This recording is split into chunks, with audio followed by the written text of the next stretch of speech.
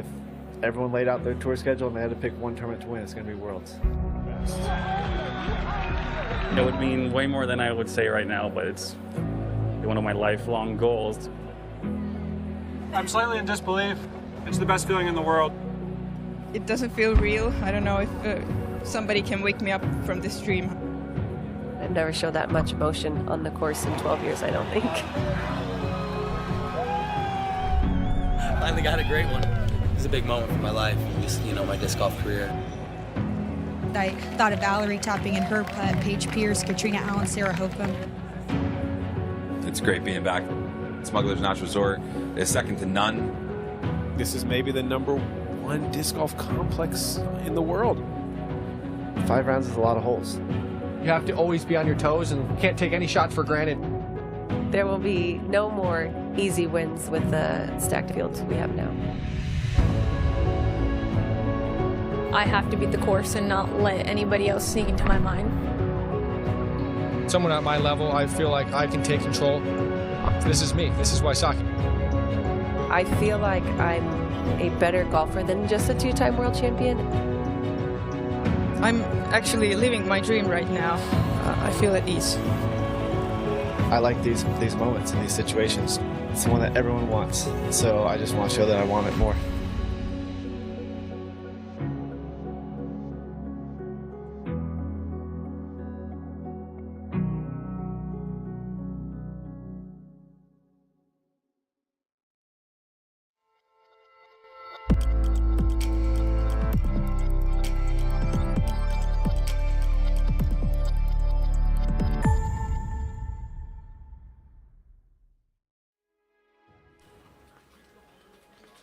Hello, ladies and gentlemen, and welcome to Tournament Central here on the Disc Golf Network as we bring you coverage of the 2023 PDGA Professional Disc Golf World Championships presented by L.L.Bean.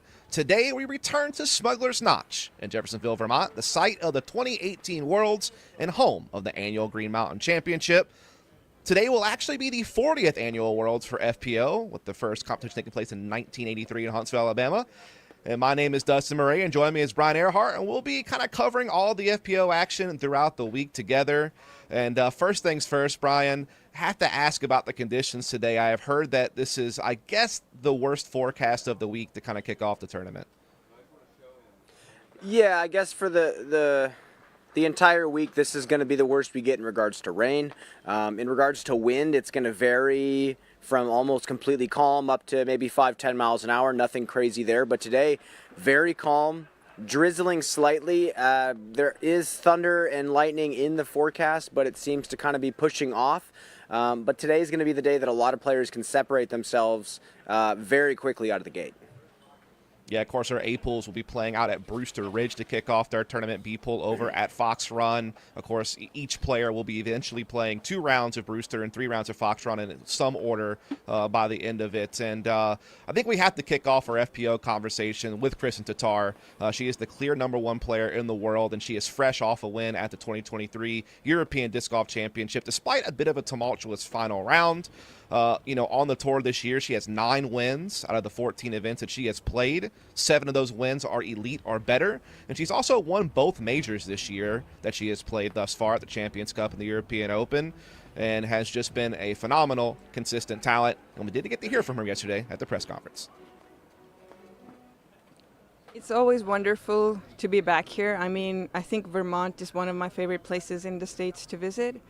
And yes, I played my first Worlds here in 2018, which is already 5 years ago.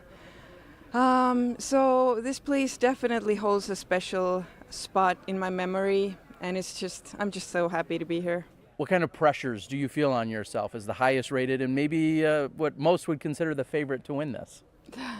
I don't think about it, to be honest. I mean, if I would start to think about it, it would probably mess with the process. What I've learned over the years, in order to win, you have to be focused on the process. You can't have the end goal in front of your eyes, You have to be in the moment and let everything just roll out as it should. And then usually you'll have results that you can be happy with. But if you have that title in your mind the entire time, I think, at least for me, it's hard to perform.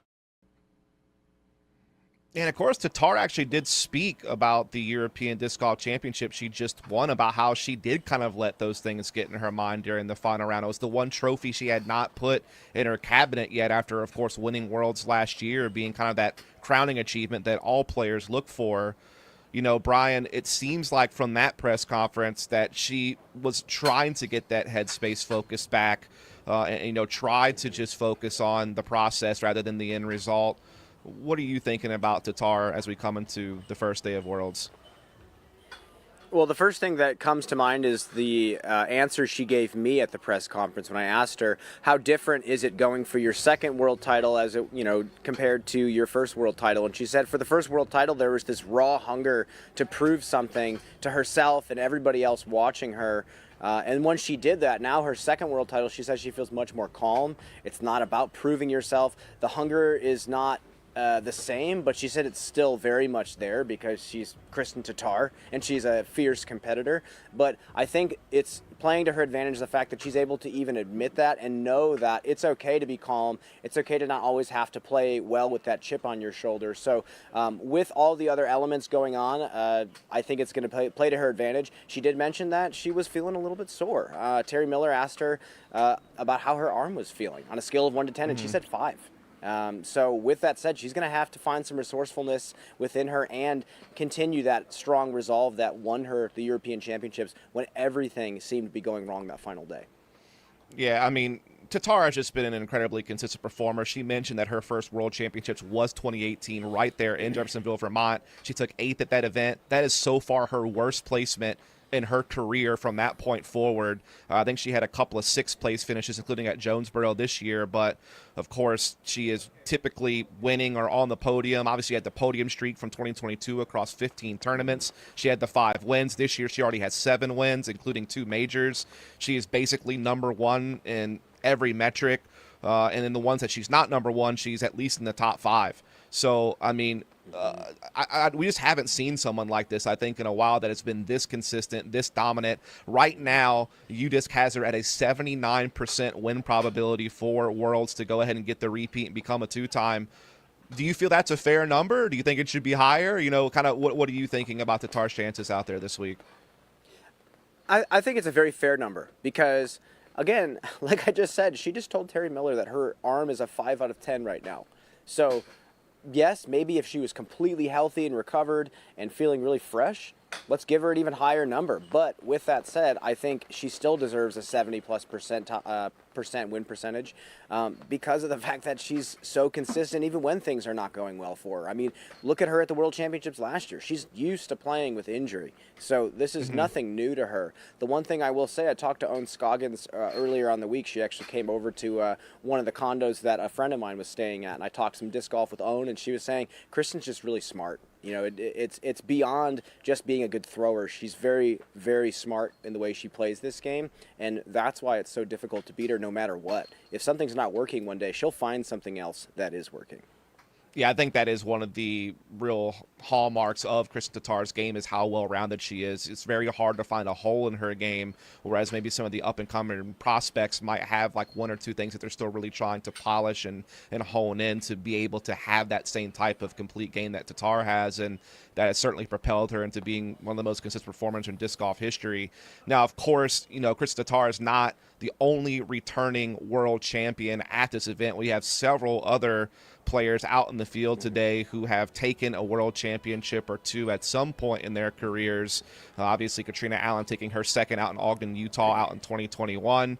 Of course, Paige Shue being one that we really want to focus on today because she actually did win Worlds at this very location in 2018, and we were able to kind of get some insights from her and how she was feeling in that milestone of her career.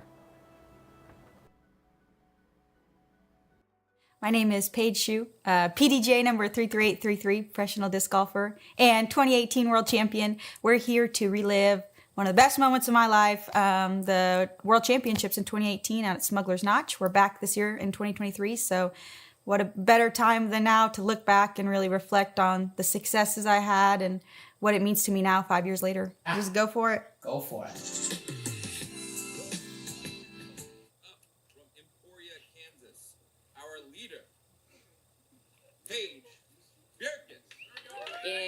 Okay, I had a 5-stroke lead. Let's go, Paige. We're about to see on my first tee shot, I kind of yanked it a little bit, and I totally thought I sent it OB, but... So she just really hasn't messed up that much. Yeah, dude, I thought that was OB. She's putting her tee shot a little bit wide here, playing safe and going out of bounds. You can just really rip one up. Hole 4 was the first hole I was like really nervous about because there's so much OB, and I feel like this green is always windy. And I had a pretty hard tester putt we're about to see, and I remember walking up to that putt so freaking nervous. Well, but in my mind I'm like, okay, well at least it's for birdie, so if you par, it's fine. But like this would be a good, like it'll give you a good feel of how the round's gonna be. Like here's a tester moment where this could really drive it home that you want to win this tournament. And so yeah, I stepped up to this putt, super nervous. It's crazy. Like this whole round I was nervous, but shots were working. It's just when you play that much, it just seems like no matter what you think, as long as you got the repetition down, it works. But yeah, once I made that putt, I was like, oh heck yeah, like let's go. Like that's what you need to be doing. You need to be making those putts. Chasing your dreams will give you a lot of energy, especially when they're right there. Like just 9 more holes, like just keep going. And she gets it. High chains. Catches. Yeah, Paige had carded a birdie. The only birdie in the women's but I had 6 strokes. So like this 15 I was the most nervous on because it's super wooded. It's like the most wooded course. Doubles and triples could happen so easily if you get off the fairway. Super shaky, but I ended up hitting the line pretty well. Just that seemed like the theme this whole round. Like no matter how nervous I was, for the most part I was executing. No matter what's going through your head, you still have to physically throw the shot. It doesn't matter the situation or the circumstance. So, but at this point, literally, I told myself after this hole, if you can survive hole 15, you can probably win the tournament. So I have, what is this? Like a 9-stroke lead right now. Yeah. I'm like, dang boy, 9. Yeah. Yes, and then the tee shot on 18, I just like sent it. It was so nice. Everyone was hugging me at the top of the tee pad, like my family, Jeremy Resco, Robert McCall, Zach Melton was walking with us, like all my friends and family that could be there and watch. They were all standing there and everyone just hugged me and I just started to cry and like I just knew like no way I can blow a 8-stroke lead on one hole. Like no way, right? No way. So just I remember hugging everybody and thinking like, wow, dude, I'm 1 hole away from winning a world title. A lot of, I don't know. Now that I have a daughter, it kind of helps me put into perspective like what it really means. And my parents were living this dream with me. But yeah, like it's crazy having your dreams come true. I know it doesn't happen for a lot of people, so I don't take it for granted. And it's just so picture perfect. Like you can't plan it any better. And to this day, we talk about how awesome it was and how it was such a life-changing moment. And the World Championships being here again, it's like another opportunity to showcase, my skills and how I've developed as a player. I mean, it's been 5 years, so the game has changed, a lot more competitors, and I myself am different, been through a lot of life in the last 5 years. I'm looking forward to it. No matter the results, it's a dream to come back here and do it all again.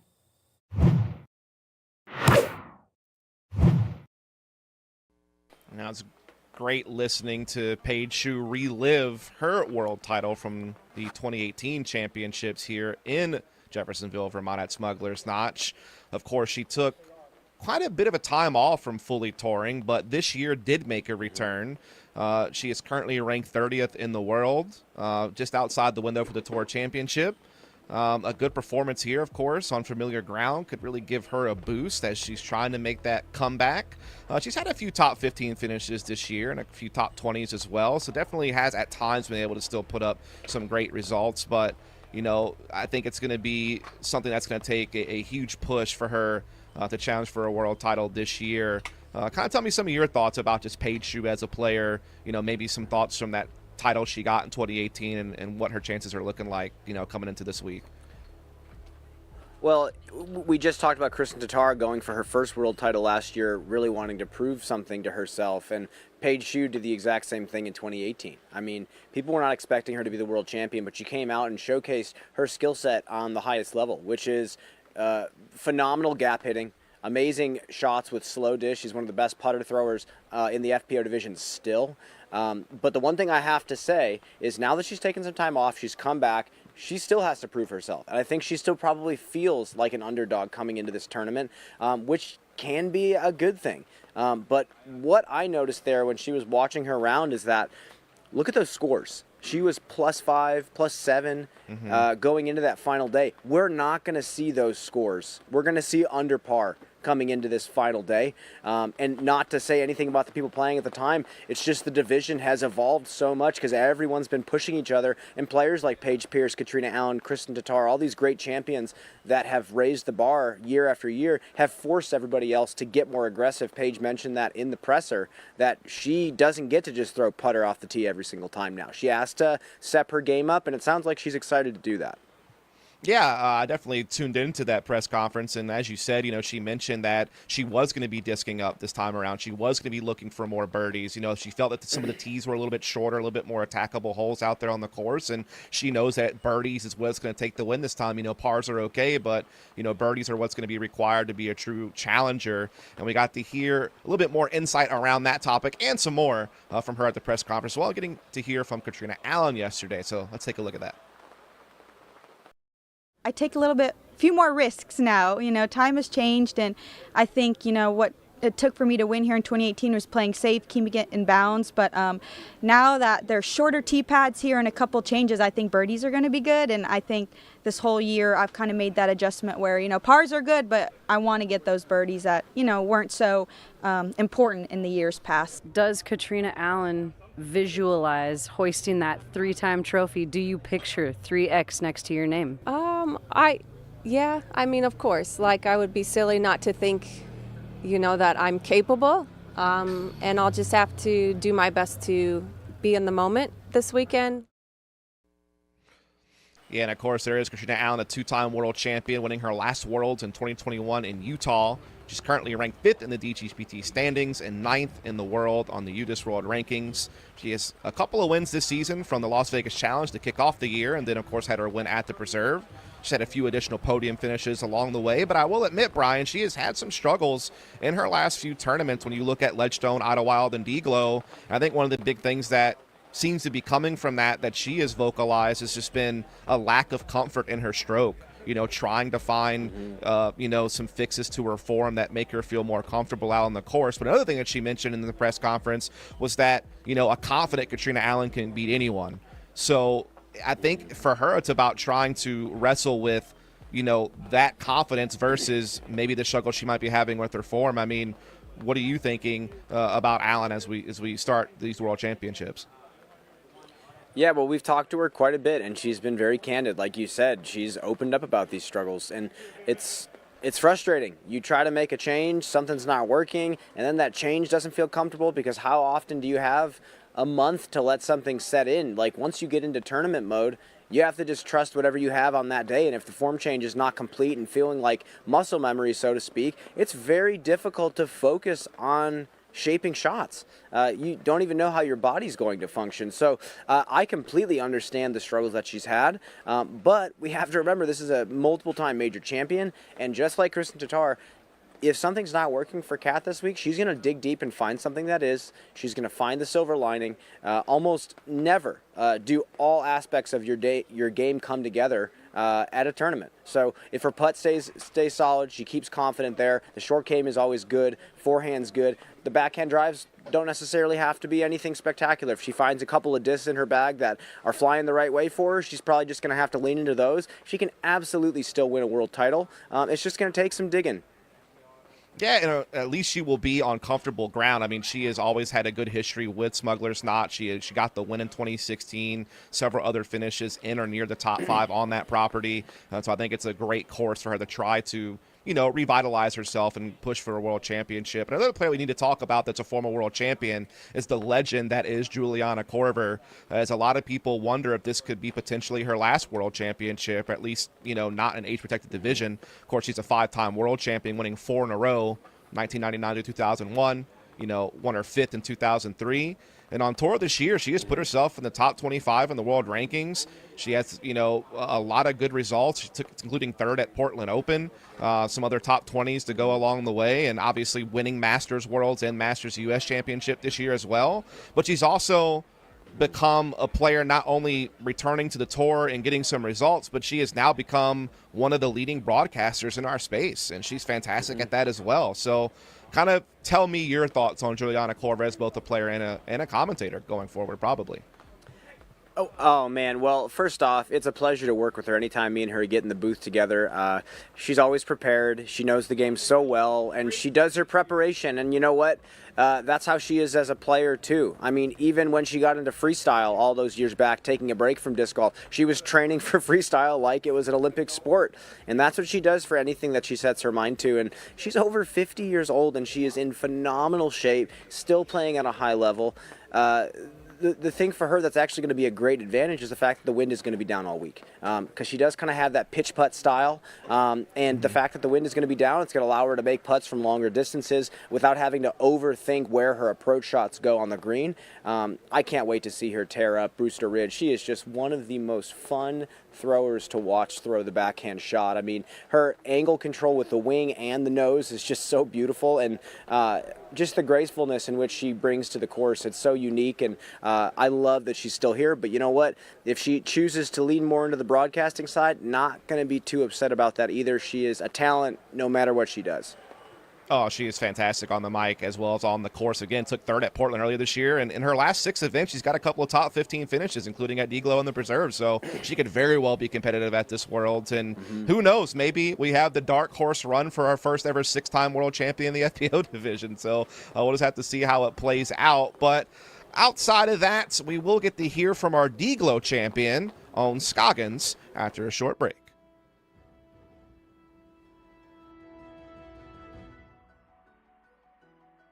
Friendship isn't defined by time spent together, but rather by moments shared. Moments that are warm, Exciting. and new. When you're outfitted for all that's out there. Even the ordinary becomes extraordinary. So here's to taking a moment to appreciate every moment, made outside together.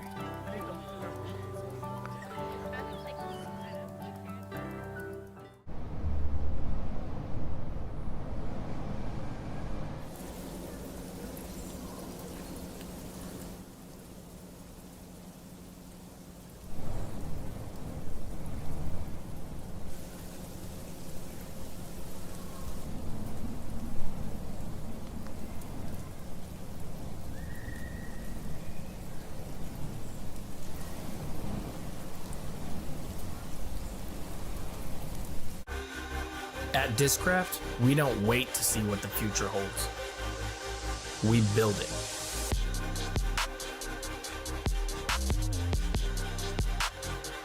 The future is in your hands.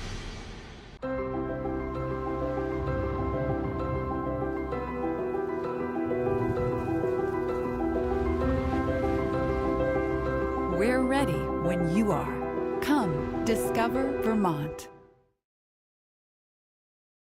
I feel like if I can shot in the wood course, 5-6 down every day, and then the open one, 6-7 down, it should be up there. It should be up there. But man, when you talk about Tata, she is so good, isn't it?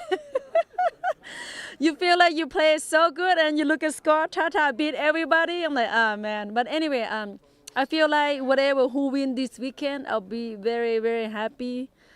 For her. I've said how I've limited my practice rounds and really trying to conserve energy, and that was almost in preparation for this week in a sense, because I played more practice rounds than I have in a while this week specifically, so, and that's including doubles and mixed doubles. So I was strategically conserving my energy throughout the year, and I hope that it'll pay off this week. I'm feeling pretty good. The last time I was here, I was still playing with other discs, so it's different to come back here with new shot selections, and I'm feeling pretty confident with those. For me, it's just don't give up. I know I'm going to score, so as long as I don't give up after one bad hole, I think it's still a chance, yeah. Well, Brian, we did get to hear from a couple of our other top performers this season, and Owen Scoggins is certainly one of the ones that rises to the top, currently sitting in second in the world and third in our point standings for the Pro Tour. She secured her first win on the tour at the Mid-America Open. That was a silver event, but then very shortly afterwards, she secured her first elite event just a couple of weeks ago at D-Glow. And outside of those wins, she has 8 additional podium finishes this season. I think she's the epitome of a player that knows how to play within her game and get the most out of it. and obviously her putting is second to none in the division. It seems like she could be one of the biggest potential threats to Tatar into this week, I think. Well, I thought a really fun moment from the press conference earlier the week was when I told Kristen Tatar that Owen was praising her putting at the mixed doubles championships, and Kristen legitimately looked shocked and so delighted that Owen would say something like that to her, because the respect given for Owen's short game, which is absolutely deserved. I mean, Owen blew us away at the D-Glow. I mean, it was just such tactical scoring. I mean, everybody on certain holes was throwing a driver and trying to blast them down the fairway. Owen would go mid-range, birdie, and it was just no problem for her. She's such a smart scorer. It's funny that she compliments Tatar so much on being so smart with the way she scores. Owen is the exact same way, and again, like what I'm talking about, we looked at that final round that Paige Shue was going into. She was 5 over par at a certain point. For the tournament, Owen wants to shoot 25 under par for the week. So I'm excited to see, number one, how good this division is getting, playing a course now with some changes to the design that are better accommodating for better scoring spread for the division. So I am so excited to see Owen tear up these courses. And she said Fox Run is really not that long. She can really pick it apart the same way she did the toboggan. So it's going to be a real tight battle. Yeah, it should be, as she has come first or second her last 4 tournaments in a row, so she's definitely going to be out there. Another competitor who is definitely going to be a contender this week is going to be Missy Gannon. She enters as ranked number 3rd in the world and number 2 in the DTP point standings. She recently became a back-to-back Ledgestone champion and has 6 additional podium finishes this season, including the European Open, one of the majors she's participated in. You throw a couple other top 5s in there as well. She has definitely been consistent this year. What are you looking at when you're thinking Missy Gannon for the Worlds? You know, I don't think she needs to do anything special. Just lean on the strengths, throw the same solid mini flex with the Thrasher through the woods that she does every single tournament, putt well. I think the big thing is when the pressure hits, can Missy close? She's going to have a lot of people on her heels. I think it's no longer that she is a super underdog out here at the tournament. I think she's one of the people expected to win if Kristen doesn't have a great week. And even if Kristen has a great week, she could press her very hard and have a very exciting finish. So she's just got to keep her head on the grindstone, her nose in the grindstone, and just keep focusing. I mean, 5 rounds out here is tough, but the fact is she's won multiple 4-round tournaments now. So one more extra round I don't think is that big of a deal for her, but it's consistency, because that's what Missy's known for. Indeed she is. And, of course, the last person we heard from in that presser was, of course, Haley King, currently ranked 5th in the world and 10th in the standings. Has a win earlier this year from the Dynamic Disc Open. Has been a consistent top 10 finisher. Came 2nd at Jonesboro and 3rd at Champions Cup, a major. Definitely always a fierce competitor, a very well-rounded game in her own right, similar to Tatar in that regard. And it'll be curious to see how she's going to be able to perform today. As we know, when she's on her game, she is deadly.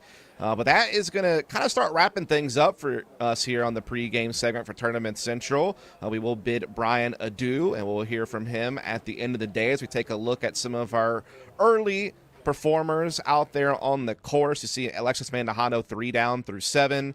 Anna Keenstein 2 down through 2. Heidi Lane also at 2 under par. So some players are starting to get some good starts early on here, but our 2 featured cards are going to be teeing off any moment now, as we will have one last break before our commentary booth will pick things up and kick off the action here for the PDGA World Championships.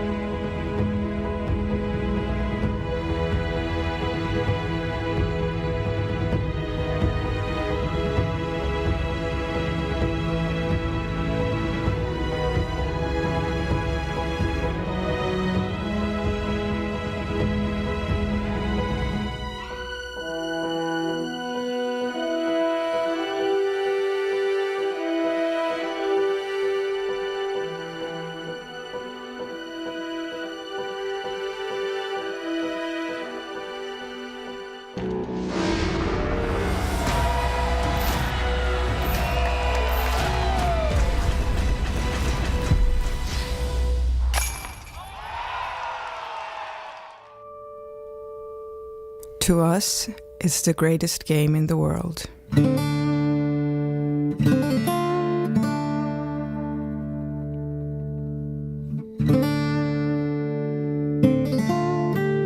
It lures us to the most remote and beautiful parts of the earth.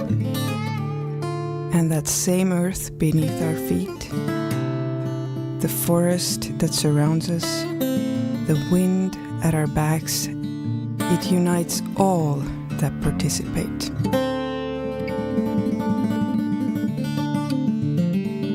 United, we hug.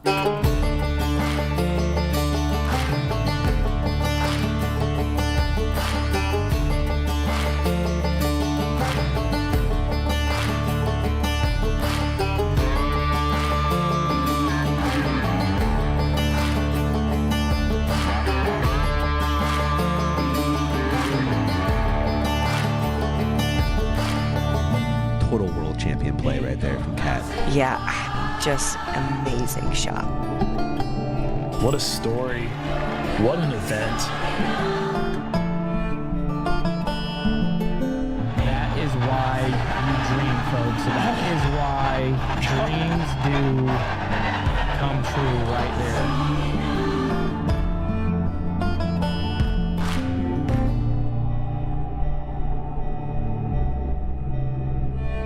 What a chapter in the history of disc golf.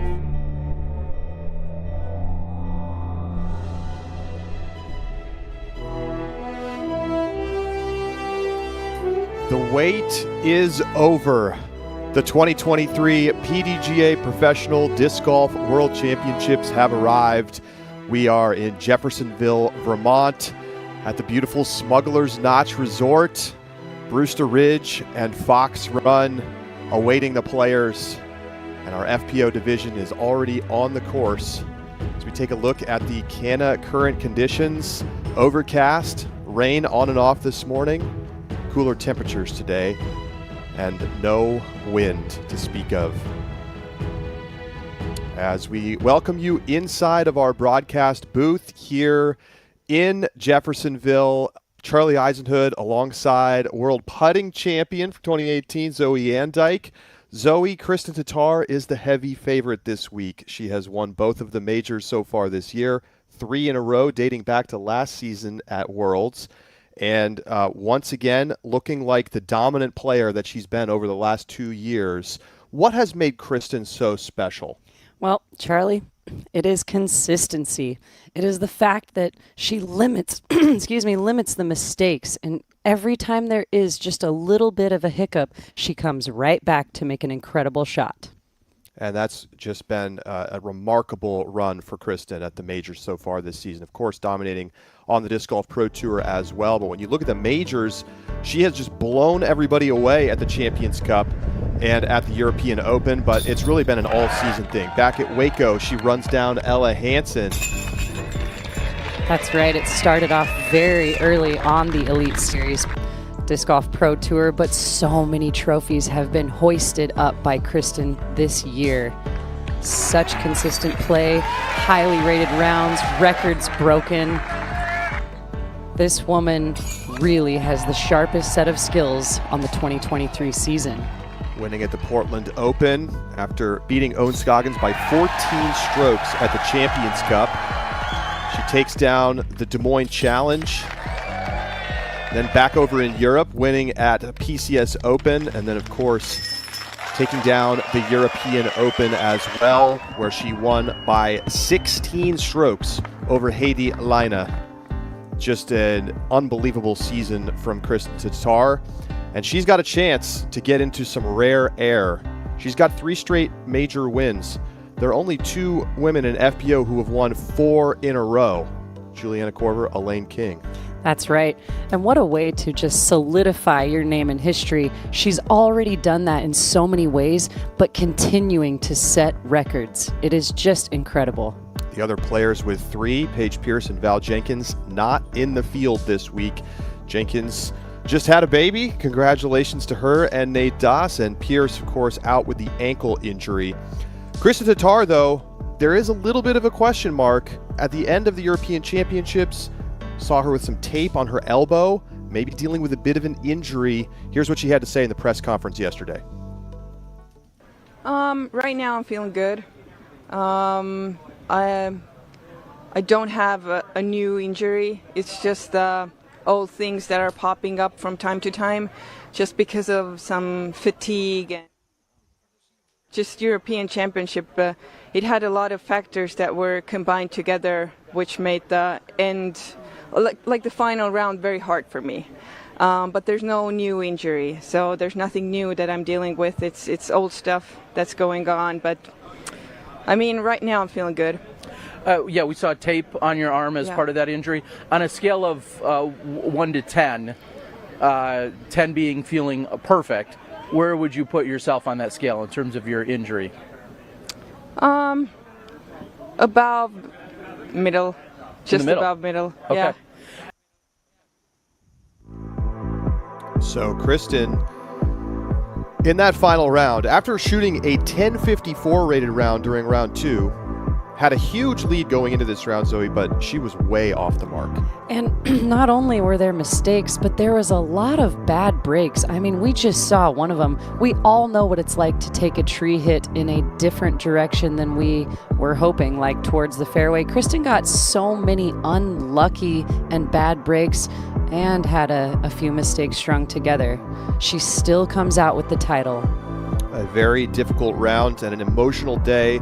Kristen talked about how much she wanted to win this European Championship, and we saw her happy, sad at the same time at the end of it as she does take it down. Well, she'll be teeing off in about 20 minutes with the feature card, but Haley King and the second feature card coming up next.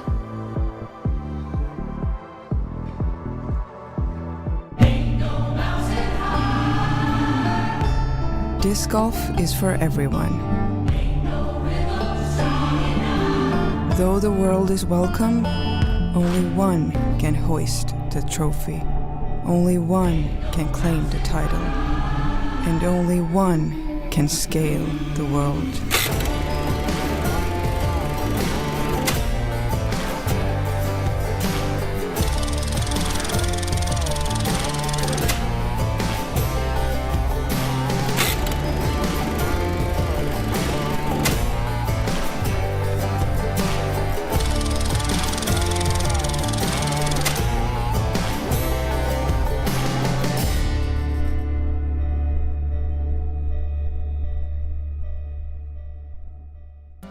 Friendship isn't defined by time spent together, but rather by moments shared. Moments that are warm, Exciting. and new. When you're outfitted for all that's out there. Even the ordinary becomes extraordinary. So here's to taking a moment to appreciate every moment, made outside together.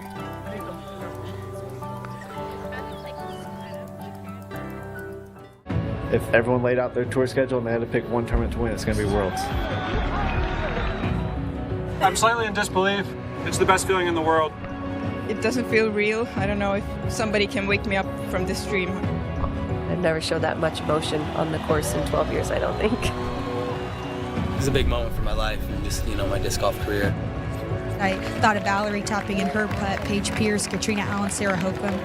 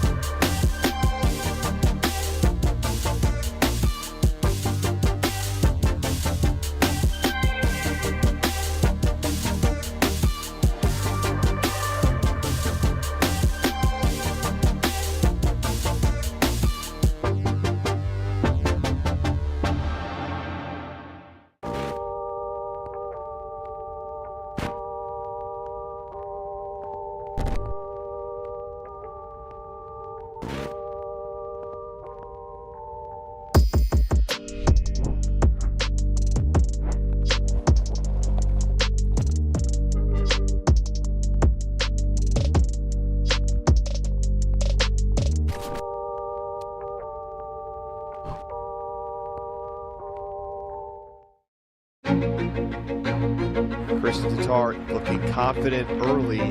That is now 8 straight birdies. Kristen has nothing to lose.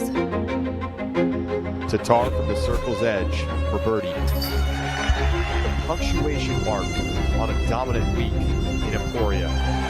Kristen Tatar, for the first time since 2004, a European champion at the Worlds. Yeah, and talking about talent, here's Jonathan. Stepping up to tee off, looking very good. Look at those muscles, working that drive. Well, he clearly works out, and that drive is amazing. Oh my God, once-in-a-lifetime shot. Not for Jonathan, it isn't. I'm going to keep my eye on this guy. Not going to be very hard, considering how good he looks. Ska du kasta eller? Ja. Checka det här. Åh, jävlar. Snyggt. The 2023 PDGA Professional Disc Golf World Championships is presented by L.L.Bean. Be an outsider.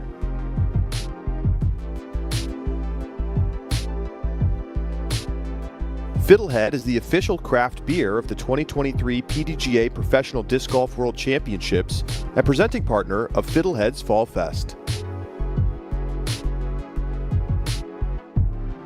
Squatch Disc Golf is the official bag of the 2023 PDGA Professional Disc Golf World Championships.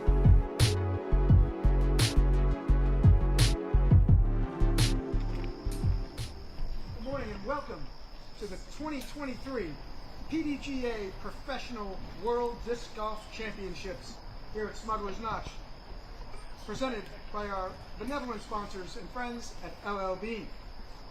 We're contesting today on the Brewster Ridge course in moist conditions.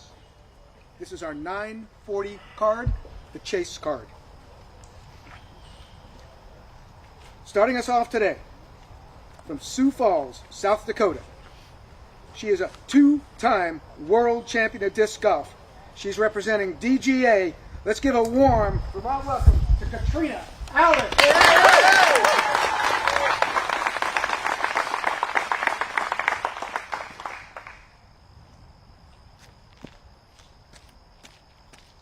Katrina last winning Worlds in Utah in 2021.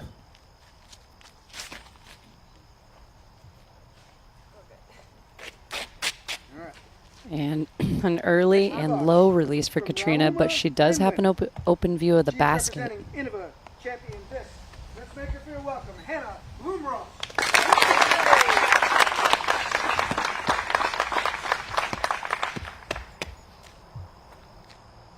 Hannah finished second at last year's World Championships behind Kristen.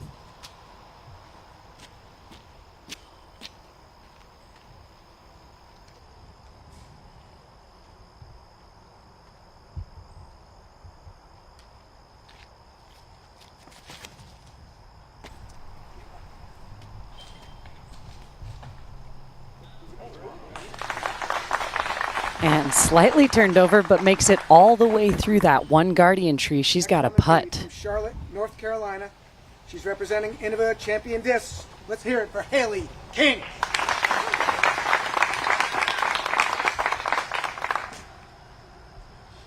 Haley has been fantastic here at Smugs. She won the Green Mountain Championships in 2021 and finished second the year before.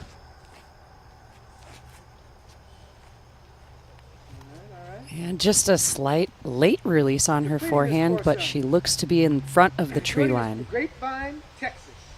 She is representing Discraft. Let's hear it for Holland Handley.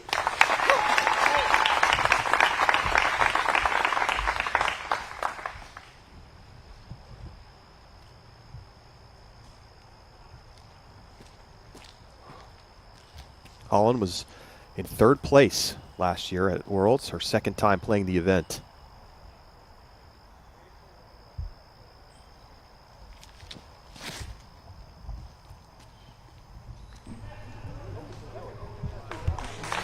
And a very favorable kick into circle one for Holland Hanley. We'll start off with a little bit of luck for Holland.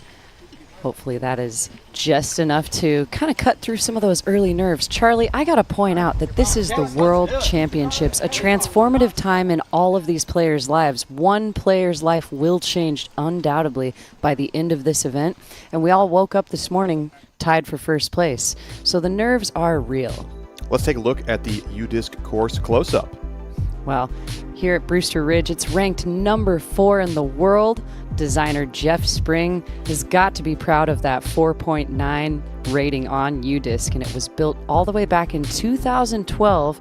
It's now hosting its 3rd major. And you're going to want to watch out for a couple of changes. Hole 4 is the course's most difficult in 2022. It's been shortened by 130 feet. Hole 9 has been the best scoring separator. Hole 10, signature hole. It's a bonus birdie. Only 10 were carded in the prior event. And that course close-up is presented by U-Disc, the app for disc golfers. Brand new features getting added all the time, so make sure you go over to the App Store and download U-Disc today.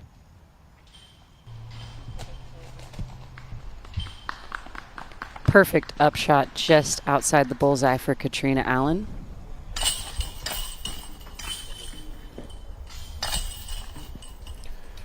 Kristen Tatar getting warmed up. She looked really good during the mixed doubles competition earlier this week.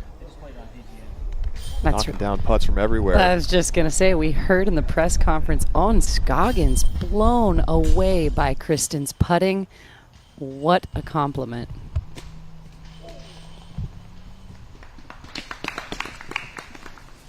Haley onto the green.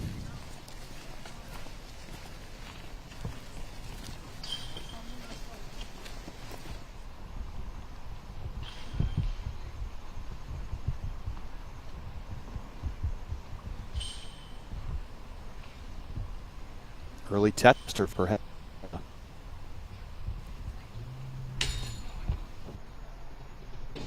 Right in the middle of the basket, just a tiny bit short on the height.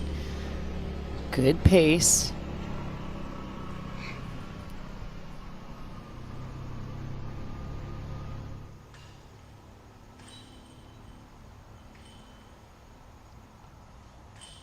Little nervy.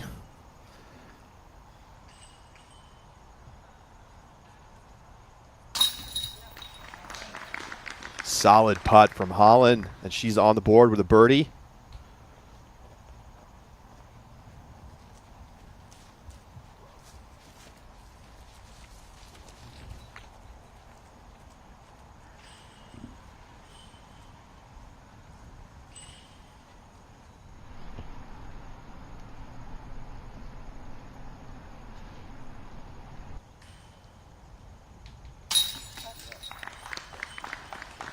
Smooth putt from Haley King.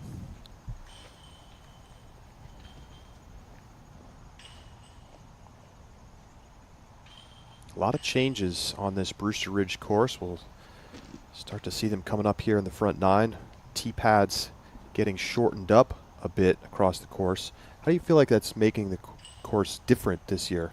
I think we're going to see just some better scoring, some more appropriate scoring for the entire FPO field. A lot of percentages from prior tournaments have been factored into these changes, and I think that they are all very good ones.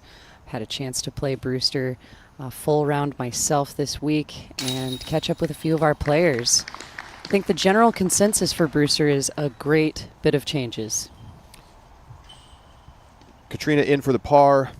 Henna has a tap in as well as they head over to hole number 2, the lead card, feature card here in round 1, getting set to take the course. Heidi Leina, your early leader here at the World Championships.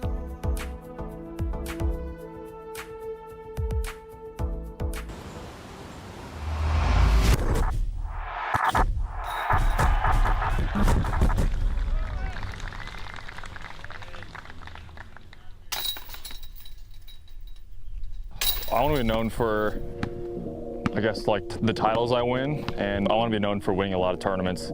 And hopefully I get to a point where I can be dominant in an era. But with so many people coming up in the game, so hard to stay consistent at the top. We haven't really seen that in a long time. So that's kind of my goal, is to set the new standard for this generation.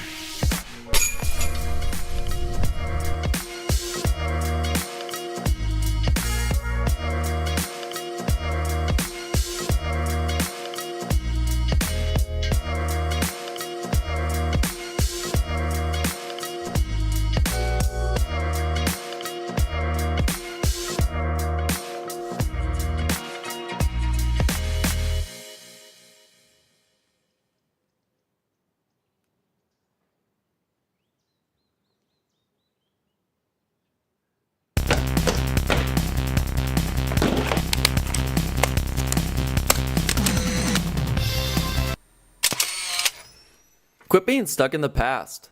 Check out the new and improved website at infinitediscs.com. What a shot by Simon. What a veteran play by Simon. Beautiful putt. Great putt. I'm blown away. Champion at the Great Lakes Open, Simon Lizotte. PDGA Event Support Helpline. Hey, I was wondering if I could add some rules to my tournament to make it a little unique. Sure. You just need a waiver from the Director of Event Support. Okay, great. An island green? Shouldn't be a problem. And elevated baskets? Yeah, we get those all the time. Oh, and forehands only? Sarah, we've been over this. Sorry. But I don't see why we can't try it. Everyone loves forehands. Like, you can go right, you can go left, you can throw straight, you can throw high, you can throw low. I'm asked all the time, why do you play disc golf so much? The best answer I can think about is, there's just something about disc golf. You might think it's just like any other sport, but I can promise you this is not the case. Disc golf is the walking nature, the closing of your computer, the discipline that it requires, that sound of those chains. I don't know what it is. The whole world should have the opportunity to try it. Let's grow the sport.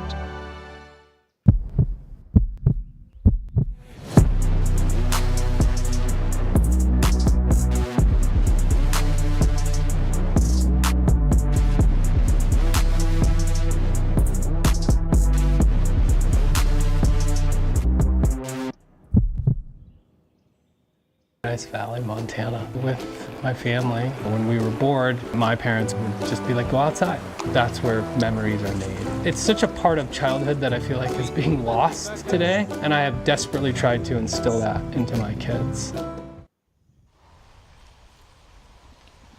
DGN's live coverage of the World Championships continues. Holland Handley after the birdie on hole 1.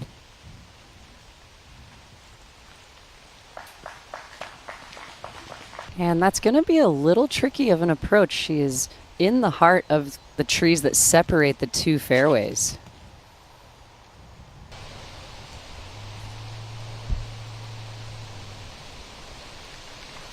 Katrina's shot sneaking through along the right side. There's a very skinny kind of alternative fairway route on that right side, but you have to be careful because OB lines the entire right side.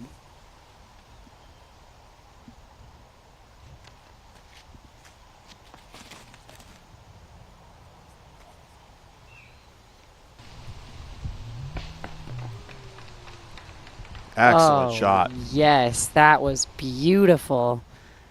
Tee to green, we know that woman can get it done.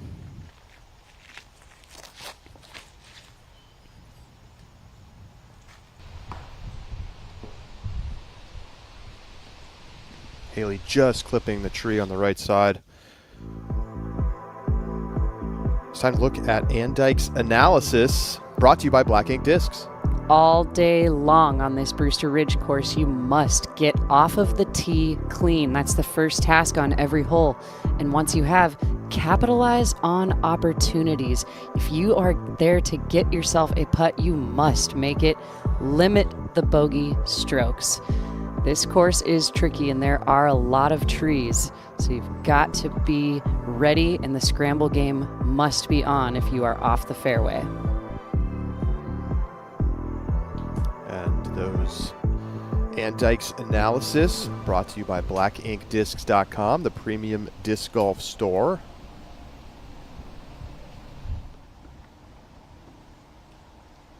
Haley maybe thinking about a roller. You can see how quickly it can get bad when you get off the fairway.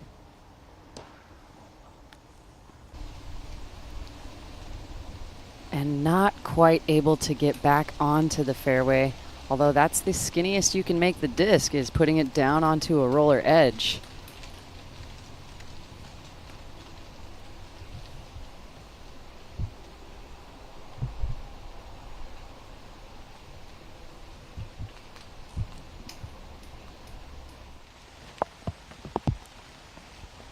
Definitely a lot of weather in the area today.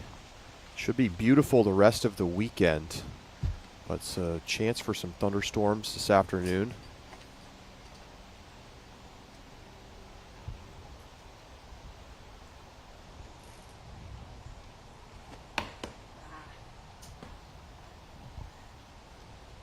Oh no. Hitting tree right in front of you while trying to scramble back to the fairway is certainly not a part of the practice plan. This is going to make her third shot also difficult. And although we showed you 1 mile per hour wind at the beginning of this round, we're feeling gusts just right here on site. We're feeling 5 to 10 mile an hour gusts coming through with some of this weather. Very early release for Katrina Allen and not enough height or angle put on that disc. That's going to be an even more difficult third shot for her as well. If you can't stay in the fairway here at Brewster, it can make for a very long round.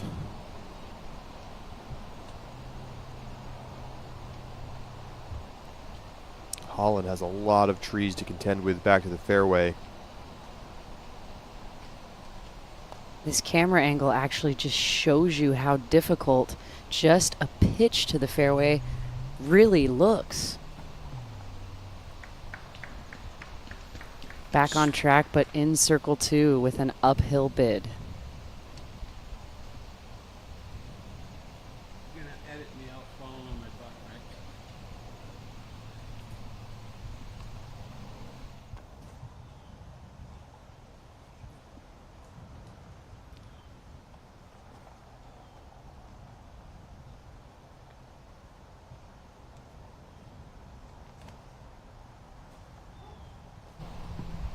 What a difficult shot for King to pull off, and that was beautiful just to outside the bullseye. Outstretched forehand ends up on the green. Krista Tatar and the feature card getting set to tee off on hole 1 next.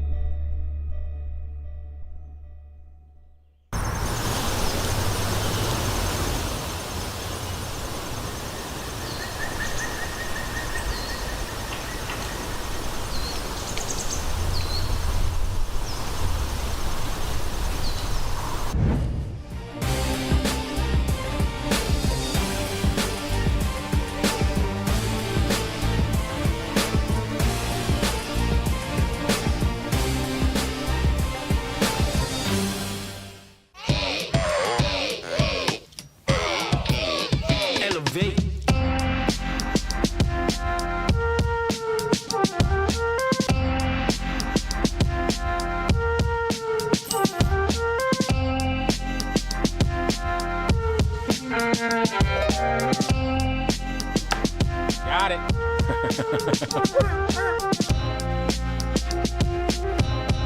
Elevation for your mind. The Innova Alien, our newest multi-purpose disc. It's like nothing you've seen before. With a pretty beefy mid-range bottom, but a very familiar sonic top, it creates physics-defying stability. From intermediate to pro-level power, backhands to forehands, the Alien. Flying to a dealer near you.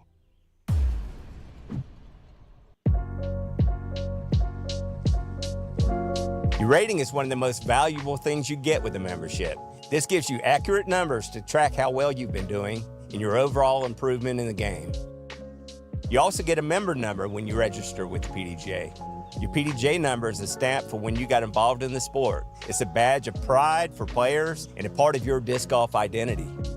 Get your number today. Visit pdga.com/join.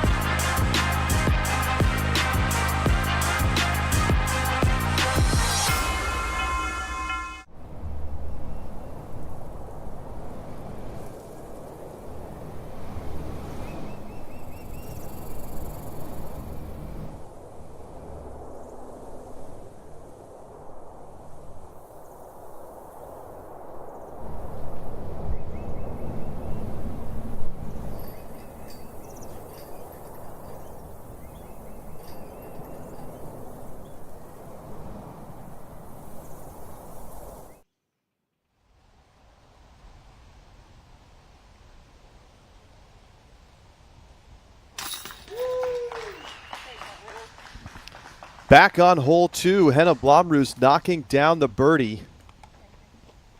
What a great putt, all the way stretched out from the knee, Anheuser putt and shot shape.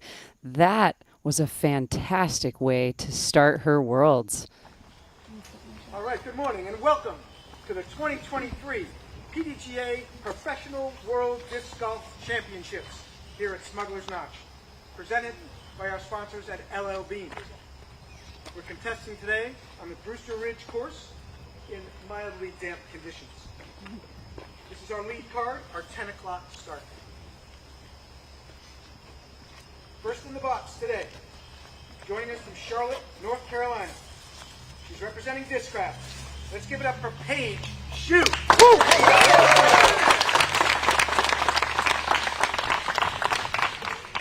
2018 world champ here at Smugs, trying to recapture the magic.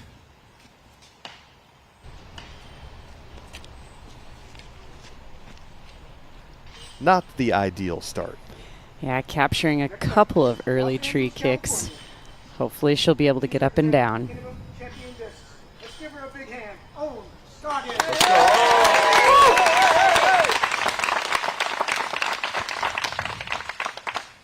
Owen Scoggins having another remarkable season. The FP40 world champ, trying to win her first FPO major. Get over there. Let's go. Let's go.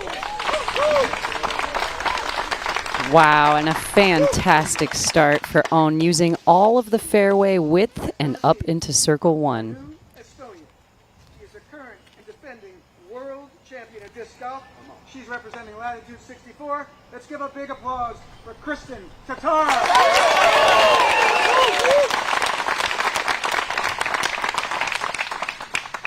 Going for her 4th straight major and still chasing the Grand Slam here in 2023.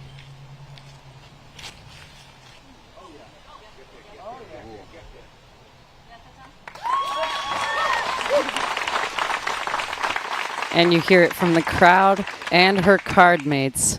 A great start and a really solid landing for the birdie bid on her first hole of her Worlds.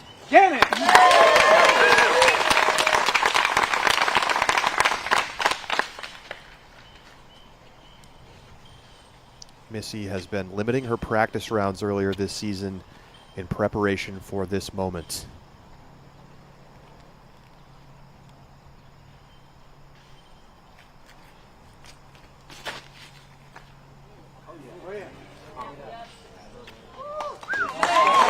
opting for the backhand turnover shot, and she's the best of the bunch, the best we've seen on hole 1 today. Missy Gannon also having her best season so far this year. 3 out of 4 of our feature card mates have had their best seasons. Over on hole 9, Silva Sarnen for birdie. Yes, 3 in a row for Silva Sarnen, and she is tied for the lead and just took over the outright lead after a big over par stroke from another player up at the top. So Sarnen all alone at 3 under. That was a huge putt outside of the circle from the trees. A lot of players sitting there at 2 under here early in the World Championships. Sending it down now to the 3rd member of our broadcast team. Brian Earhart is standing by with the PDGA's Doug Bjerkes. Brian? I do have Doug Bjerkes here with the PDGA. Doug, it seems like we literally just talked in Finland. We did. What a whirlwind of a season it's been so far, and all of it's been captured on DGN. Just phenomenal stuff in the States, overseas. Talk about some perks that PDGA members have with Disc Golf Network. Yeah, so all PDGA members, active PDGA members, do get subscriptions to the Disc Golf Network at half price, which is an incredible benefit. And then also this week, the last 2 rounds of the event are free for PDGA members. So I would encourage everybody that's out there viewing. I know that today is, I believe, free on YouTube. And if you are one of those fans watching, I'd encourage you to consider joining the PDGA to get that benefit and then subscribe to the Disc Golf Network. You can watch action just like this almost every weekend, it seems. And if you're a fan of disc golf, it's a good deal to be both a PDGA member and a DGN subscriber. Not really a better time to be a huge fan of disc golf. Right now is just incredible in regards to how much we can actually see at the very top level. But winning your first major title starts with the PDGA membership. With that said, talk about the undertaking that is a World Championships and what the PDGA has to do year in and year out to make this happen.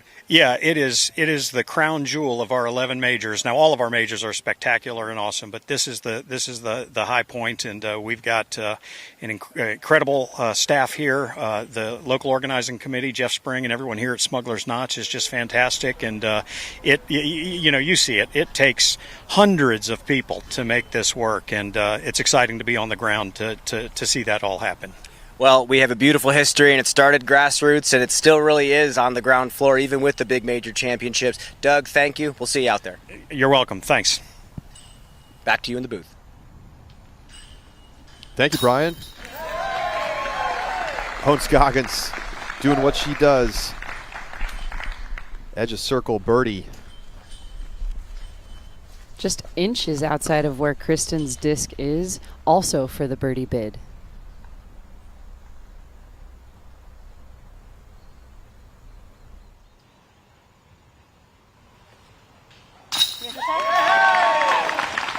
And breathe out a huge sigh of relief. You've started with a birdie. Kristen Tatar is on the board with the first hole at the World Championships.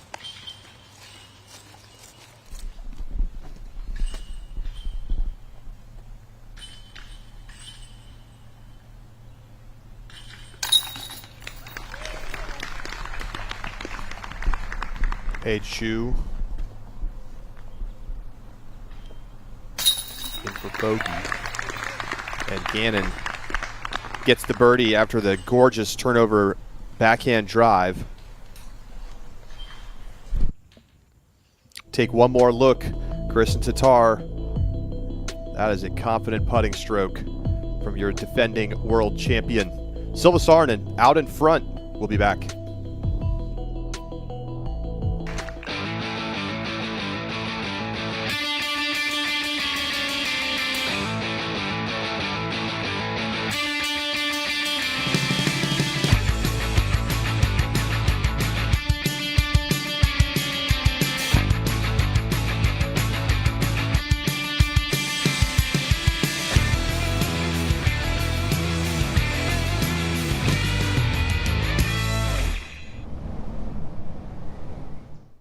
Hello, we're Kenna. We're a Dutch growing company. We love plants and we want to tell you some cool things about them. Just like humans, plants can communicate. They can sense when another plant is close. Plants look out for each other too. They warn neighbors about nearby threats by secreting substances, and studies have shown that plants love a good tune. We love and understand plants. Let our passion excite you too. What people are going to notice when they pick up the Supreme Series is superior grip, superior durability. The plastic feels great, and it's going to be something you're always going to want to reach for.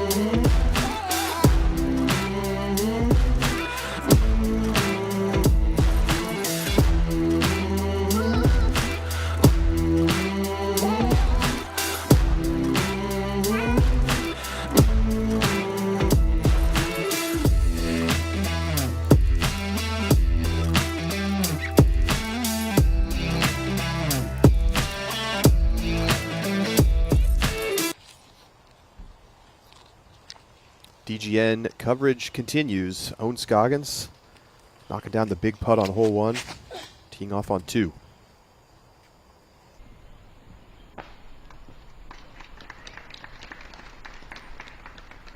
And her disc faded and skipped just a little bit more left than she would have liked, but I believe she'll have a step out for her second shot.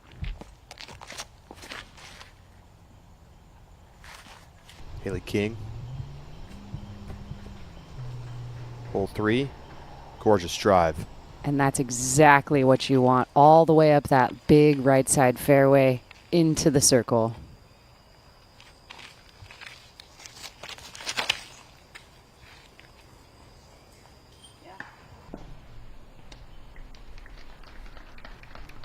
And a late tree kick for Kristen will put her also on that left-hand side. She may just have a step out, but I believe she's far enough away from the tree line to make something happen. Back on 3. Allen knocks down the birdie. And that was not a short putt, Charlie. That was a beautiful swing by Katrina, looking like the putt is warmed up.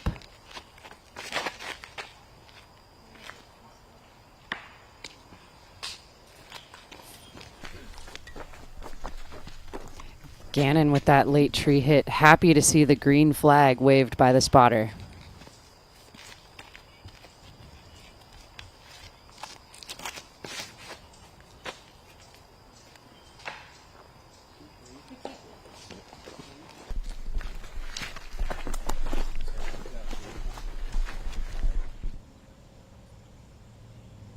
Back to 3, Blomroos for birdie. I gotta say, Charlie, Henna is looking confident on the putting green early here in the World Championships. 2 birdies on the board. Silva Saarinen looking for the 4th birdie in a row. Yes. A colorful scorecard, but 4 down is enough to be on top early for Silva. She's got 6 birdies on the day. And she's back in the solo lead. 1 shot clear of Valerie Mondahano. So some good scoring conditions showing themselves. Sun's starting to peek through the clouds a little bit here in Vermont. And Paige's disc actually kicked to kind of a nice placement there, although it was well back from where she wanted to be. That gave her running and swinging room, and that was a great second shot.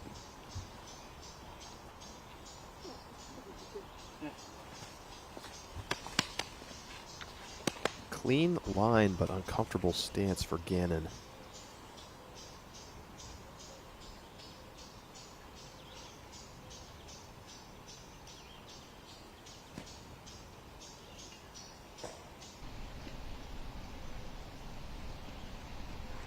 And she's right in the middle of the intended fairway. tiny little late tree kick was favorable for Gannon there, but that was a very difficult stance to really engage any power. So that was really just a placement shot that worked out well.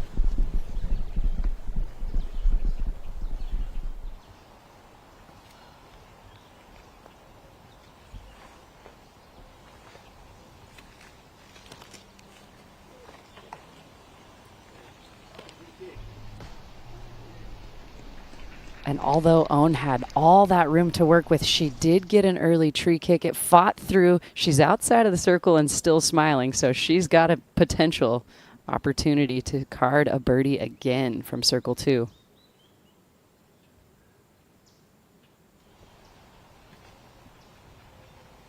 Now this is a much more difficult angle for Kristen's disc. It's only about 7 feet left, but it's a little bit closer and just far enough left that this is really going to be a placement shot as well.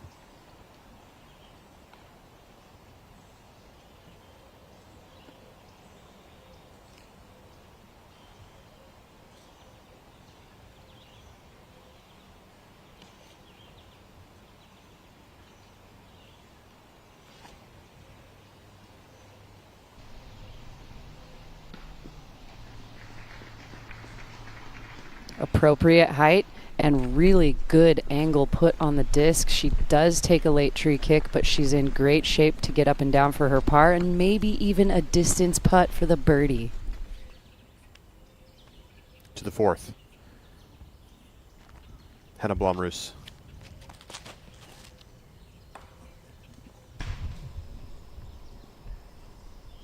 Oh, that was not a happy kick. There's so many trees littered all throughout the Brewster Ridge course. Your leader, Silva Sarnen, on 11. The shape on that shot, the late flip and continued fade right. That was way up the fairway, Charlie. Silva has been one of the best players in Europe this season.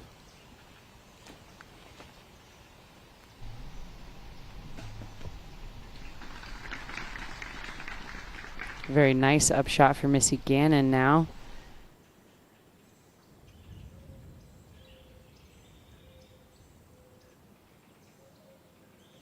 You can see right behind Missy off to her right-hand side. That's the rock wall where the string has been strung for OB. So it is off to the right-hand side.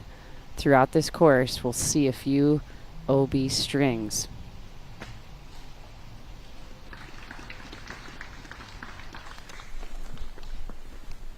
Into circle 1.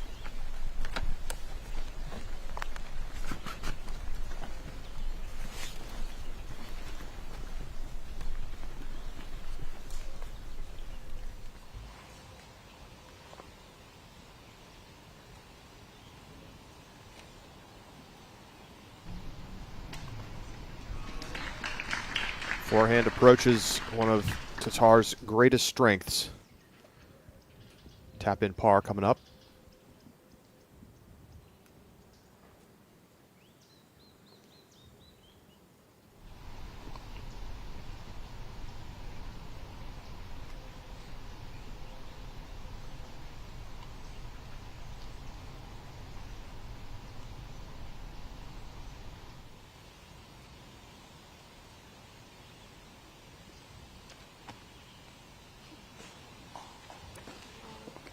And just a little bit low and off to the right of her mark, but that was only her 3rd shot. She's got a short putt to come back for her par.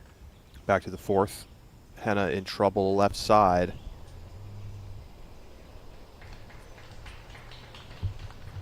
And that's a very solid shot for Hannah. She'll have an easy chip up to the green. Yeah, that's right, Charlie. She was kicked so far that she actually got to take that alternative fairway, and that shaped up nicely for that little forehand.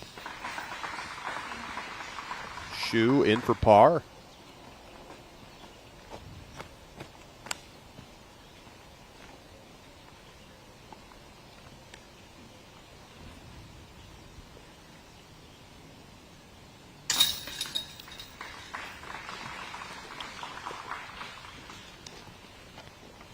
No problem for Ons Scoggins coming back for her par. And same for Missy Gannon.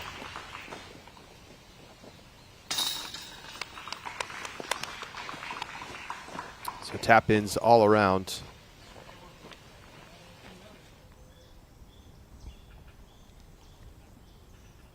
Third shot for Blomroos.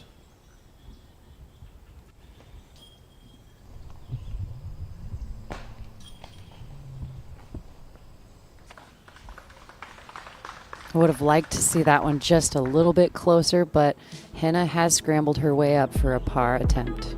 Let's take a look at hole number 3, presented by L.L.Bean.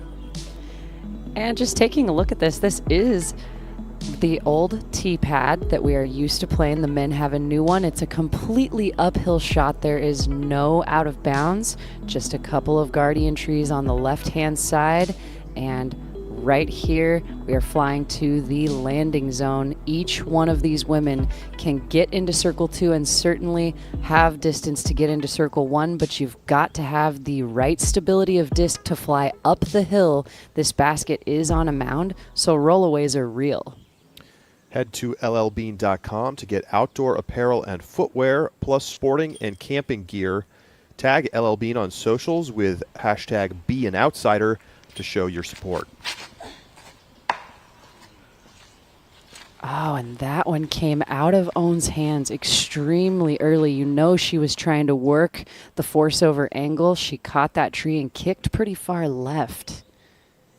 You see her grab a little bit at her elbow there. She talked in the press conference yesterday that she got injured during a practice round this week and has been feeling it in the arm. Oh, this is a beautiful flight for Kristen Tatar past the pin. You don't see that very often. Beautiful drive. She's on the good side of the basket to nail a birdie putt.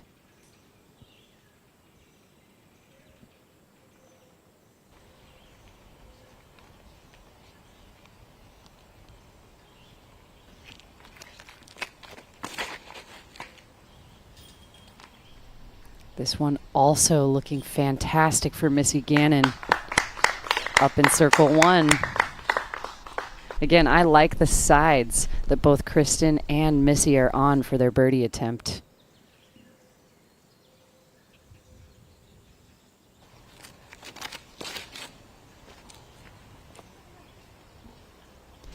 And that came out of Paige Shue's hand with a little more Anheuser angle than I'm sure she meant to have.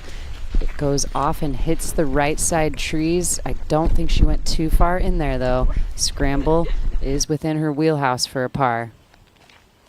Take another look at this drive from Tatar. Just incredible control. And understanding how to throw up and down fall lines. It's amazing how Kristen can use all of her athleticism with the lay of the land and get all of the power she needs. Hannah in for the par. Great save after getting caught up in the trees early off the tee shot.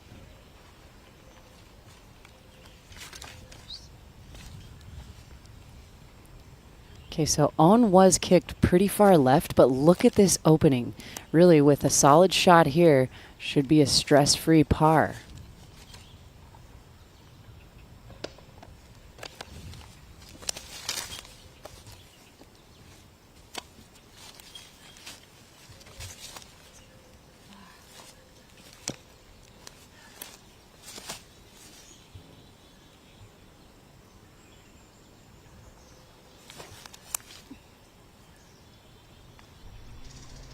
In a very difficult stance and footing, but it doesn't phase her too much. She's just at the bullseye.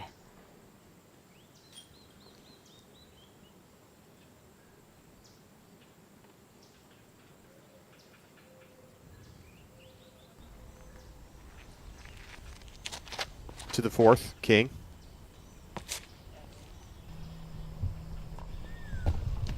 Pure flight the entire way and well up the fairway. Haley King is one of the competitors in this field that can make birdie an easy option with clean drives like that.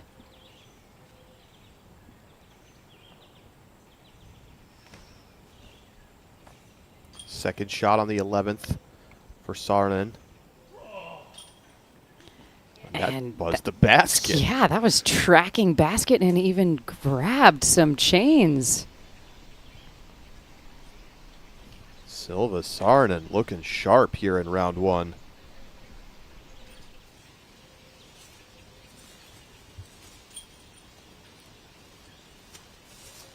Now, unlike Owen's very open second shot, the other side of the fairway here for Paige Bjerkes is certainly going to cause a little bit of issue. She's going to lose a little power having to take a knee, but you can see that she's surrounded by trees and a low ceiling. So Anheuser putter just for position, and she's very close to the basket.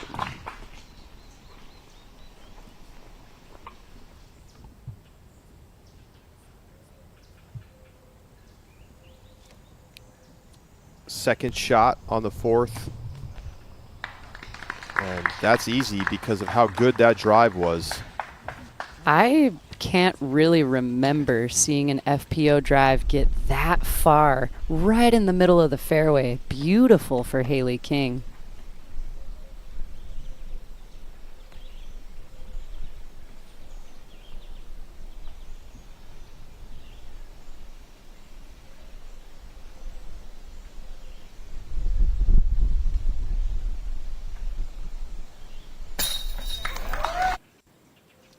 Another birdie for Missy Gannon.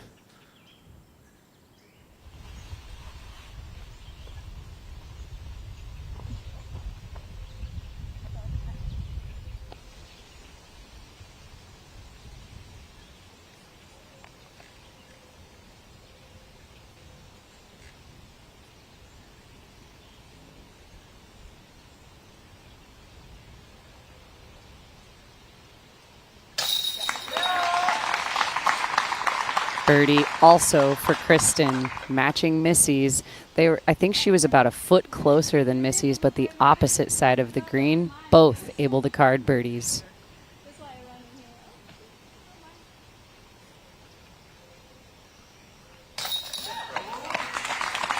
And a good up and down for Owen Scoggins. She remains at 1 under.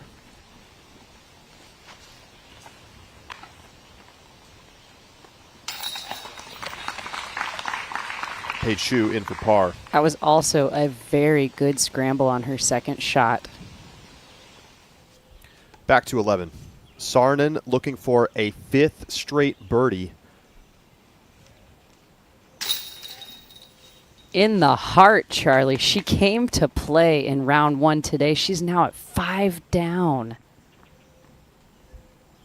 Fantastic shot. That is our L.L.Bean. Be an outsider. Circle 2 slam. Look at that shot right in the middle. Go over to LLBean.com to get your outdoor apparel and footwear. And tag them on socials with hashtag Be an Outsider. Be outside of the circle and make putts like Silva. Check in on the leaderboard. Silva now with a 2-shot lead. But Mondahano, 3 under, through 6. And you think about it, the 2018 Worlds here, through 5 rounds, the winning score was 6 over par from Paige Shue. Yeah, you know, the work that's been done, the percentages on each score, on each hole, really taken into account. We're going to see a much more appropriate contest this year, and the scores will reflect that. It is exciting to see so many women already under par. Yeah, a combination of course changes and just a lot of improvement from the FPO field over the last 5 years.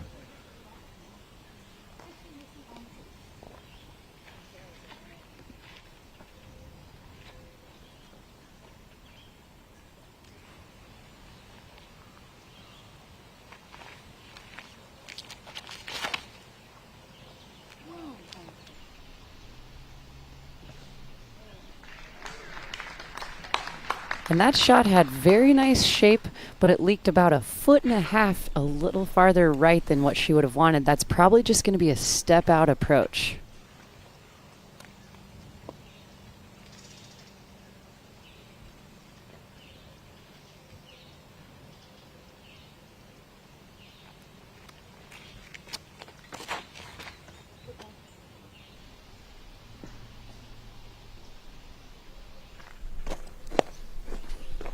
And that kick, that late kick, was not the direction Missy Gannon was hoping for. It's deeper into the jailhouse of trees off to the left-hand side.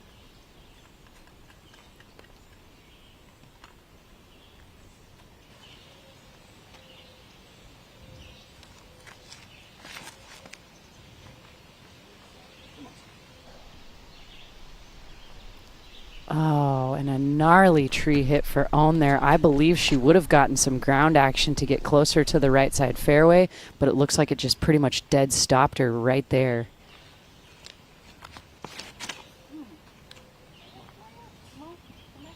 One of the fastest players still on tour, Paige Bjerkes, wasting no time on the tee and leaking off to the right-hand side, just off the fairway. She'll have a step-out stance for her second. To the 5th, Holland Handley.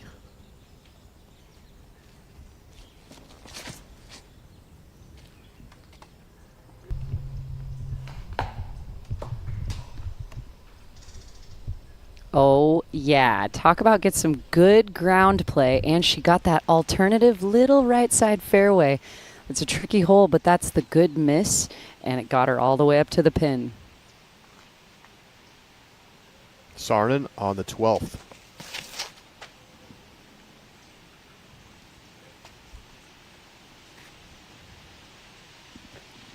And that stayed clean the entire way. She's well up the fairway. She's looking very calm, very collected for the first round of the World Championships. She's carded a lot of birdies already. That's the kind of demeanor I like to see in round one. Not putting too much pressure on yourself.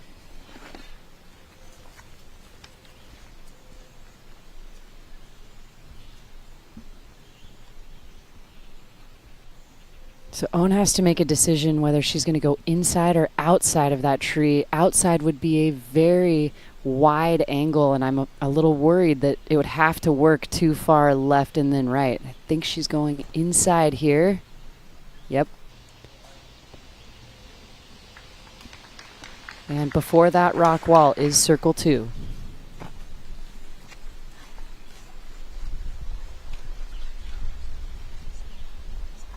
I like to see the excitement coming out of her caddy.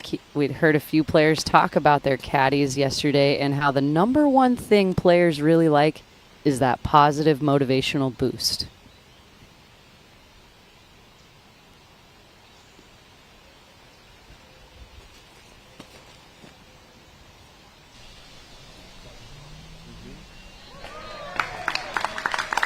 Well done.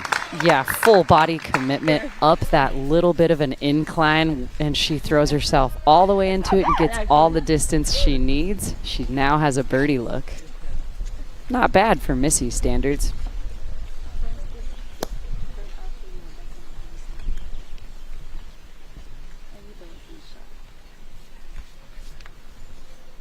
Owen and Missy both coming off of recent Elite Series wins. Missy taking down Ledgestone on a similar wooded and open combo of courses. Owen Scoggins getting her first career Elite Series win, winning at the Discraft Great Lakes Open.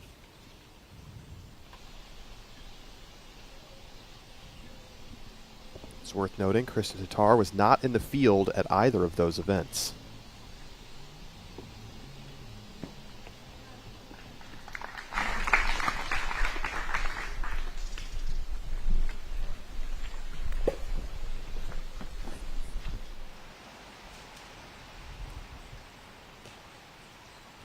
Back to 12. Saarinen's drive leaking a little bit right, so pitches up to the green. To the 16th, Kat Murch. She's currently sitting in a tie for 5th at 2 under. It's been kind of an up and down day.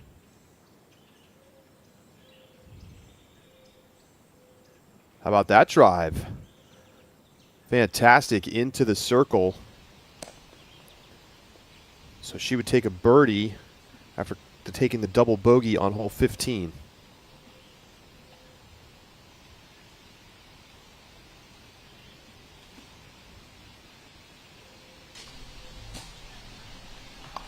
What an upshot.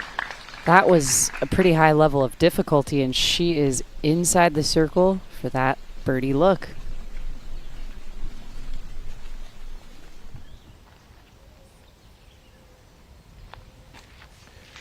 Coming off the bogey on 5, here's King.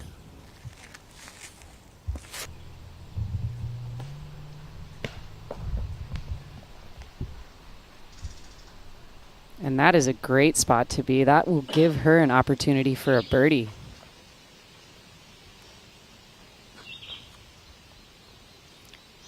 And it's hard to tell, but this is actually a good amount uphill for Owen Scoggins from the circle 2 putt. Gave it a chance. But it'll be another par for Owen. 3 straight after the birdie on 1.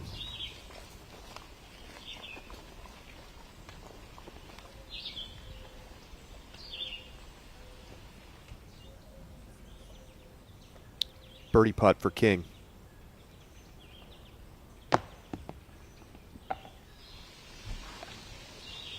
And that will leave her a good amount of work to do to come back on that putt. It was quite powerful, sailing over the basket. Wonder if the tree obstruction caused her to pull that one.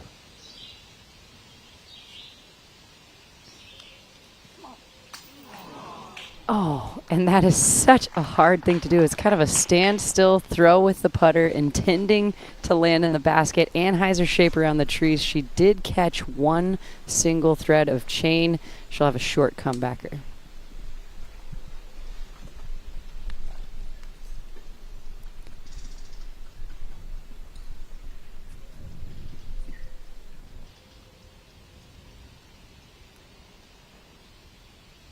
Gannon for a birdie to get to 3 down. The putter is hot for Missy Gannon so early in this round. We're seeing her hit chains from each attempt and find in the bottom of the basket, that is. Back-to-back C1X makes for Gannon.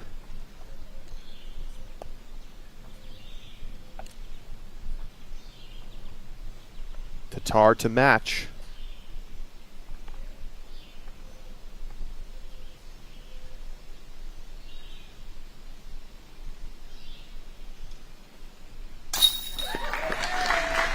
The defending world champ is hot to start. 3 down through 4.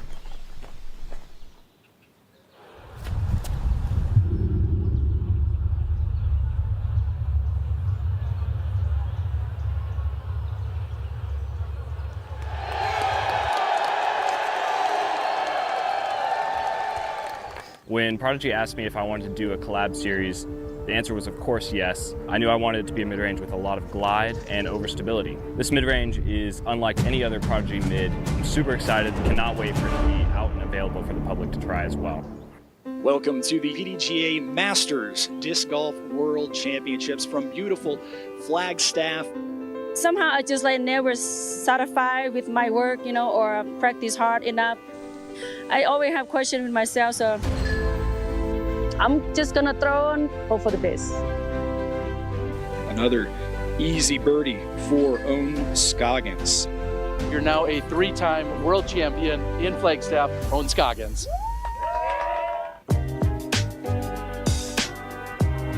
Been rocking these polos all year. I love the breathability and comfortability. They've allowed me to perform at a high level.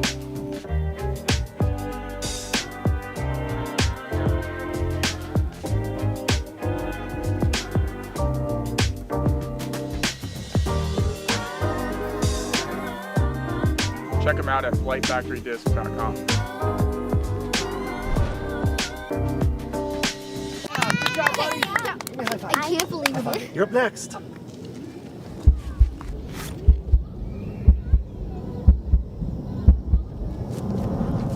Stay turning. Uh-oh. Oh, no.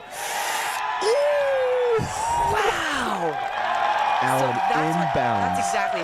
Unbelievable.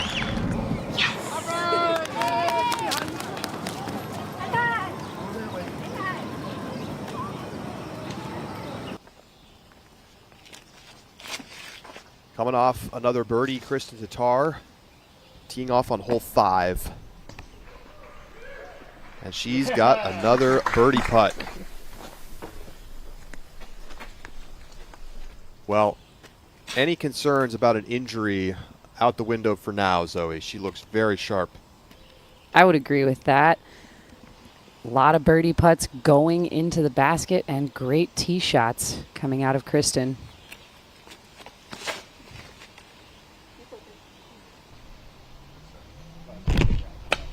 And a beautiful late flip, but goes a little past the basket.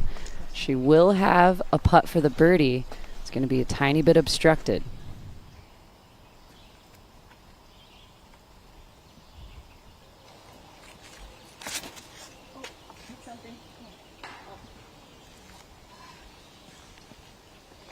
Oh, the red flag for Scoggins.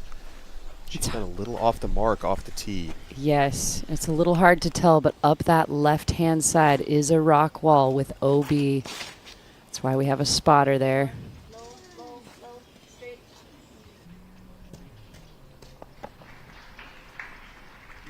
And it holds on. She's going to be about pin high with a downhill putt straight at the basket. Kristen Tatar is off to a spicy start to this round 1 at the Worlds. Another dialed up forehand. Skipping onto the green. And that is your spicy shot of the day. The Halal Guys strive to delight each customer with unparalleled hospitality and mouthwatering food at great prices. Okay.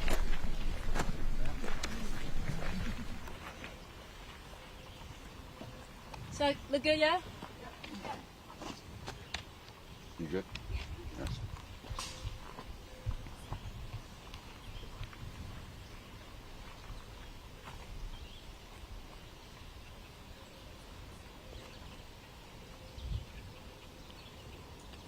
You can see that there's very tricky footing all along the OB rock walls. Of course, you can take a meter, but with all of those trees right in front of her shot, Own chose to take it just next to the OB line. With a straight up. So take your meter in. Like that's only like 6 inches. So you take your meter in. Yeah. But if I want to like here. But if I want to take like the what do you call it? Yeah. So you take your meter in first, which makes it like here-ish. Yeah. And then you line go with with the straight. basket, so it'd be like Should be right here. Right here. Okay. Yeah. Is that work right here? No, I was saying it right here. Yeah. But you know what I'm yeah, saying? Like you know what I'm saying. So can you guys point like what exactly like? Yeah, the meter and then the line. Yeah. You have to be like in the line of play. Yeah. Yeah. So like kind of more diagonal. So yeah, it's more diagonal. Am I right here or right there? Right Nope, here? all good. Yeah. Just forward. You know what I'm saying? Yeah. So And here. it might actually get to you where you are. Yes, good. Yeah. Yeah, I mean, Oh, you here's can good. take Here's the good. meter. Okay, I can take it. Yeah, I mean, That way, that would be too. good too, where you just were. Like if you have the Yeah.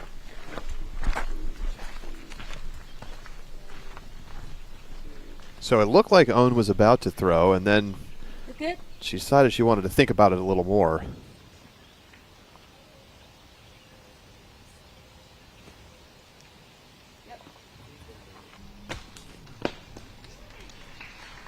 And that was a very good shot.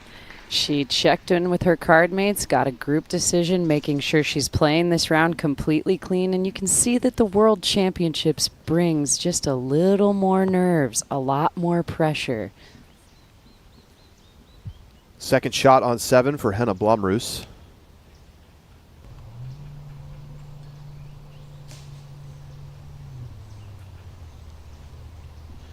And that's just not a great upshot from where she was after an awesome tee shot. Long putt for birdie.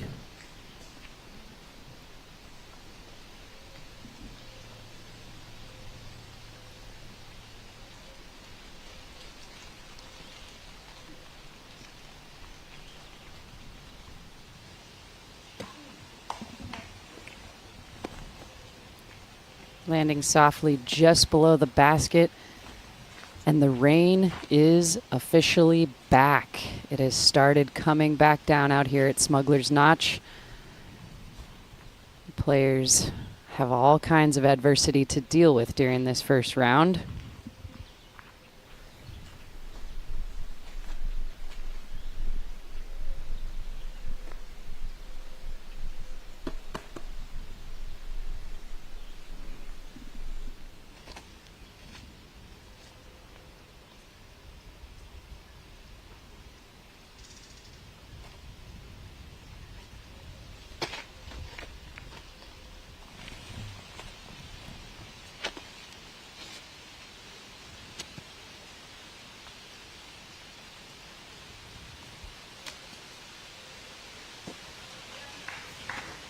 And she was completely obstructed by those two trees between her and the basket. You could see she was just trying to make a little hyzer play. Lands right next to the basket. That'll be a tap-in par for Missy Gannon.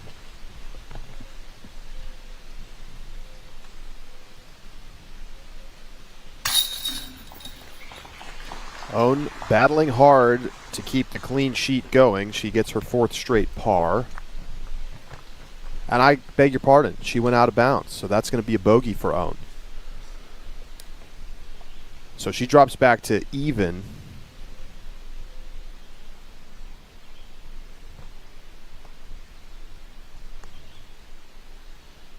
And just a fantastic placement for Kristen's drive. Only about a 20-foot putt. Another birdie. She's now just 1 shot off the lead. 4 down through 5. Saarinen is 5 down through 12. A couple of drop-ins. Gannon remains at 3 under.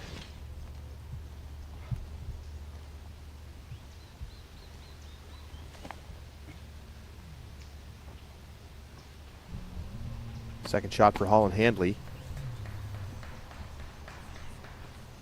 And that's a great shot. That's basket height, only about 2 paces outside of the bullseye.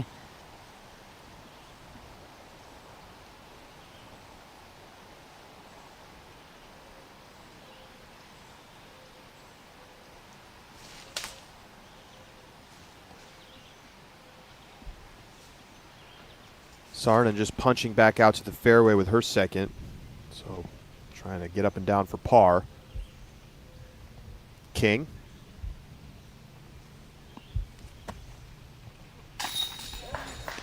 Yes. Long range birdie putt for Haley King, her 3rd of the day. And she gets back to 2 under par from 38 feet. Stepping all the way through and just a slight incline up to the basket. She handles it beautifully and puts just the right amount of speed on that putt to find it in the heart of the basket.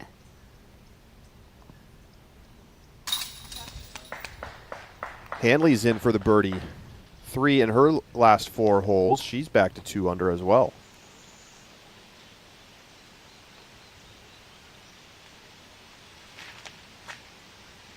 Saarinen's 3rd.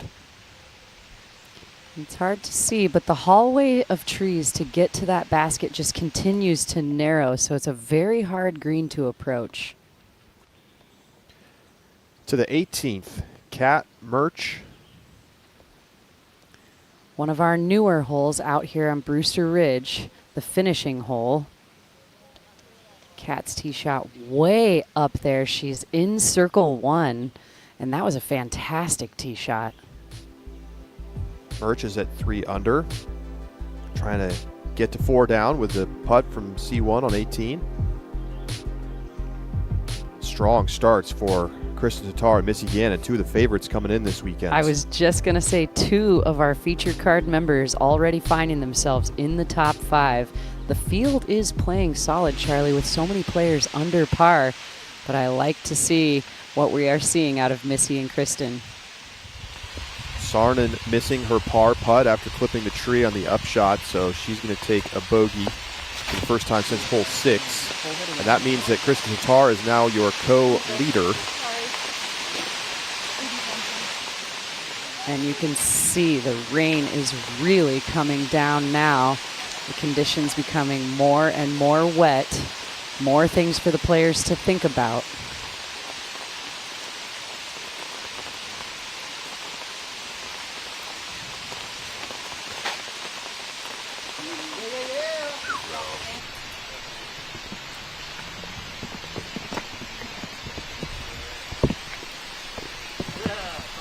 And that was a fantastic shot. Right there is one of our casual relief areas. It is not out of bounds.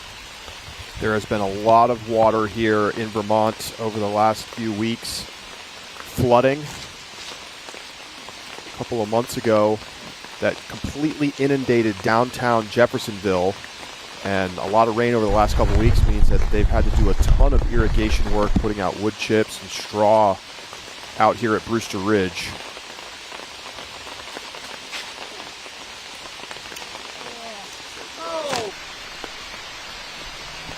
And fading with the downhill fall line on Scoggins, also in similar territory to Kristen's disc. Again, not out of bounds. That's a casual relief area.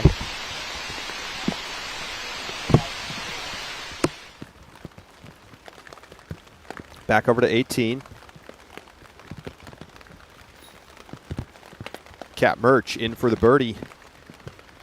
So she's now tied for the lead at 4 under and in the clubhouse as we welcome you back into our broadcast booth.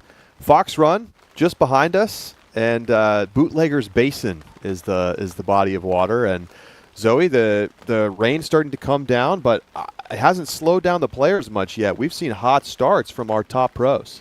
These players came ready for the World Championships, Charlie.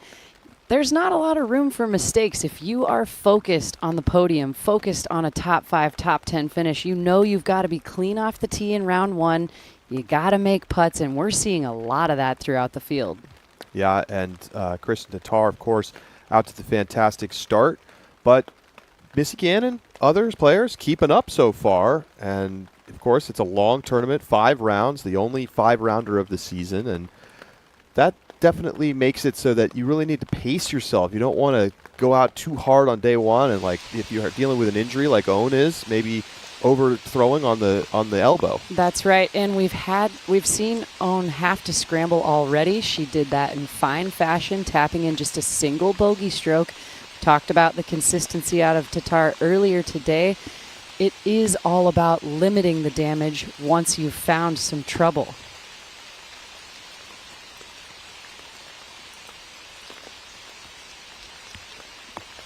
This is a very difficult position for Paige Shue. She had to take a knee in these wet conditions, got low ceiling and hundreds of trees to deal with. Finding a almost all the way through to the basket route. She takes a kick just at the end, and she'll be in circle 2.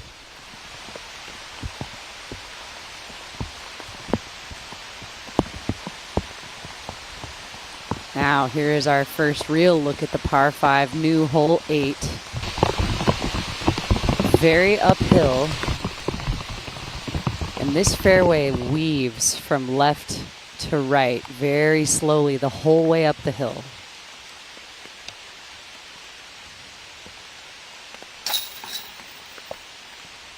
That's the bogey putt for Silva Saarinen.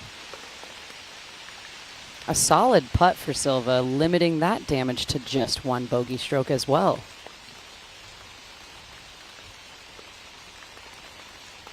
Chris Tatar tied for the lead.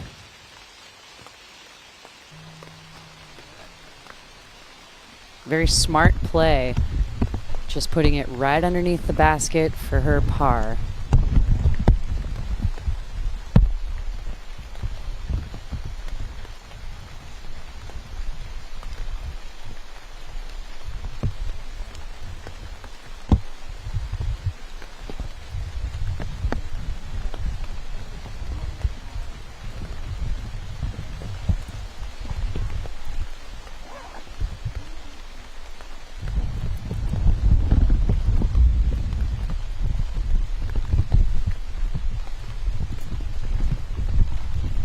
I want to send it down to Brian. Brian, obviously it's raining at this point, but there's a lot of tree cover there at Brewster. How intense is the rain right now? You know, Charlie, it's coming down pretty hard, but yeah, like you said, the canopy is really nice for kind of blocking the rain all over the place on this course. I'm really not feeling too much at all right now. But yes, it is super wet out here. Everything is wet. Everything is muddy. It's just one of those slow days. The players are going to have to really take their time.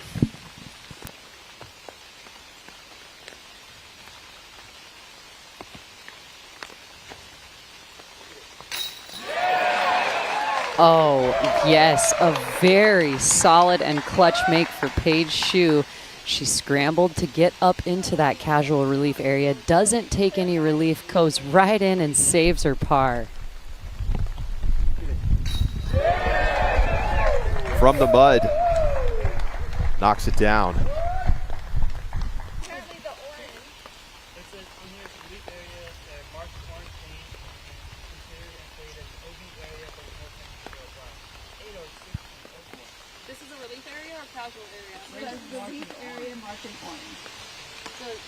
Casuals are unmarked. But this is a casual area. Marked and orange. So did I misplay? I don't know. Well, like, do I have to play from behind or something? These areas will be marked with orange paint. And each area is considered and played as an OB area that no penalty throw is applied. Where is that? PDGA people? Information out? This is on the caddy book. People are caddy book. Oh, is that like the general notes? Yes. So I think that they said, this is hole 6, right? I feel like they said hole 6, 7, 8, or different area is casual. So casual is you either play where it lies or first available outside of the one play. Okay. On the lineup. Okay. So you would be fine because you play. So is that an addendum or something? So I can play here. Yes, that was said in the player meeting, and I think we set up earlier today as well. Yeah, that's what the thought was that it's all casual. Okay. So then you're good. You can play. Yep. Thank goodness for our course marshals. This is a PDGA major in the World Championships. Thank goodness for Christine Jennings being right there with our feature card. It is the player's choice to take it where it lies or casually relieve themselves just outside of that painted area in the line of play with the basket. So yes, Paige's play was good and On's was appropriate as well, taking it from where she lies. Unfortunately, able to connect. Oh, just off the mark. You know, Charlie, I like seeing the attention to the detail and making sure that the rules are being perfectly followed. This is the first round, but all of this conversation between our feature card is very good so that nobody's walking away with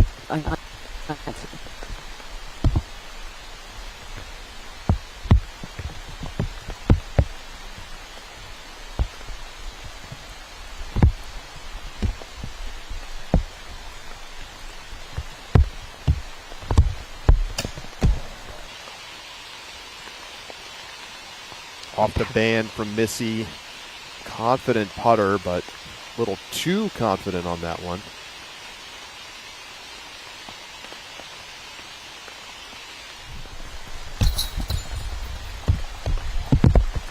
Oh, taps in for par.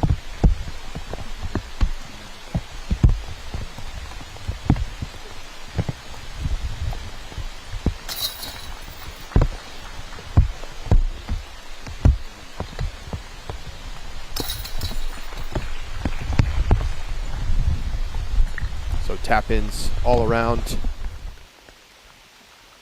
Over to 14.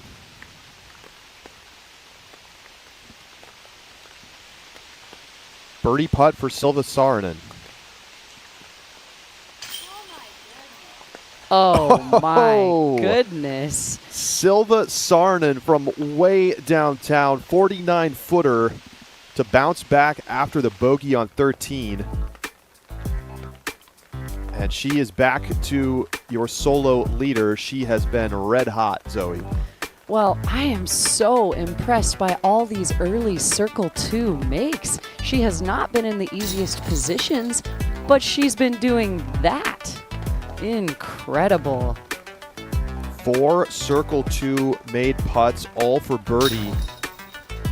She got 5 in a row from 7 through 11. That was her birdie on 10. A mere 27 feet on that putt, and then 11 from 38 feet. Puts it in. And then a moment ago, I mean, this is way outside the circle. Up the hill, she doesn't even need to advance in front of her lie after releasing the putter. She's got all kinds of power going and incredible C2 stats for this first round. Silva Saarinen was down 16 strokes to Chris Tatar going into the final round of the European Championships, and she almost caught her. She made up 13 strokes on the final day, finished in second place, and she's got 4 Euro Tour wins this season. She has been one of the best players in Europe.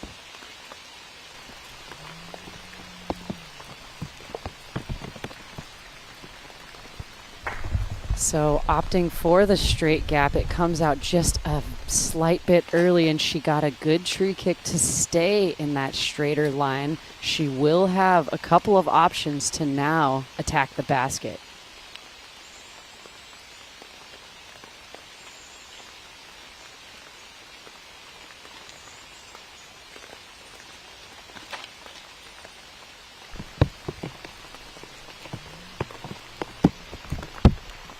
And Missy Gannon's drive cut the corner just a little bit and took a gnarly, I mean just rude tree kick all the way down into the tree line off to the right-hand side. That is not out of bounds. In the very early years of competition here, that used to be out of bounds, but now it is just kind of natural, OB. Paige Shue keeping it low and straight up that right side. She's just behind where Kristen's disc is, and she'll have a few options from there.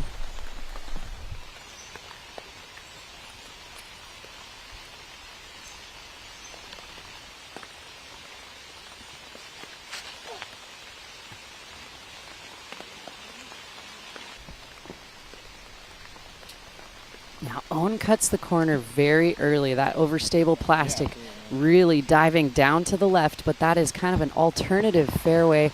Not a lot of players take, but she's got options from there. To the par 5 8th. One of the most proficient players from a standstill. I really like the position that she's put herself in for the second shot on the par 5.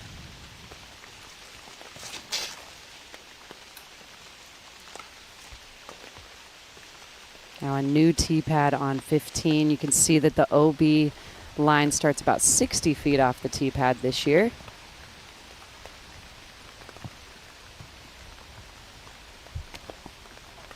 Third shot for Henna.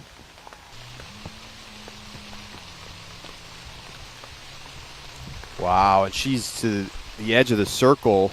Only 2 birdies here on 8 so far today. Henna chasing number 3. Stacked up scoreboard. And as the rain jackets and umbrellas come out and get put on, the temperature is dropping, but the play is heating up. Seeing a lot of players under par, and I am so impressed with this field's putting so far, but Silva is really the story on the putting. Circle 2 makes from all over the place, and she's on top.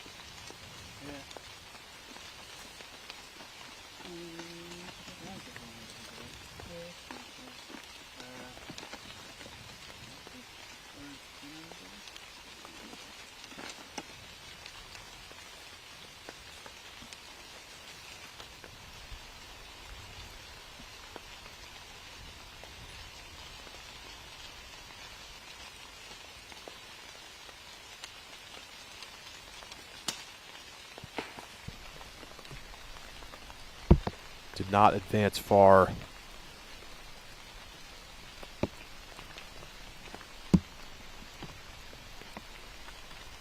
That was over 100-foot roll away down the hill into the tree line for Missy.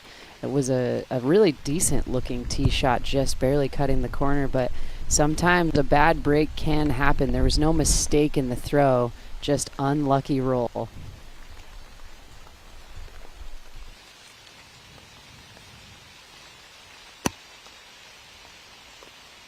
see, there's not a very wide option here on that left side alternative fairway for Scoggins either. So she'll be taking a standstill just to advance up the fairway and approach the basket.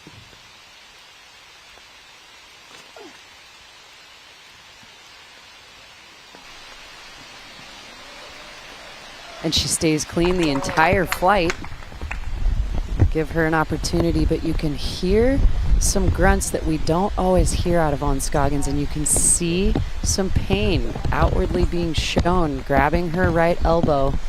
Checking in with Seth Munsey yesterday right after the press conference, asking, not sure where this pain is coming from, but it just showed up after my practice rounds, and it is a brand new feeling for Scoggins.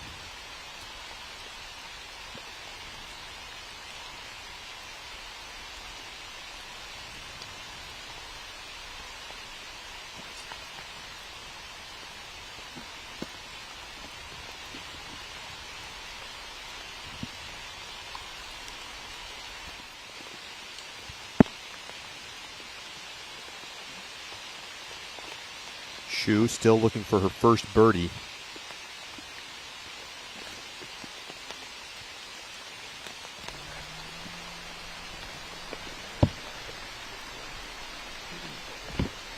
Gonna have a look from outside the circle.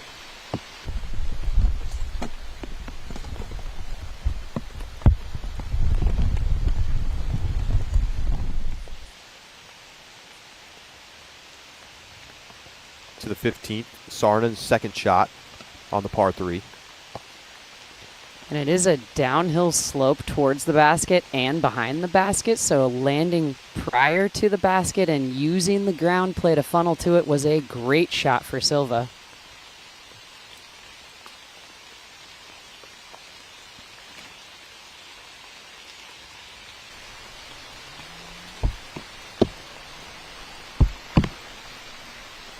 And well played right up the middle of the fairway. She's just outside of the circle for her next birdie attempt.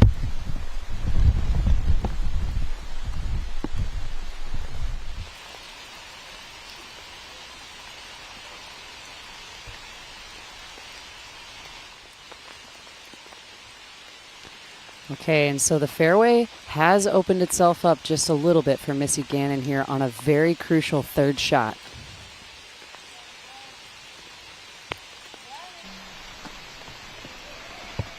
All the way around and up on the platform. Hard to land it right there, and Missy does it in fine fashion. What a scramble after the terrible roll away. You said it. That is a great scramble just for a tap-in par. One more time. I like the height that she kept it off the ground, and she beats that final tree, coming in on a hyzer angle, skipping just up on top, and sticking the landing. You can hear our VIP spectators and gallery out there. It's almost like a final day crowd already out there for the first round of the Worlds. It is so cool to see so many excited fans out there and cheering it on. It really brings that World Championship vibe for these feature card players. Love to see it.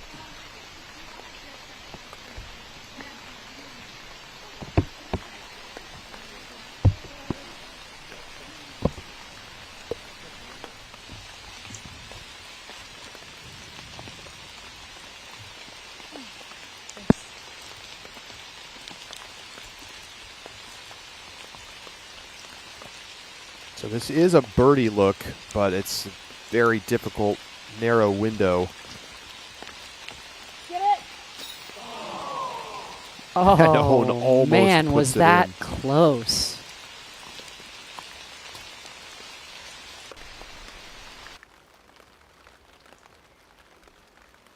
Great commitment from Scoggins, and just the ever slightest bit too low.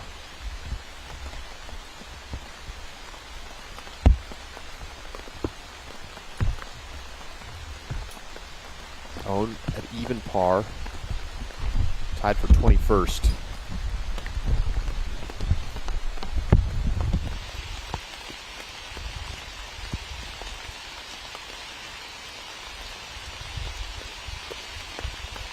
Circle 2 birdie look for Tatar.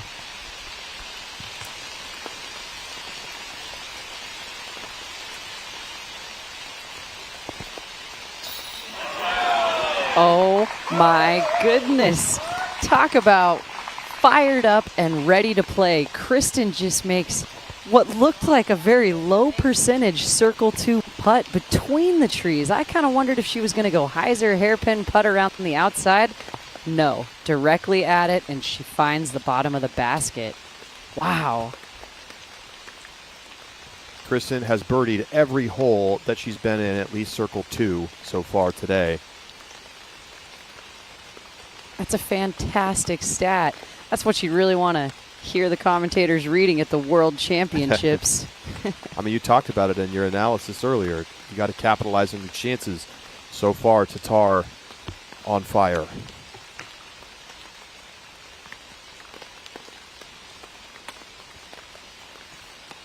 Paige Shue will have to wait for her first birdie today.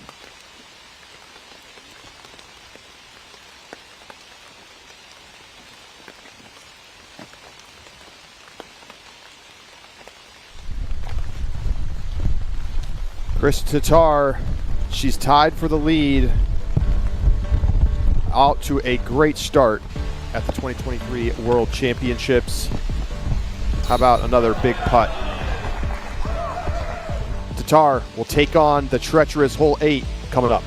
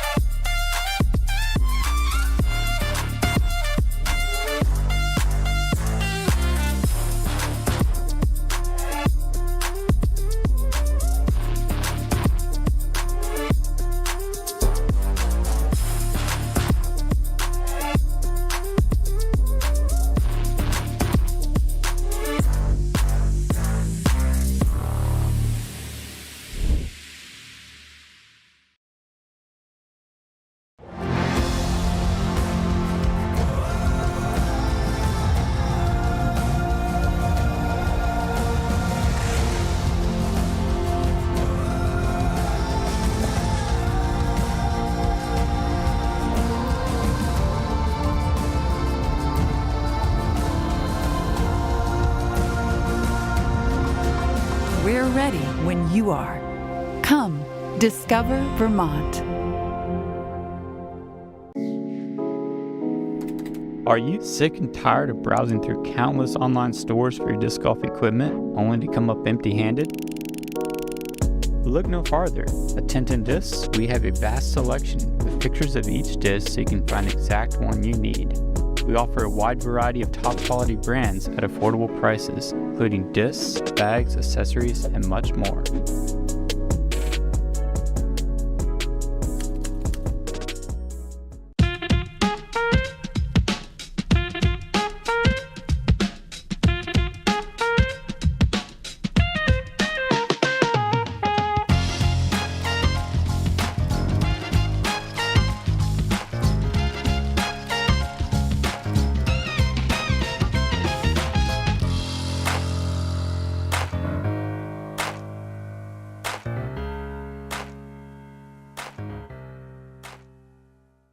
Whether I'm on the course or behind the camera, there's one thing driving me forward: the shot.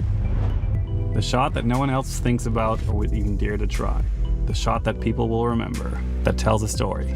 For me, that's what disc golf's all about. Introducing the time lapse, the first 12-speed featuring gyro over mold technology, and the first disc in the Simon line. Coming soon.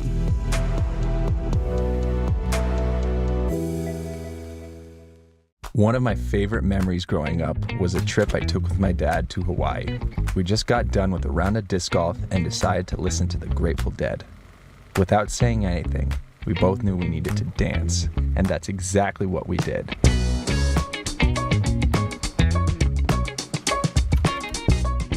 Sometimes you just need to stop and enjoy the music.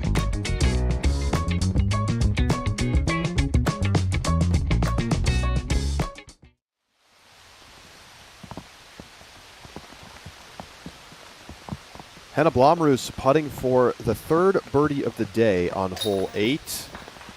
And she's got it. She's now 3 under, bogey free.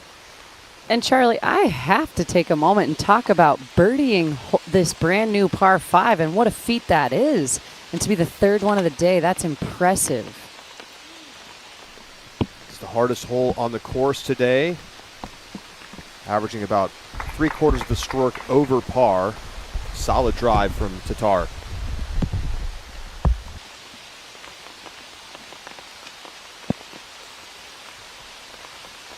The rain is really starting to come down.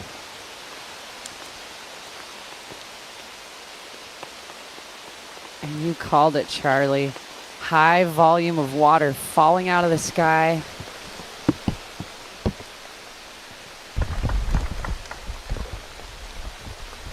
And that leaked off to the left for Missy Gannon. She's going to have a little bit of obstruction to try to approach her second shot. To 16. Oh, one of the first times we've seen a big misfire from Silva, and like how it came out of her hands. Back to the 8th.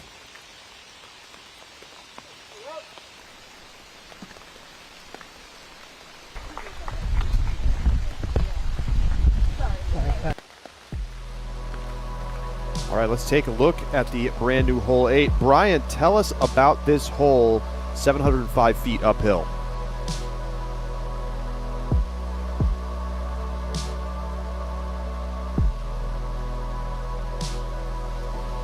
Well, we don't have Brian right now, so Zoe, why don't you tell us about Well, I was waiting to hear from Brian, but I think that just with this gnarly weather coming down, him just getting into a perfect spot to be able to chime in.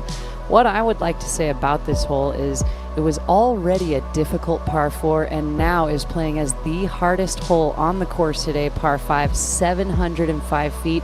Although there isn't any out of bounds marked, off to the right or off to the left side of the fairway is a natural OB. It is completely uphill the entire way, and it takes 3 fantastic shots strung together, well placed in the middle of the fairway in order to give yourself an opportunity. A par is a great score, but we have seen a couple of birdies already on the day. And the rain is really coming down now.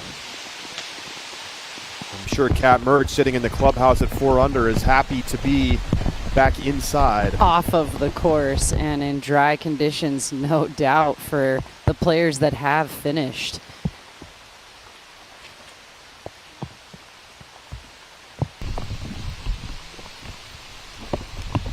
And this is incredible. On the 9th, it goes past the basket. She's going to be looking up just outside of circle 1 for her next birdie attempt.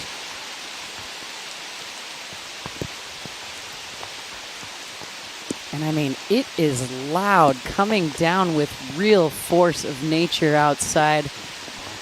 I feel for the players out there. I'm hoping that they are packed with extra towels, umbrellas, rain gear.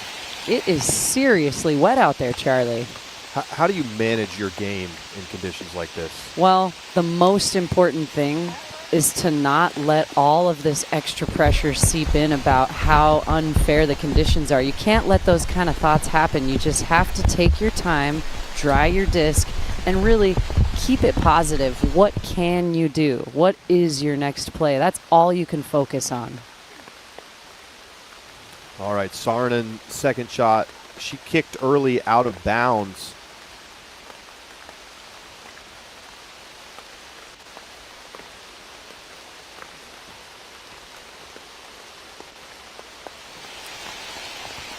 And it's not an ideal third shot either.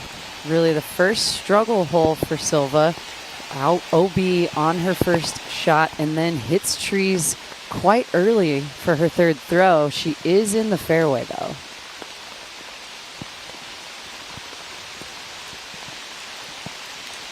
This is going to be a difficult shot for Shu. You can see she's off to the left-hand side.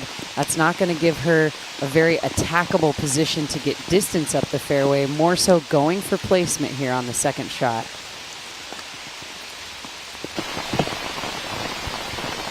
And she handled that very nicely. She is on the left-hand side with a clear view to approach her third.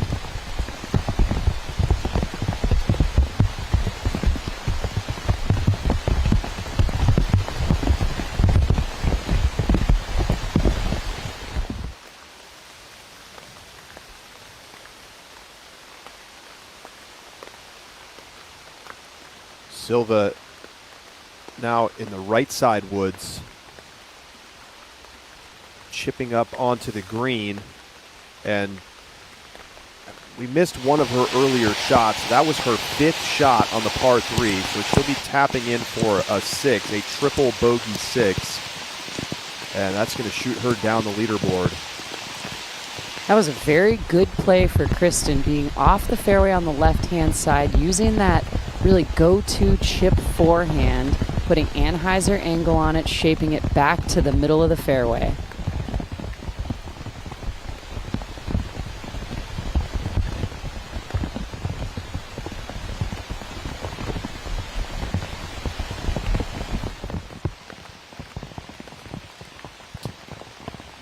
Hannah Blomroos putting for birdie.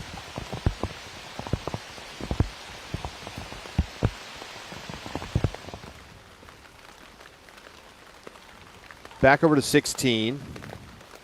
A couple moments ago, Heidi Leine. How about that drive? Oh my goodness, perfect placement, and I love how it slow faded right with the fairway to be underneath the basket. Leine would go on to birdie. She's at 2 under, tied for 7th.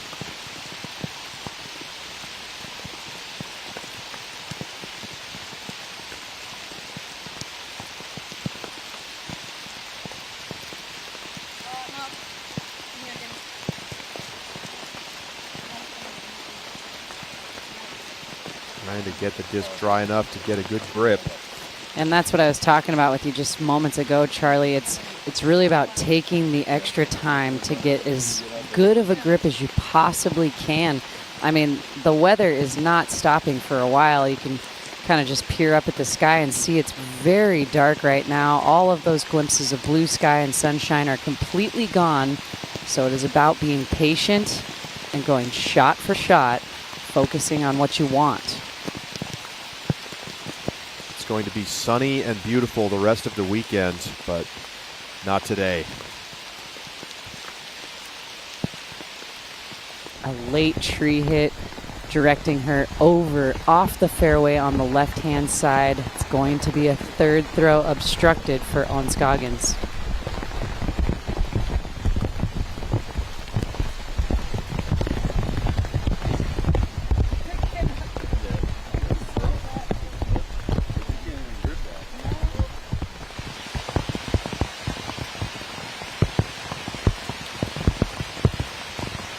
Back over to Hannah Blomroos, putting for par on the 9th.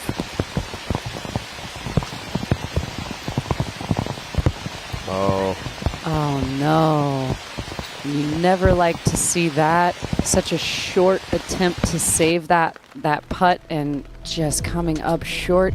I have to blame it on the rain in this scenario. You can see her hunching over her disc, not having full posture or any leg power into it. After Saarinen took the triple bogey, Kristen Tatar remains the only player at 5 under. Got a small stack up at 4 down. Seeing Valerie Mundahano jump up in that tie. Stacey Ronsley in the clubhouse at 3 under.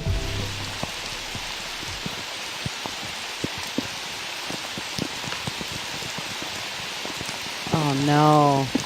First available tree hit, and you know, it is so wet out there, Charlie, that no matter how good you dry your disc off, take a look at this. It feels like that just kind of fell out of her hands a little bit and takes a gnarly hit. It's only about 40 feet in front of her lie right now, and she's still behind a tree.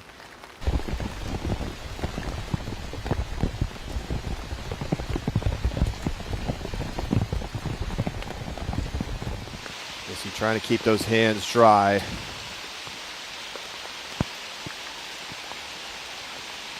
And if this rain continues, it's going to be interesting to see where scores end up. Some of the players getting off the course 30, 40 minutes ago, able to take advantage of better conditions. Kat Mertz birdied 4 of the last 5 holes. And that is highly worth noting. Birdieing out like that is exactly what you want for your finish. And she had the conditions to do it. That was when the sun was shining through. So Kat Mertz really feeling some relief right now to be able to actually sit back and soak in the live action on the network, because she is finished with her round.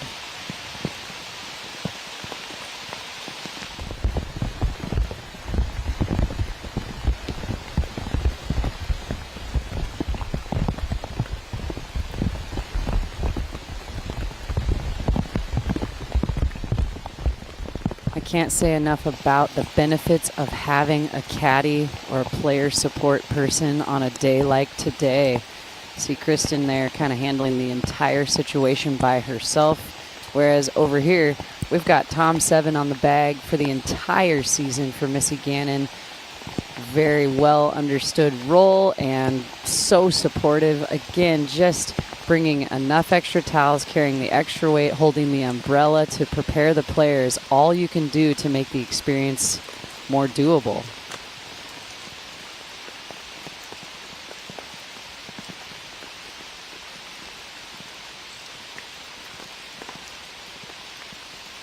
Oh no, another early tree hit and another huge kick off of the fairway, this time on the left-hand side.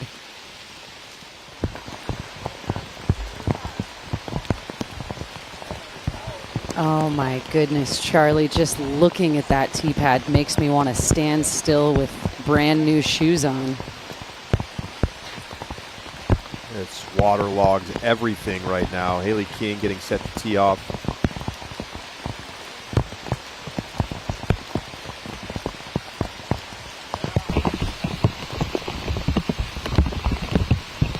And through all of the rain, even a little bit of fog and mist, that one gets all the way up into the circle, pin high. Shot. Haley King, tee pad soaked, hand soaked. Just an absolute dart on the 10th. And she'll be putting from inside the circle. Power, plan, and form all dialed in. 410-foot par 3. Continuing to be tough in these adverse conditions.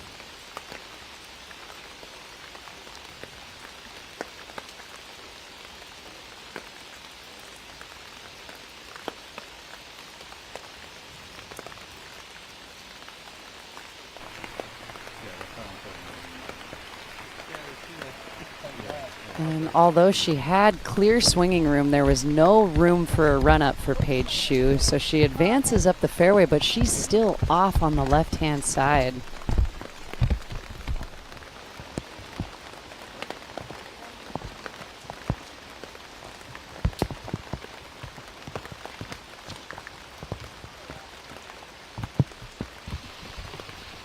Looking very similar to Haley King's drive. And just coming up a little bit short of the basket, but also in circle one. Very well done.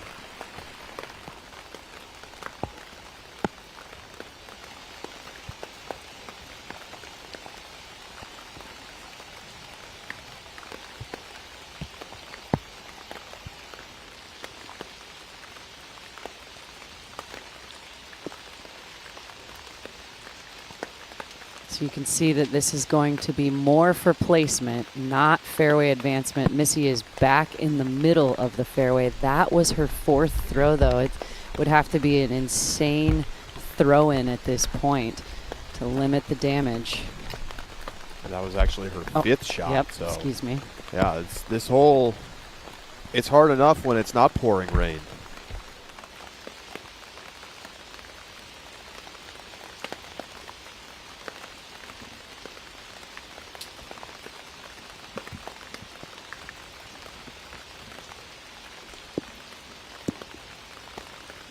Also going for placement. Owen puts an appropriate amount of angle on that shot and height and gets herself up into the circle. Great shot considering the conditions and kind of the Army golf being played out here on this par 5.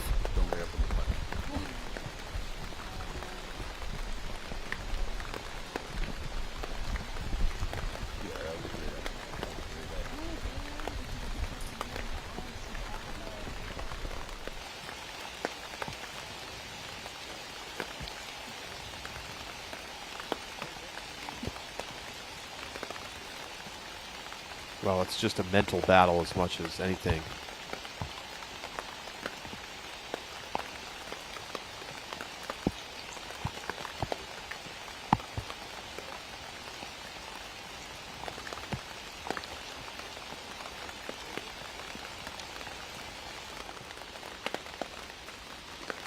Setting the grip under the umbrella. 6 shot for Gannon.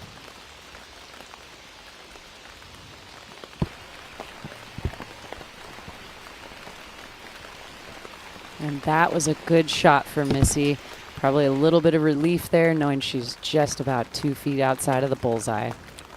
There's a look from the Flight Factory drone, and as you can imagine, this is not a live look, but we are expecting to be able to use the drone the rest of the week when it's not pouring rain, and appreciate Flight Factory for providing this aerial coverage of the 2023 PDGA Professional Disc Golf World Championships.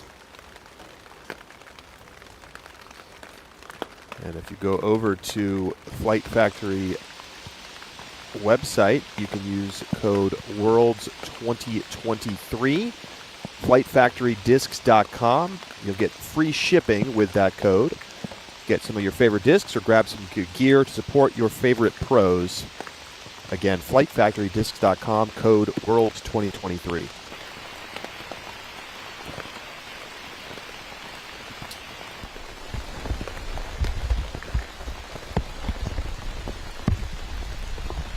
Tatar will be putting for par from inside the circle.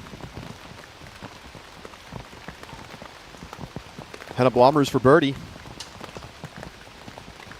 And just a tiny bit high on that attempt. Of course, the basket is below her as it is slowly sloping downhill. Would have been an incredible birdie to get in these conditions right now, but she will have to settle for the par.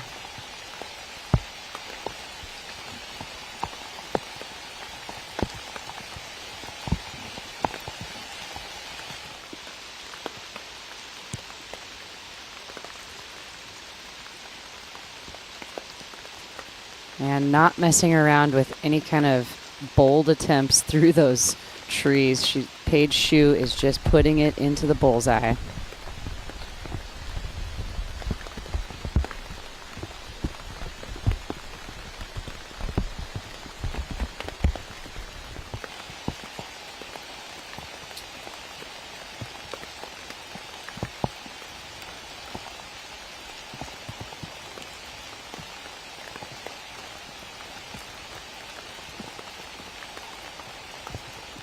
Compliments to the grounds crew who have made this ground playable after an unbelievable amount of rain over the past few weeks. So much work to put in. Wood chips, mulch, straw, and I walked the course yesterday. It was soft, but not muddy. Owen Scoggins knocks down the par, and what a relief to come off of hole 8 with a par in these conditions. That's what I was just thinking. A par is golden at this point on this card.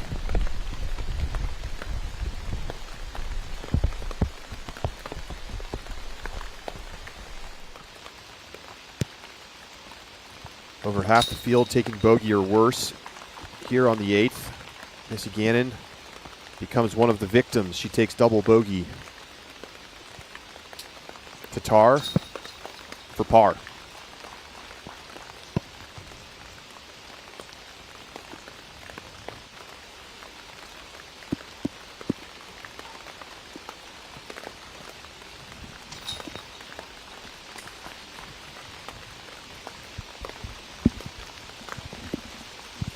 So Shu taps in. Here's Haley King for a birdie after her fantastic drive.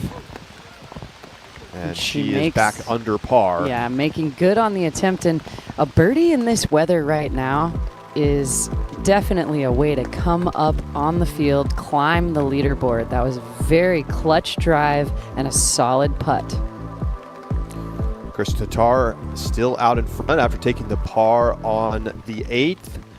And Zoe, the rain is coming down hard behind us, and it's not as bad as it was 10 minutes ago, but it is going to be a factor the rest of the day. That is absolutely correct.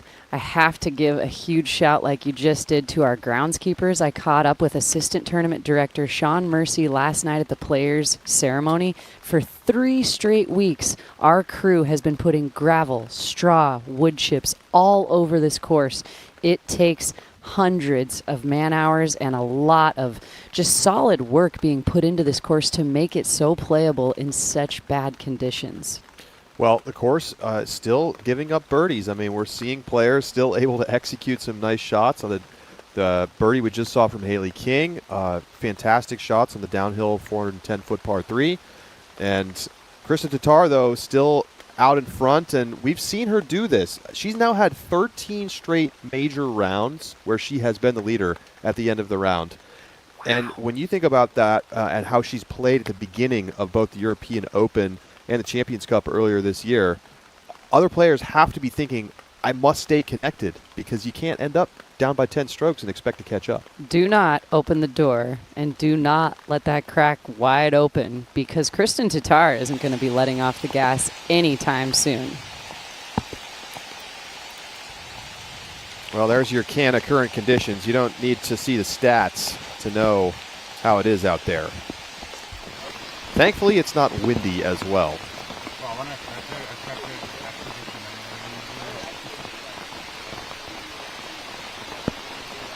Canna is your solution for growth and bloom. Learn more at canna.com.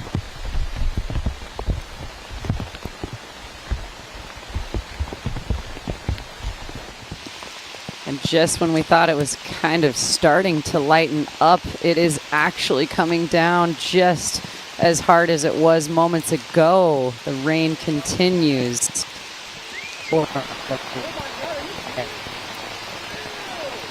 Paige Shue, though, coming out strong off of that tee shot. She is in the circle for a birdie attempt.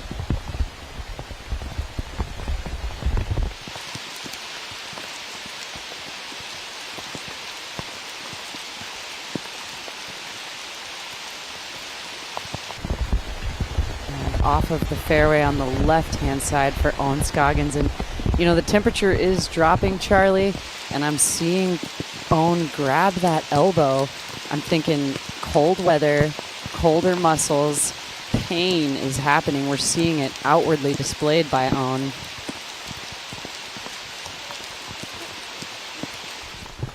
Missy Gannon keeps it very low, probably lower than planned, but low and in the middle of the fairway. No trouble, but no attempt at the birdie. We'll have to settle for a solid upshot approach to the basket.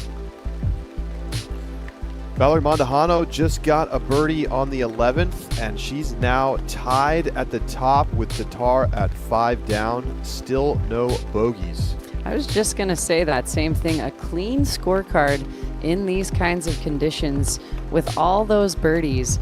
This is a really great start for Valerie Mondahano, putting herself in really good position.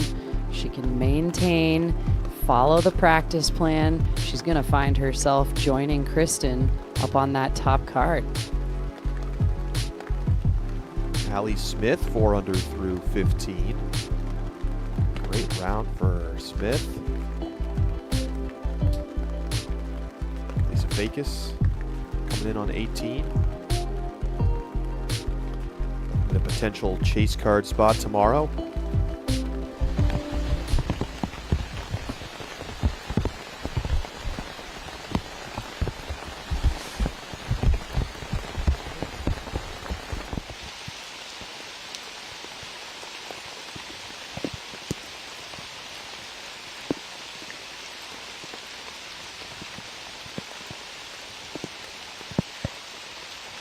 And there's got to be a temptation to blame the rain for bad shots, and of course it's a factor, but staying mentally focused, so critical. Tatar pitching up, going to be short of circle one. I think she was taking careful attention to the detail of getting back onto the fairway, not super worried about being able to have a putt on the basket after this throw, but really just getting herself back in line, back on the fairway.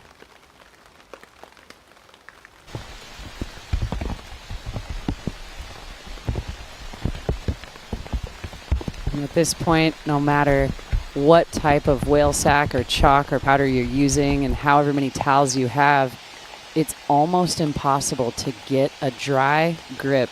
And pretty much right after you've dried your disc, used your hand drying factor, just place your hand on the disc and don't move it. Otherwise, there goes the grip again. Oh, good tree.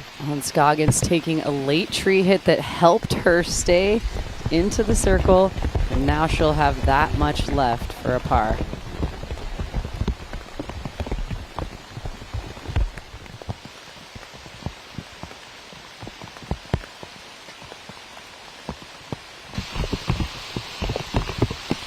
And on the 11th.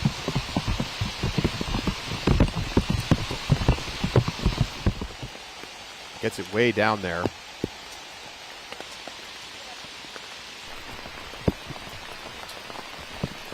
Missy to just outside the bullseye.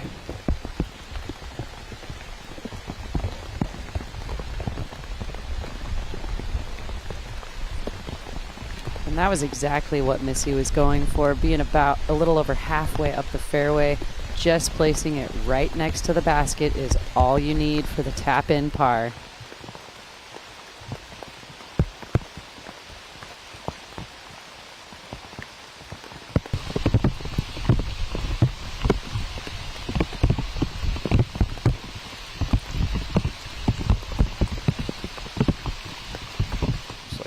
Drive got clipped short, but she's going to have an open look at the gap.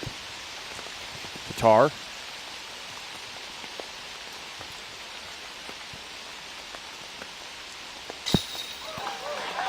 Excellent par save. Ended up just inside the circle and knocks down the downhill putt.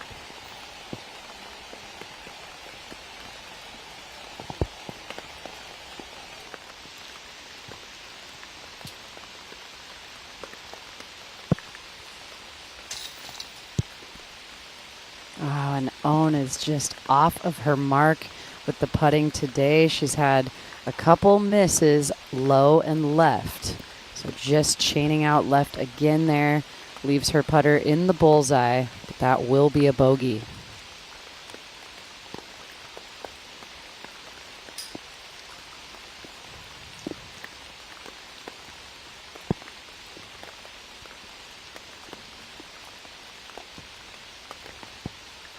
Scoggins yesterday mentioned that her putter wasn't feeling quite right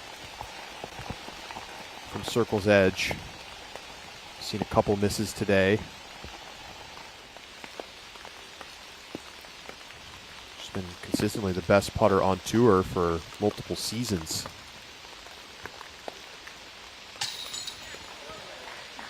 Pei Chu puts it in. A high make in the chains, and the basket grabs it, and she got the birdie.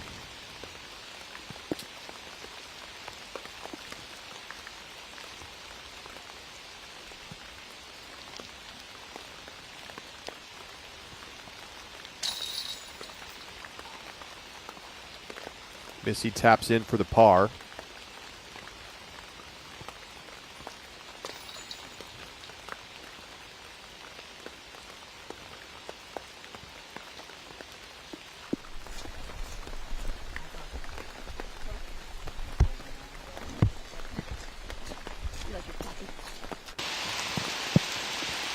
So let's take another look at how Pei Chu just played this hole. Big turnover backhand, flexes it back. What a line. And the fact that she got all that carry, a little bit of right pan, and then back into the circle, and she makes good on the putt. Great, great hole for Paige. Well, let's flash back to when she was still Paige Bierkes before getting married to Grady Shue. 2018 Worlds here at Smugs. She was rock steady. Different bag of discs, much different weather, of course, and a much earlier time in life. But look at this, tapping in that final putt.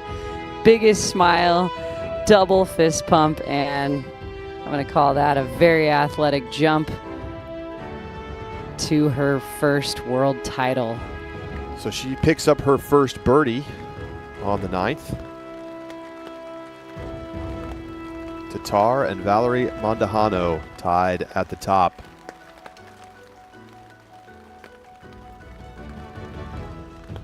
First round of 5 here at Worlds.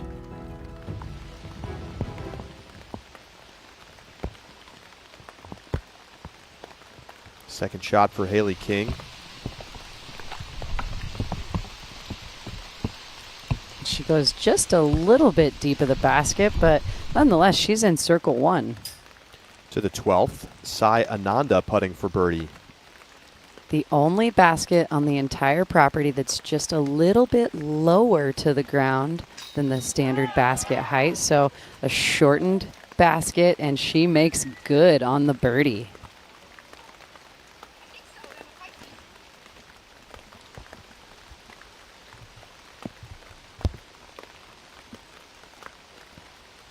Bruce on the 11th.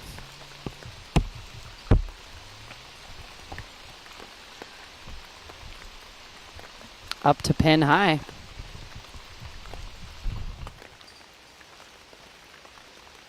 And we'll get our first look now at Valerie Mondahano. She's putting for par. So she remains tied with Kristen Tatar at the top of the leaderboard.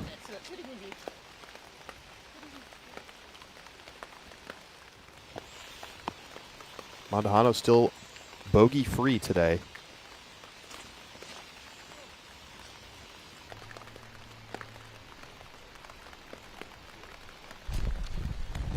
And getting hung up on the trees early in its flight, so Paige Shue will only have just an approach to the basket. No birdie attempt on this downhill hole today.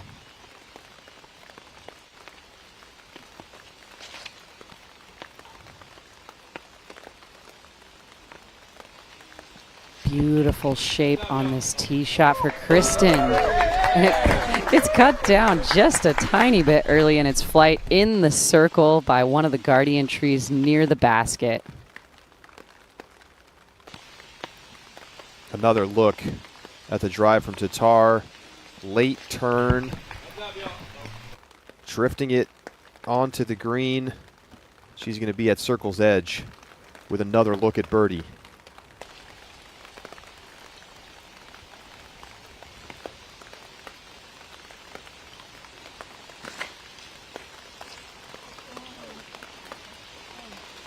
Missy Gannon was hoping for just a little bit more flip up and slow pan to the right. Instead, it's finishing left, deep of the pin. It is on some of that well-scattered straw. Hopefully she will have just enough solid ground to give herself a large attempt at the birdie.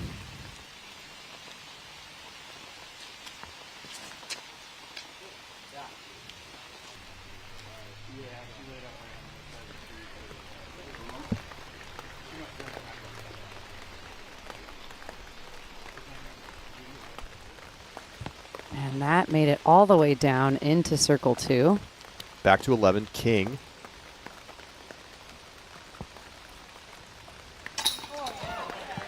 Drops in the birdie. Oh, a little bit of an elevator putt over those branches right in front of and in between her and the basket. She's up and over. Take another look at this one.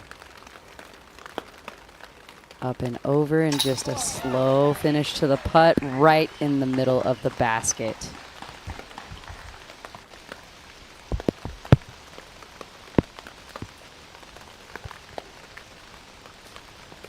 Another birdie putt for Henna.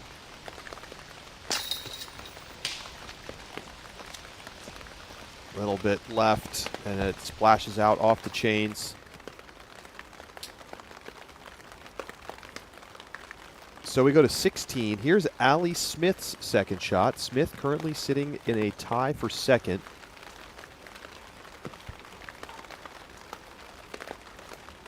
And excellent upshot, so she would save the par on 16.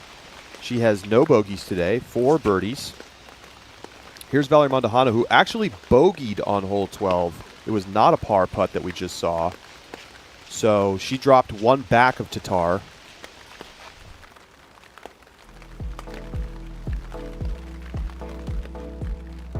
And so the defending world champ is out in front.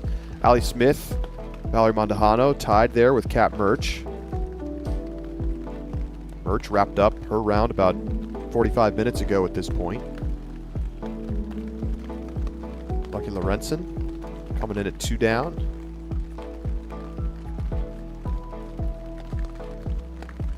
Yeah, let's take a look just a little bit further down the leaderboard. We see Owen Scoggins right there tied in 16th with Paige Shue, her card mate today.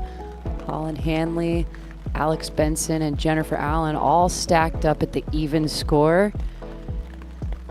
Evelina, Madison, Lisa, and Heidi all just above at 1 down. And further down the leaderboard, I want to make a correction. Just a moment ago, we saw Sai make that birdie putt on a very standard basket height. It is hole 17 that's the short to the height basket. So she'll have that one coming up in just a few moments. Keep in mind, the players will tackle Fox Run tomorrow. Very different track, a lot more distance, a lot more open. See some different players excelling tomorrow. You really have to have a full skill set to win the World Championships. Missy not trying to run it. And again, I was looking at how far her feet would sink right there, and they didn't. She was up above ground on the straw.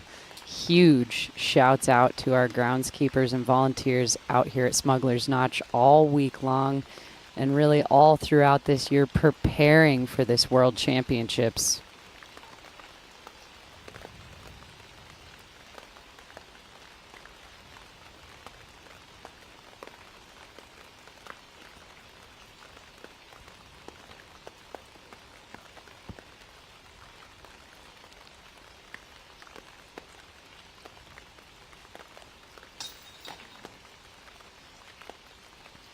First missed putt for Tatar. Yeah, just barely right of her mark. That's the first time we've seen her off the center pole. That was her birdie attempt, though. So she has a comeback putt to make for her par.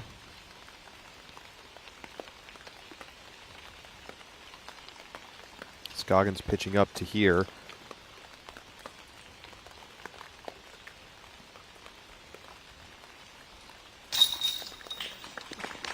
She's in for the par.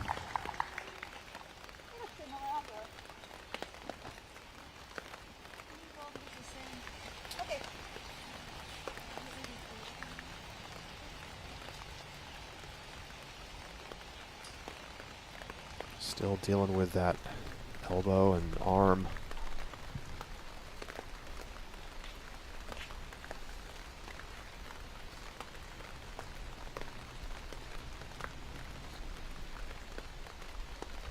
Paige Shue for par.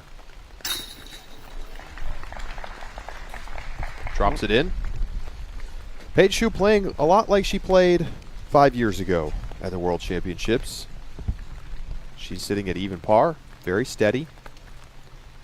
Not sure that's going to be enough to win it this year, though.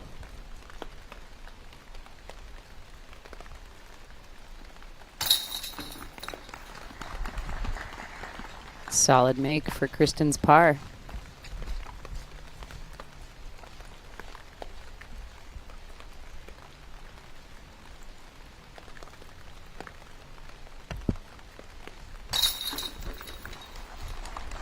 Gannon in for the par.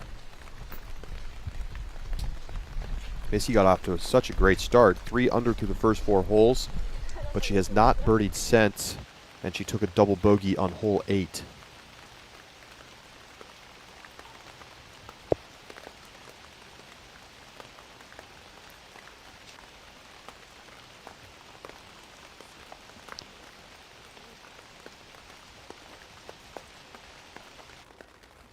Second shot there for Mondahano as the feature card heads over to hole 11. It is a par 4, 620 feet. We've got a 64-foot downhill drop all the way to the basket, and you can see it's not the widest fairway, it's also not the skinniest, but anything off to the right-hand side or left-hand side provides a natural OB, trees littered everywhere, very thick forest. You see a little bit of a left hand and then a little bit right hand turn. The landing zone is coming up. Players really want to take advantage of this downhill fall line, getting themselves up into this area for an approach shot to the basket. Getting off the tee clean here, just like throughout the entire course, is so crucial.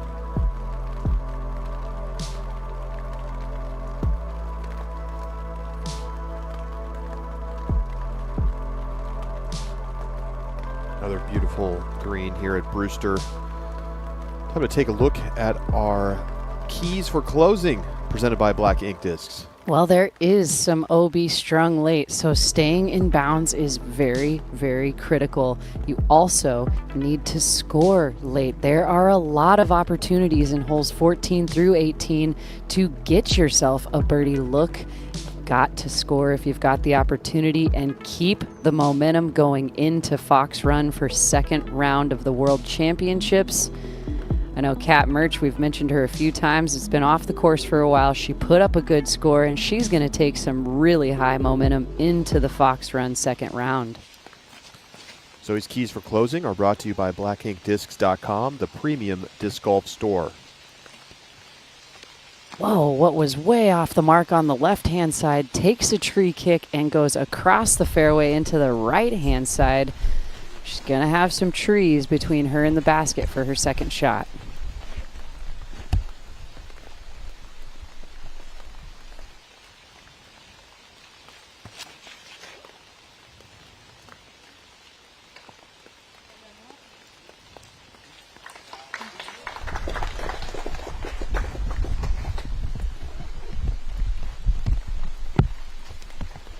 Solid placement for Kristen's drive.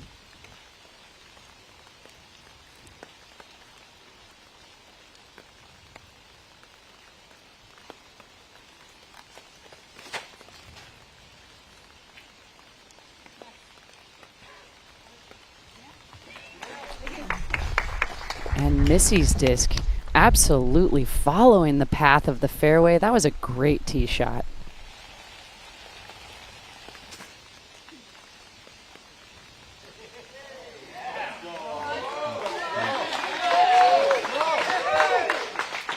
And the crowd loves it. Owen able to take a moment and flash a smile of excitement, but still just shaking that arm. It's the elbow and kind of forearm area that has been causing her some pain that she is very, very unfamiliar with.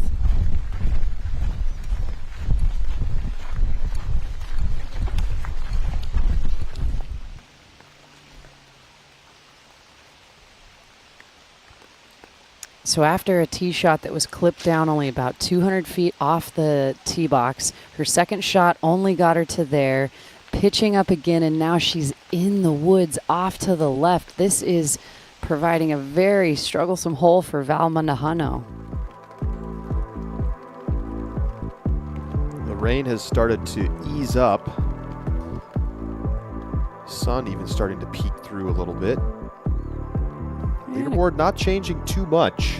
Yeah, a couple of wind mile per hour picking up. We can see right behind us on the Bootlegger Basin. Water is a great testament to what the wind is doing, as well as all those feather flanner flags out there on the course.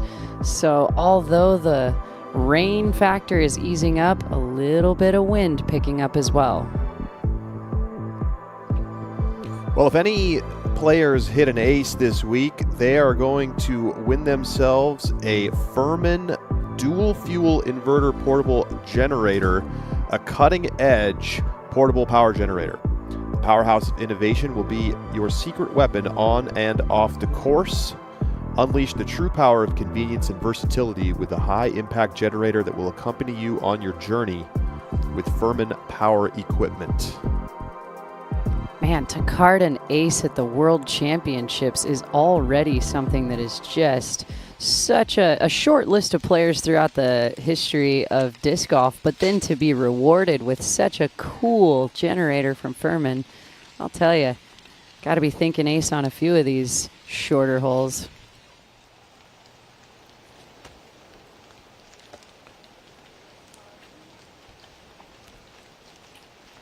And Valerie having a difficult pitch up just to get to the green. That's going to turn. Yeah, that was her 5th, so she's going to be putting for a double bogey 6 on the 13th.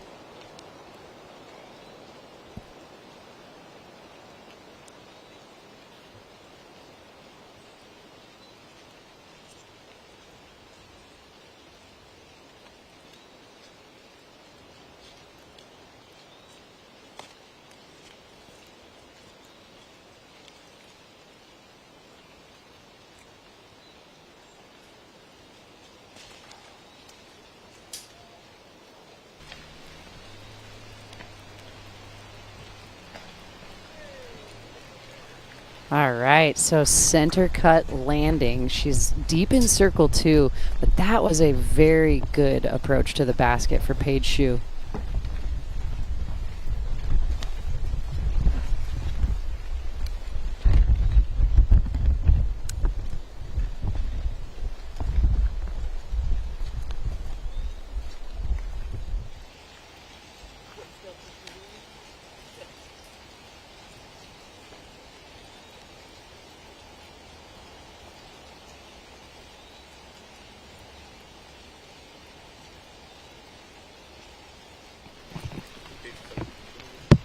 Feel like anything's changed for Missy after starting out so hot and then cooling off quite a bit? No, I think just that one really strugglesome hole kind of took her out of the game plan, of course, on the par 5, but now just finding her rhythm and just shots like this, approaching the basket, not in a lot of trouble, giving herself the putting opportunity, but she's still got to make it happen.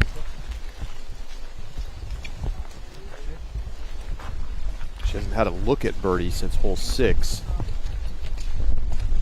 But she will be putting from just outside the circle here on 11.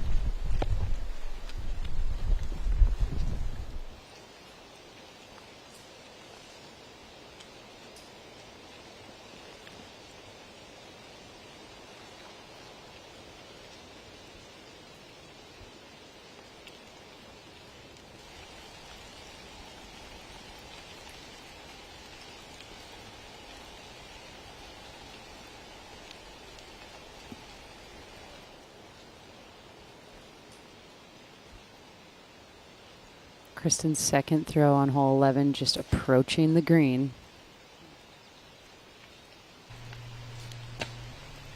That leaks off to the right-hand side and skips just on the edge of the circle. That will be her attempt for the birdie.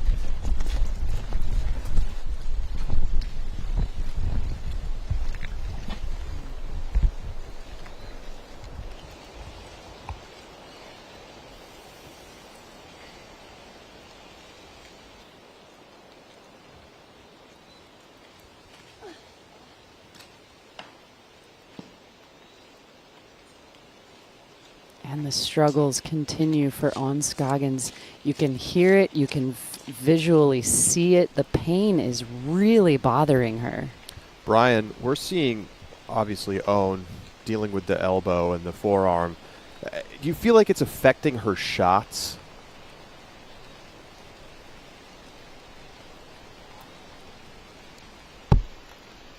Well, unfortunately, it looks like we still don't have Brian. Rain conditions causing some issues, some technical issues. Apologies. That's what I was just going to say. This type of weather provides all kinds of challenges. And we'll hear back from Brian Earhart soon.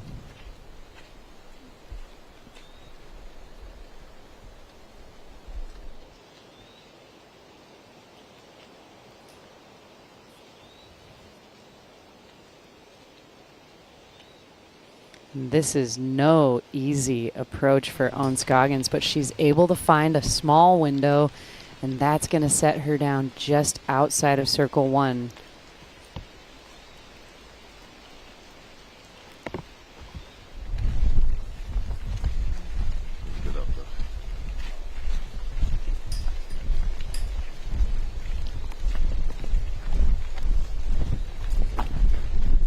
Certainly looking a little uncomfortable out there, and you really wonder, it's not as much about today as it is about can she get through 5 rounds.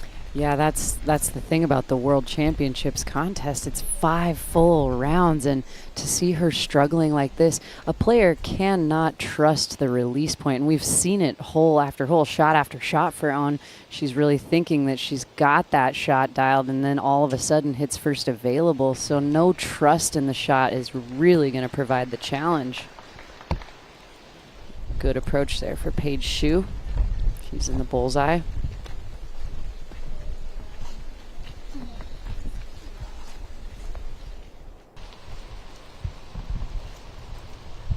Second shot on the 13th for Haley King.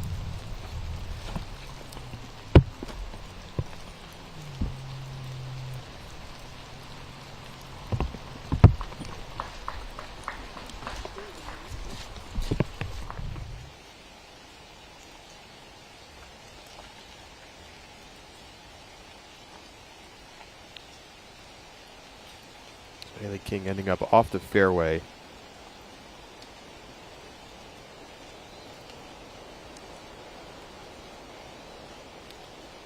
Tatar just missed her only putt of the round on the 10th. Has this just a step outside the circle for a birdie on 11.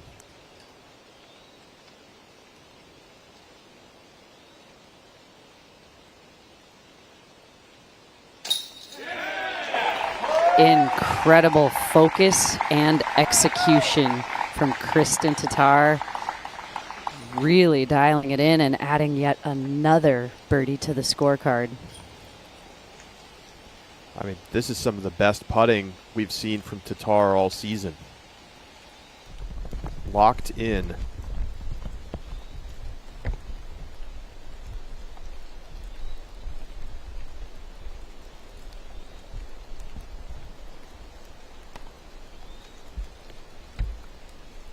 Scoggins for par. She has not birdied since hole 1.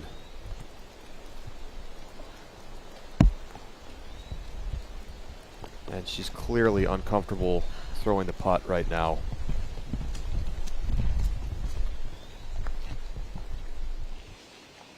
Oh, it's just so discouraging and disappointing for the player. You got to be able to trust all of your strokes, and for Owen's bread and butter to be putting and have the stroke be that off is just so sad.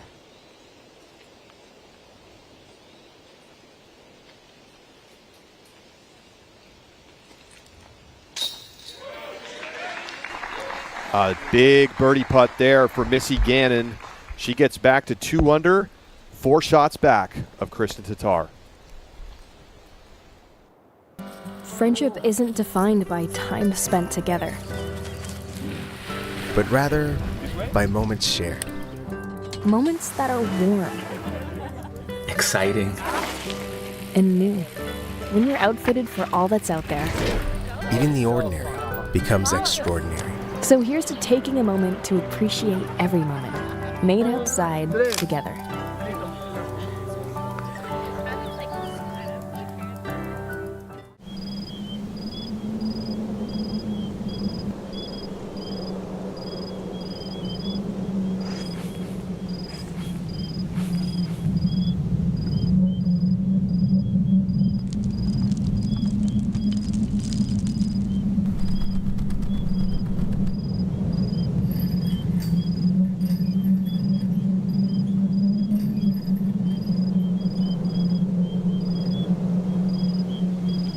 I just think the plastic is very premium. It's a high quality material. The way the disc feels in my hand. I think it's the quality of plastic. It's unlike any other plastic that you'll find in the industry. The quality is better than any other company out there. Again, just consistent plastic. It's something I can consistently trust on every single throw. There's so many discs to choose from, and I guarantee if you tried every disc in the lineup, you're going to want to put multiple discs in your bag. It's extremely high quality. You can only say so much, they have to eventually just try it themselves and see. Welcome, player. Commencing disc selection. Choose your driver. The Kotari. Choose your approach.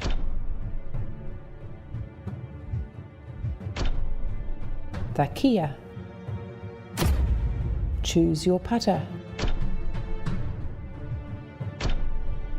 The Tui. Selection complete. One thing we all love about disc golf is it's a lifetime sport. Whether you play pro, am, juniors, or senior grandmasters, we all want to play this sport as much as we want and for as long as we want. This can introduce wear over time, potentially hindering your ability to continue playing. A cart reduces the cumulative stress on your body that comes with repetitive motions such as reaching down and lifting. This will help keep you on the course, maximizing your athletic potential and playing your best.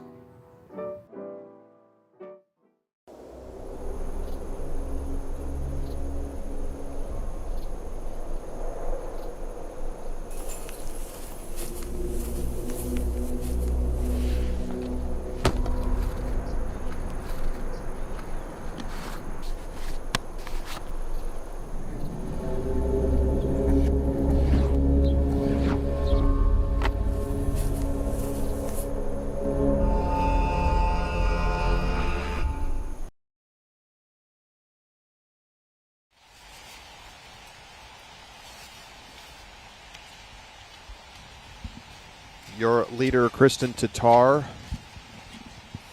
continuing to pile up the birdies here in round one. Trying to keep a streak of leading the majors. 13 straight rounds she's done it, going for number 14 today. Trying to become just the third player in FPO history to win 4 straight major championships. That would match her with Elaine King and Juliana Korver.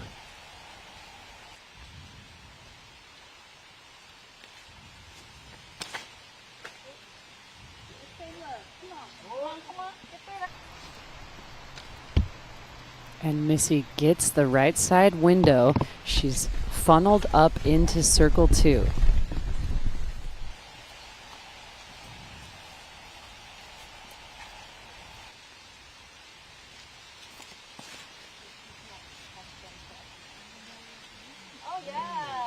And this hole is 355 feet, but it is downhill. It's an appropriate par 3.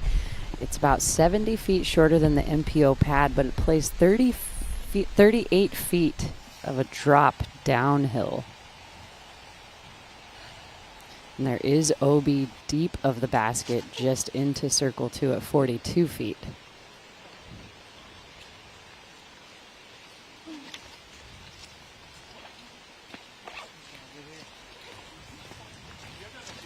Begin to worry a little bit about Owen exacerbating the injury. I mean, every shot right now, putt, drive, approach, she's grabbing that arm, shaking out the hand, and it only seems to be getting worse. As we get a look at Chris O'Cleary putting for bogey. She makes the putt, making her DGN debut. I got to give some shouts to the shot shape of that putt. She had to go around that tree in circle 1 on Anheuser angle and puts it right into the bucket. Chris O'Cleary winning the 1988 and 1989 World Championships. And that right there is just so awesome. Thanks for reading that stat, Charlie, because we've got players from every decade out here in the disc golf history. Solid attempt for Katrina Allen from circle 2. She'll find herself just underneath the basket. Yeah, Chris O'Cleary is a legend of disc sports. She's in the Hall of Fame for the USA Ultimate. She's a national champion in Ultimate and, of course, the world champion in disc golf.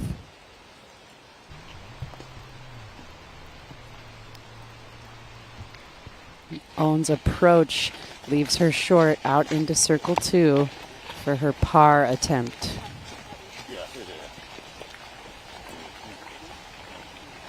Let's take another look at the tee shot from Owen Scoggins. And just really not feeling good at all. And it's not just that the throws aren't going where she wants. Clearly bothered by the elbow.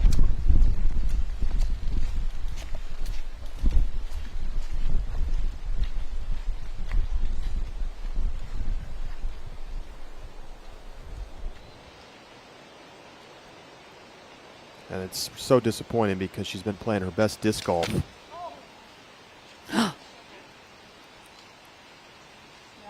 Okay, so Kristen Tatar is okay after a slip in this circle 2 attempt.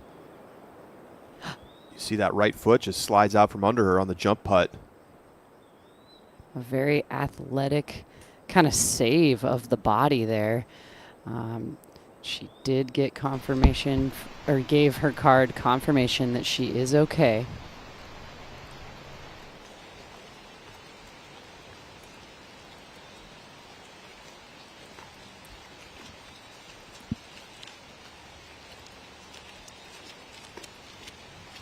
Long birdie look for Gannon.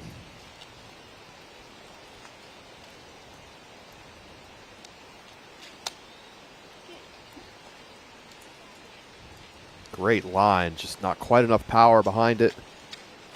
And you got to think with the downhill sloping and the OB deep just into circle 2, that was a really proper attempt.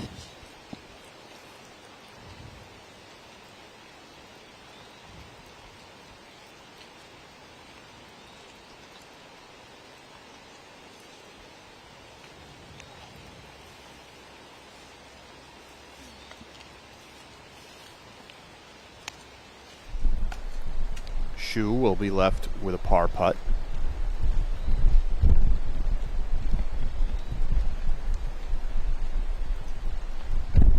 And now this is what Owen has left for her par.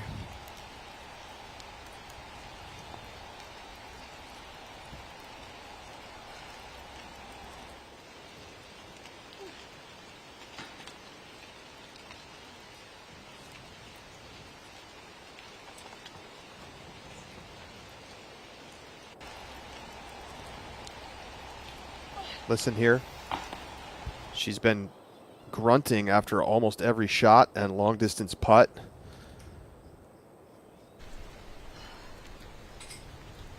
Owen Scoggins hasn't missed the top 5 at a tournament since April. Wow. And you've mentioned it just a few moments ago, Charlie. This has been her best season, and we know she puts in a ton of work, both we've heard her talk about 2 practice rounds, even 3 sometimes in a day, and she'll putt for hours. Eventually, you got to think without enough rest, that will catch up to anybody's body. Just putting a lot of positive energy out there to Owen Scoggins right now.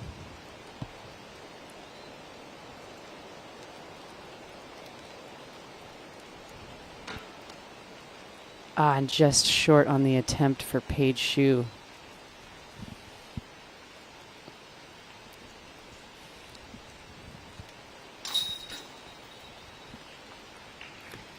Missy Gannon is in for her par.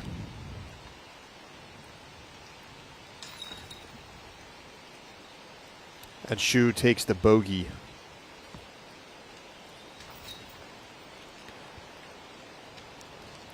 To the 13th. Haley King putting for par.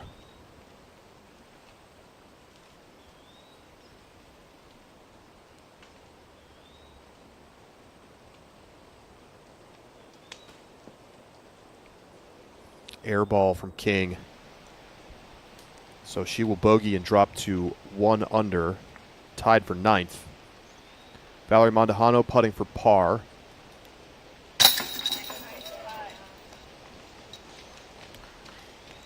So back-to-back pars for Mondahano. She's 4 shots back of Kristen. And so Tatar has now really separated from the rest of her card. Gannon now 4 shots back. Scoggins struggling with the injury. Paige Shue hasn't been able to find many birdies out there today.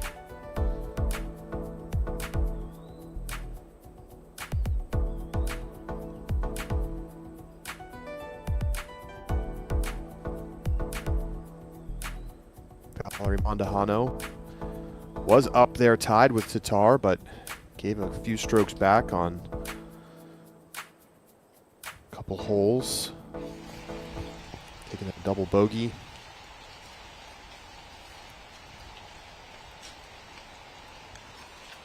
Tatar. Still bogey free. Yeah.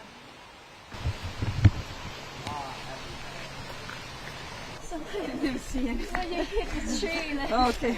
Yeah.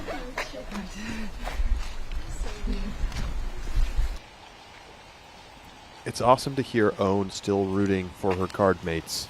Even through such, just really the pain and watching her shots not go where she's planning, and she's still got such a positive attitude. Beautiful shot shaping for Missy Gannon there. Does get a little bit of ground play off to the left-hand side, but that's way up there.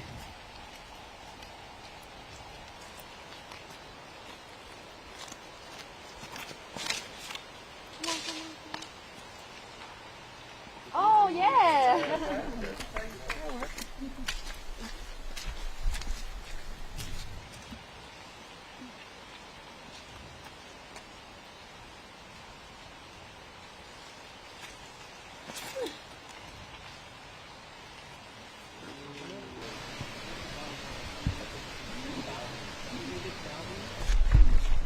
A little inside from Scoggins, but does hit the gap. Let's check in with Holland Handley on the 14th.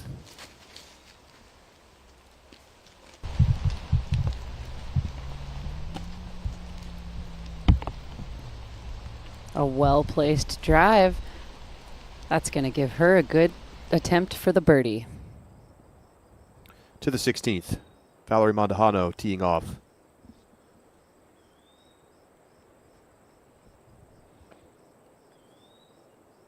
What a drive and what a kick for Bank Valerie shot. Mondahano under the basket. Yes.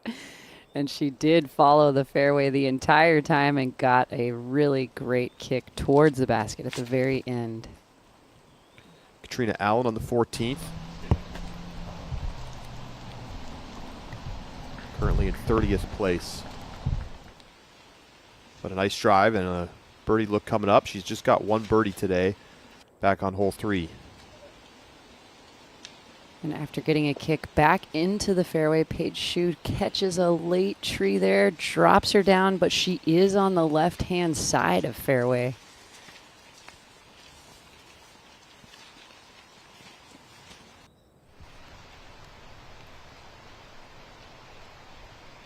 What?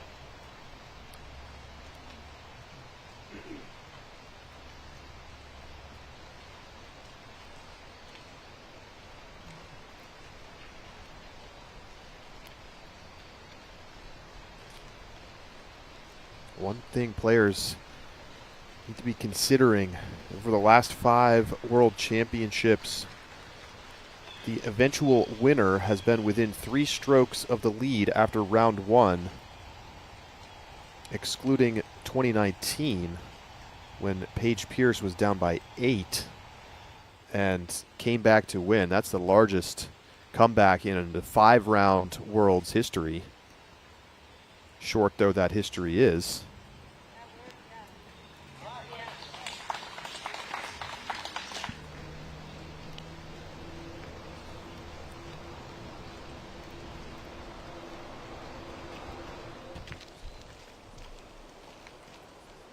Back to the 14th. Hannah Blomroos currently tied for 4th.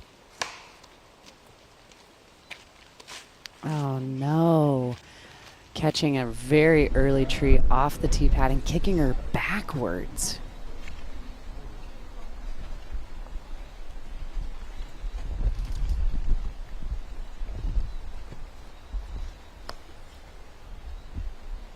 Tatar will have a birdie look from circle 2 up on the green.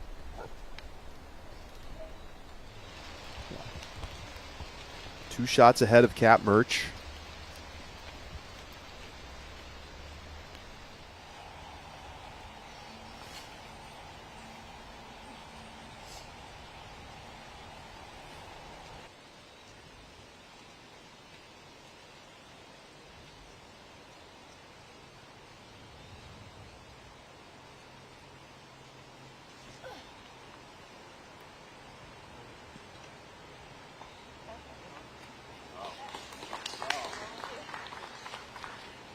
Some very tricky footing, but On weaves her way up through the trees. I think she's just outside of circle 2 there. She may have snuck just inside of that boundary.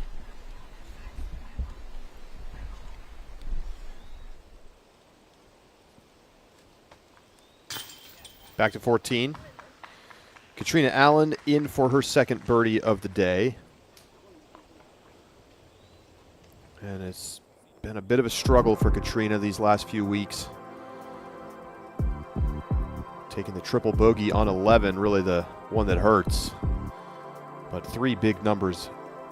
But she could really string together a few birdies, a par, a solid ending to this round could put her right back in it. Remember, it's just the first of 5 rounds. It is very important for all players to remember round 1 is not where this world championship gets won. You've got to keep your head up. You got to stay committed to what it is that you want and what your practice plan provided you. Paige Shu's third shot. Very tough gap. And she hits it. And advances way up the fairway. She is under the basket, Charlie. That little extra roll at the end just did it for her. That'll be a tap in. What a shot. Maybe the best of the day for Paige Shu. Perfect flex line. If you think about it, she had to beat the low ceiling, the very skinny width of the fairway, weaves with that Anheuser angle. I think that disc was pretty stable because it gave her that left to right under the basket.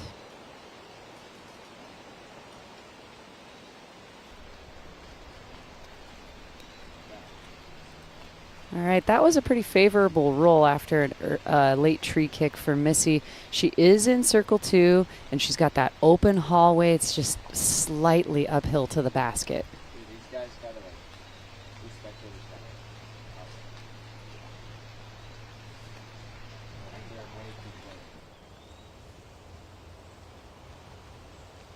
Back to 14, Holland Handley for birdie.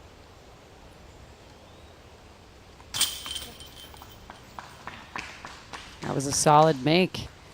Hole 14 providing on this card.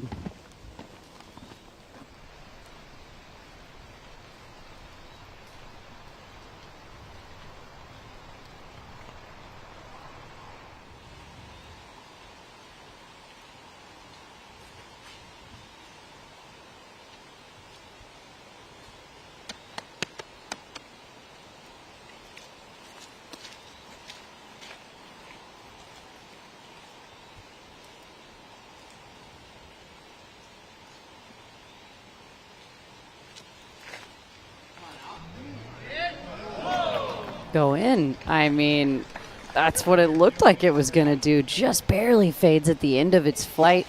She's at about 25 feet now, maybe just a little inside of 25 feet left over to the basket.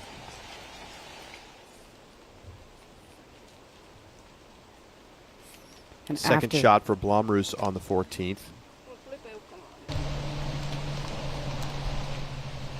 And after a horrible first tree kick, she's kind of playing army golf on this fairway.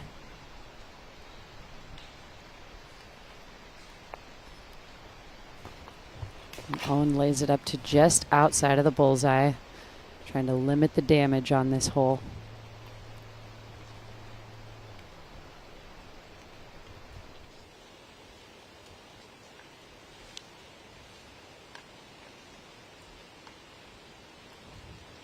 Tatar has a birdie look if she wants to try to run it.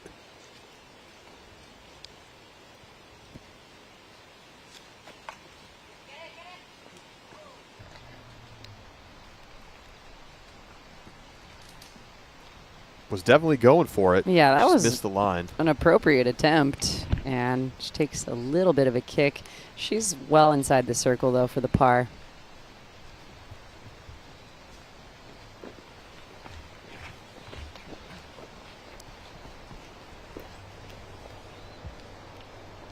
Not a lot of dangerous greens at Brewster Ridge. Definitely opportunities to be aggressive from circle 2.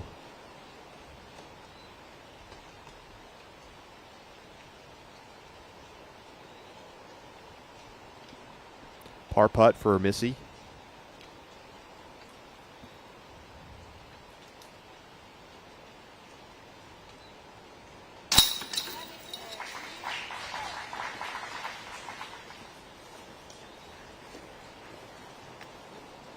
Gannon remains at 2 under, 4 shots back.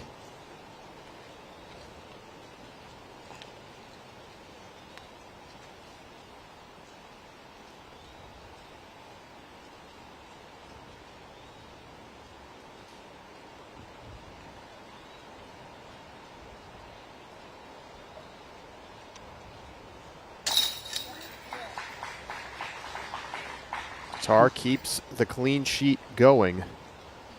Bogey free.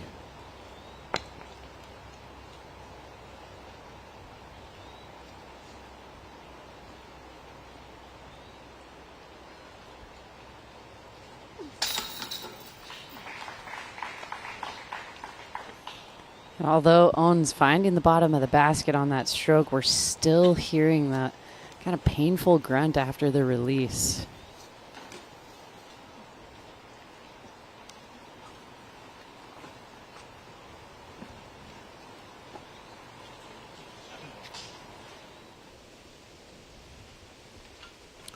To the 15th, Henna Blomroos just took a bogey on 14 to drop back to even par, and it's not getting any better on 15.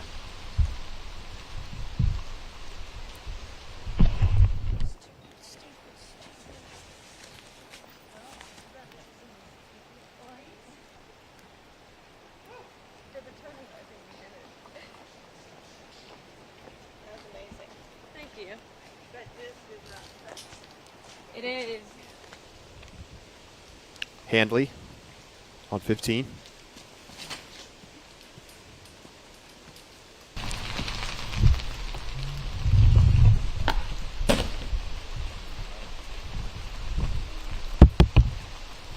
And that is a birdie look in the circle. That sponsor wall helped keep her safe. She's got an opportunity.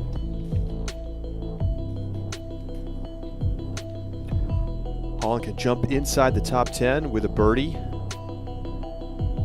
And it's starting to feel familiar. A lot of players close, and then Kristen separated.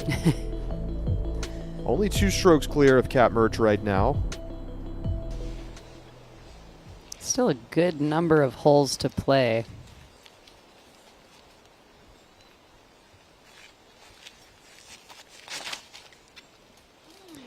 And hole 14 is one of our new tee pads, going to a different basket than the MPOs will play. It's the shorter and original basket. Although it's 275 feet, it is quite uphill.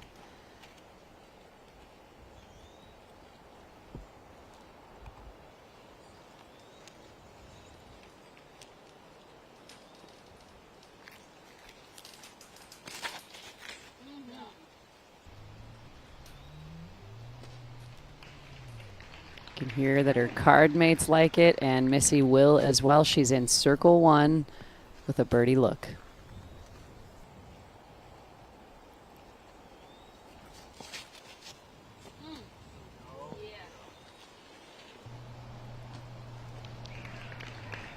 Very similar shot shape, almost marking Missy's disc, but rolls right around it, and she's also in circle one for the birdie attempt.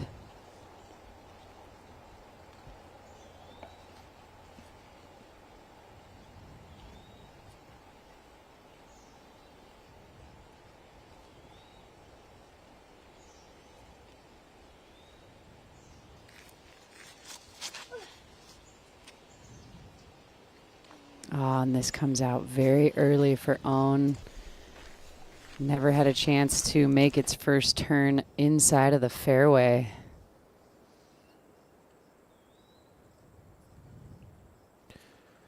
Tough day for Owen Scoggins.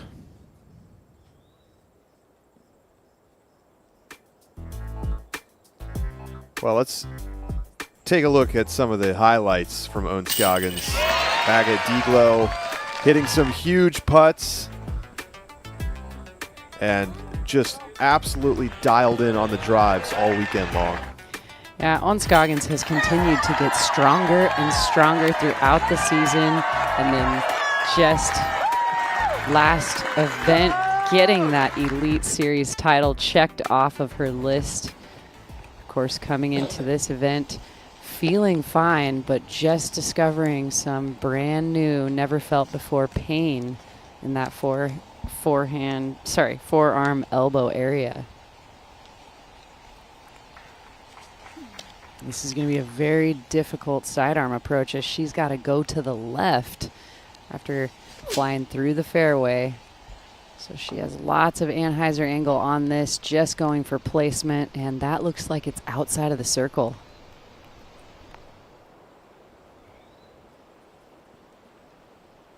Holland Hanley to birdie and get inside the top 10. Back to back. And that looked easy.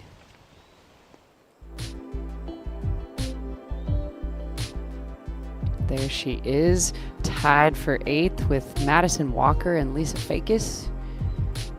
Got to stack up at 2 down and also 1. Or excuse me, 3.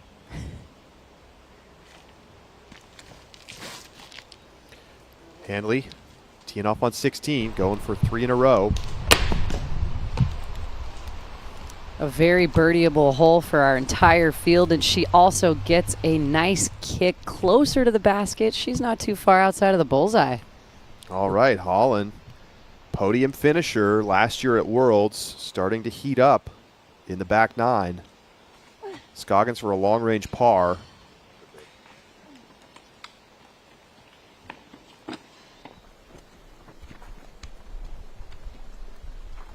It's not there. It's going to be another bogey for Scoggins. She's going to drop to 4 over.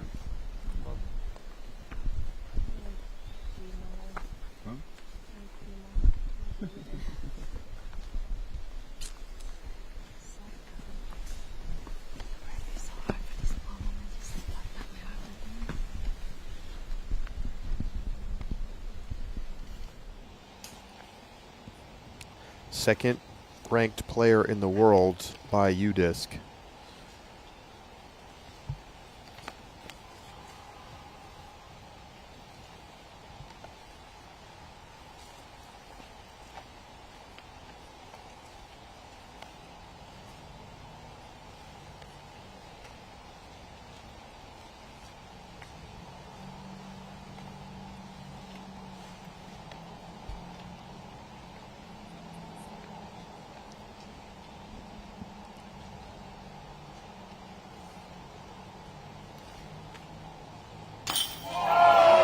From you bet. Circle 2 birdie again for Kristen. A small fist pump, but that was a very clutch putt, bringing out some energy and some smiles late in the round. It's been a lot of weather, a lot of things to handle today. Let's take another look. Has to get it around the tree, dropping it in on Heiser, and it shows you the versatility of her game, because normally she putts very direct at the chains, but has to navigate the tree and continues to add to her lead.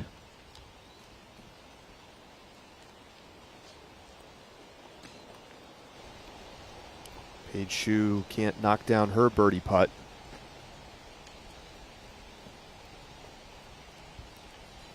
And now Missy Gannon from very similar territory.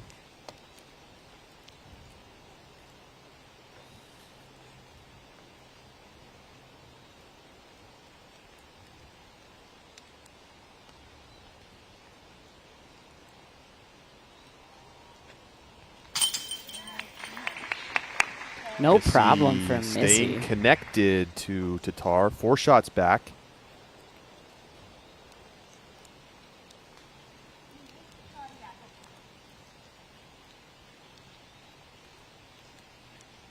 Cat Merch is 4 under today, unofficially rated 1,000. Tatar sitting at 7 under. Could be a special round again from Tatar.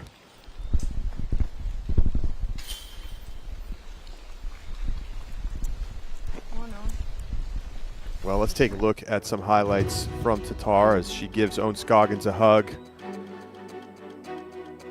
Tatar still bogey free. But she hasn't had to do a lot of scrambling, Zoe. Yeah, I was just going to say, she's been getting it done. The very first job you've got to check off is getting off the tee clean. She started her entire tournament that way, and she's been able to do that very nicely. But check this out. A couple of circle 2 makes. Very solid putting inside of the circle. That's just what Kristen has been doing all season, and she brings that same consistency, that same solid play into this first round of the World Championships. And right before we checked out those highlights, we see those two embrace. Scoggins just so frustrated.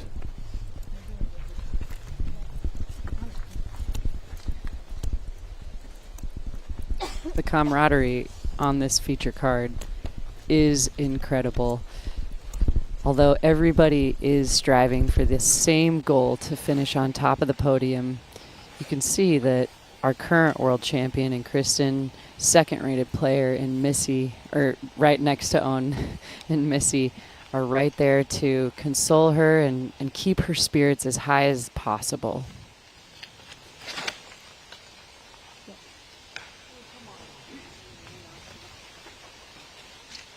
A green flag for Tatar as the OB is right there on the left-hand side. It's teeing off of OB and getting inbounds. Although this is a new tee pad for the FPO division this year, it kind of takes that island feel out of play. Got to cover about 60 feet to get inbounds and keep it in the fairway. Going left would be OB.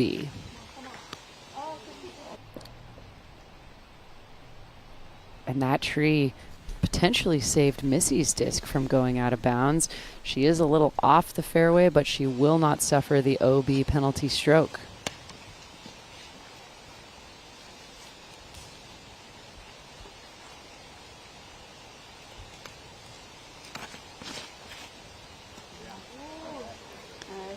And I like the shape of this. Although this new tee pad does take that island feel out, it makes it an attackable tee shot for the FPO division, whereas that has never really been much of an option in previous years. We're going to see players get a lot more aggressive off the tee here.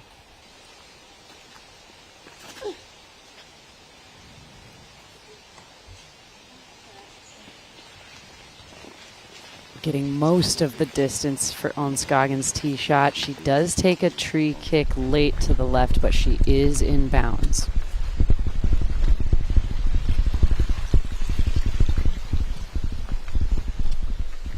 You have to wonder if she's thinking about withdrawing from the tournament.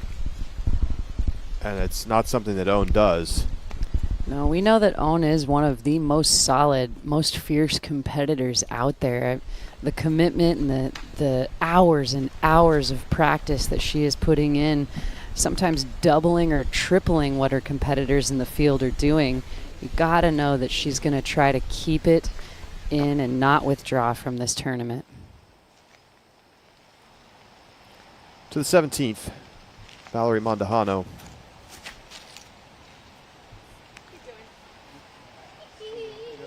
And she gets that late flip all the way up around the corner. She's got a clear view to approach the basket.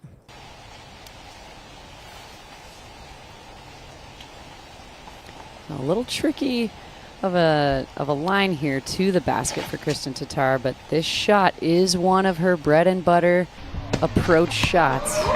And look at that, right into the bullseye, Charlie.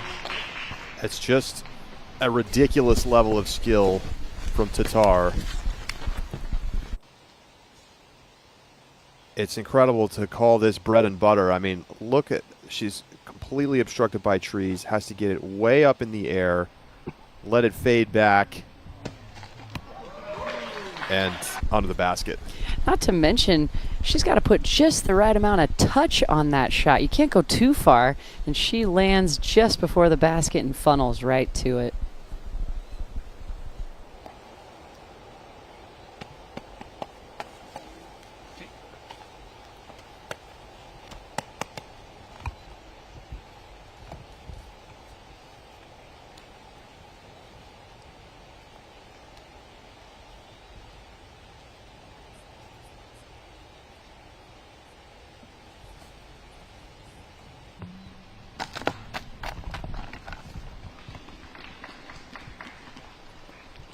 Missy into the circle.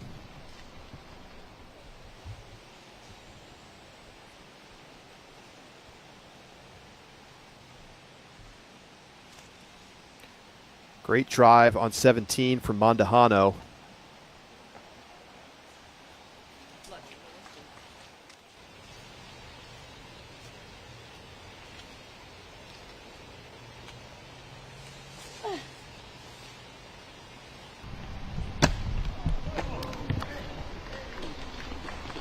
Scoggins up onto the green, continuing to grind it out.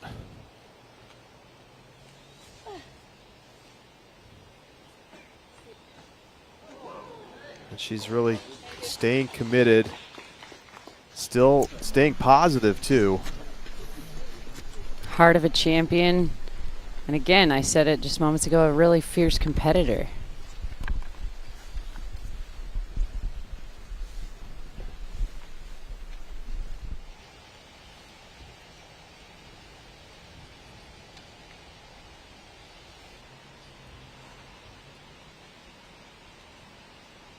Birdie look for Shu.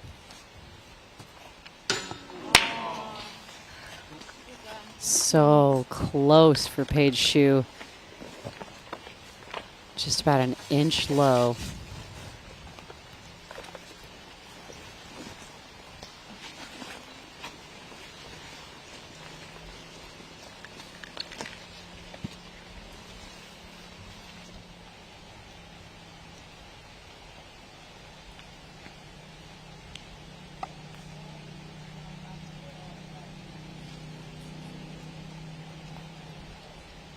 So Scoggins will be first on the par putts.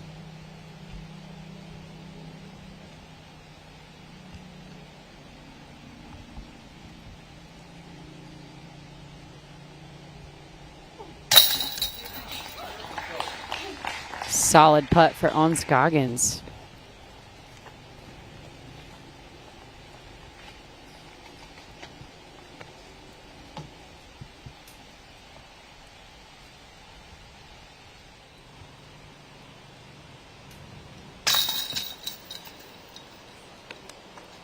Gannon splashes out the short par putt, and that is a painful mistake.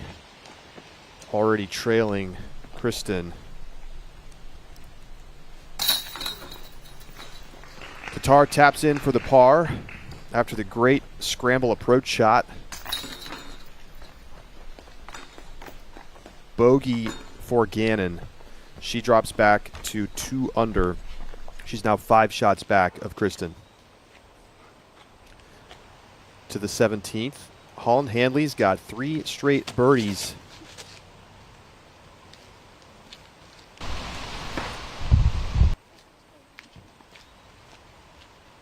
We heard a late tree hit. It was going well up the fairway, but just starting to finish a little bit early. Mondahano has a birdie putt after 2 great shots. And she's in for the birdie. And this is that low to the ground basket that we were talking about earlier. It certainly provides the danger as the OB is inside of the circle deep. So Mandujano, after taking 3 over par strokes on 12 and 13, has climbed back up into second place. 3 shots back of Tatar. Tatar has now shot 28,000 plus rated rounds since last year's Worlds. Wow. Just in 1 year's time. That is an incredible stat.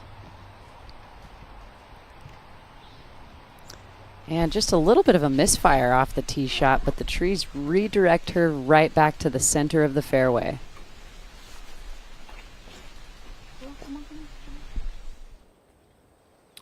To 18. Mandujano. Our new finishing hole at Brewster Ridge. And Valerie's drive is in circle 2 with an open look for the birdie.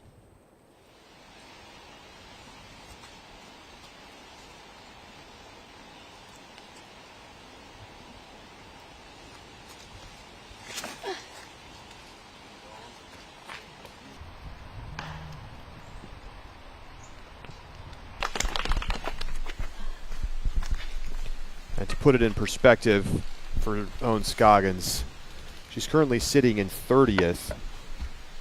This is one of the worst spots she's ever been in an Elite Series or a major. Her previous worst finish after a round was 31st after round 1 of the 2022 Las Vegas Challenge. And check out the ground action Gannon is getting from that low release drive. It still was thrown hard enough and had a lot of spin on it. Take another look at this because it advances her up the fairway and she may even have an attempt.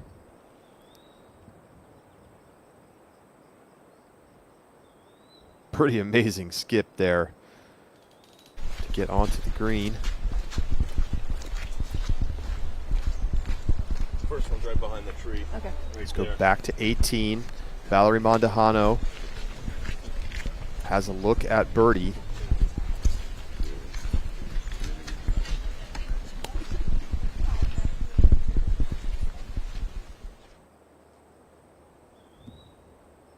To make it 3 straight birdies to close out the round. Gets it to go. Oh, yes. Closing with a turkey and a 5 down on the round. Excellent finish for Mandujano. Second circle 2 make of the day, that one from 49 feet. And she claws all the way back up to 5 under, 2 shots back of our leader. Solo second place with that finishing putt for the moment. So well set up for day 2 at Fox Run. And remember my closing keys. Valerie's going to want to take all of that momentum from the turkey and that circle 2 make into Fox Run tomorrow.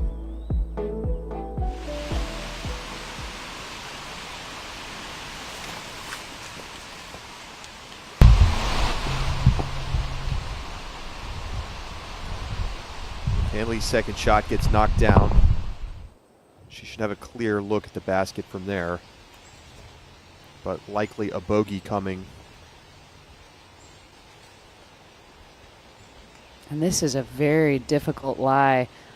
Only a couple of feet there in that biggest gap in front of Paige Shue.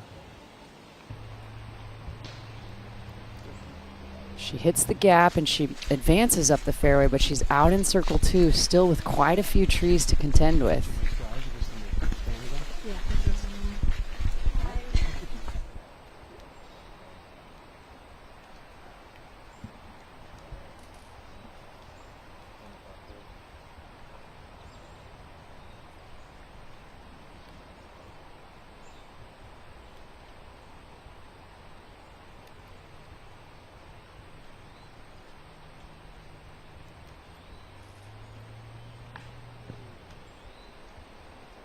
Just a jump putt layup bid for Kristen, and she'll still have just a little bit of work to do. Definitely going to have a tester to save the par. and remain bogey-free.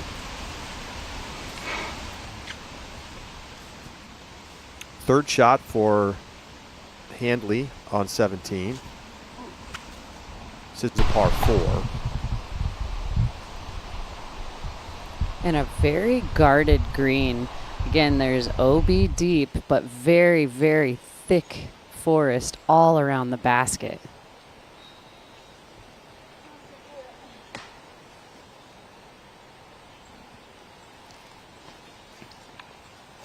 Another tree hit taking Own down early in her flight line to approach the basket. She'll have a considerable putt at circle's edge to close the deal on this hole.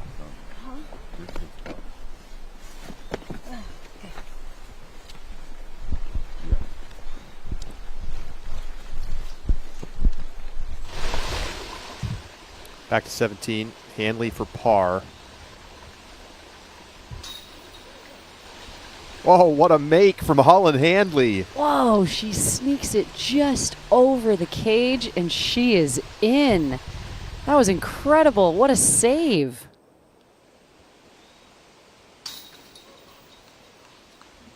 Through the trees, keeps it low enough, and puts it in for a huge par save. Digging deep and making it count when it's important. She saved a clutch par there.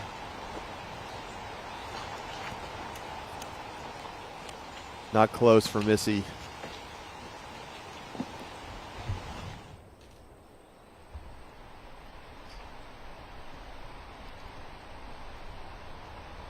Kristen to save the par.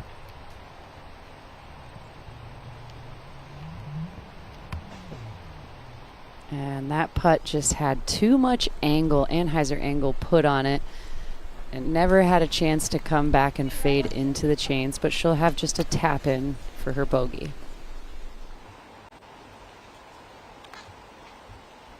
So that will be the first bogey of the day for Tatar, and it means that she will be now within a stroke of Valerie Mondahano.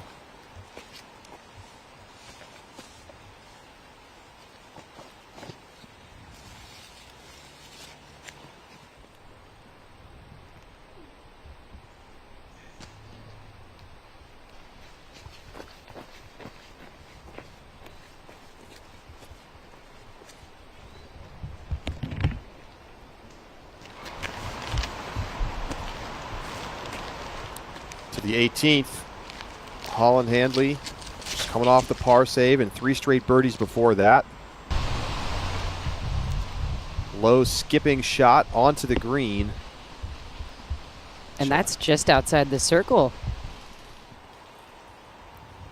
There's an opportunity. Oh no, you never like to see that. That putt could have stayed in just as easily as we saw it splash out.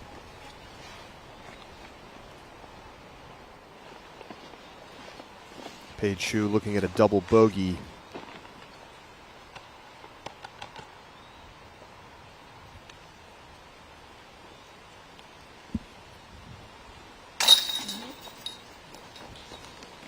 Gannon taps in the par.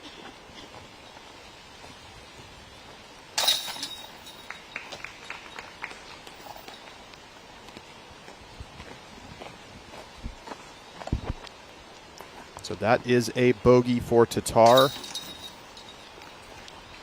Scoggins takes the bogey as well. Tatar's lead now just 1 stroke ahead of Valerie Mondahano. And that was helped in part by this. After birdies on 16 and 17,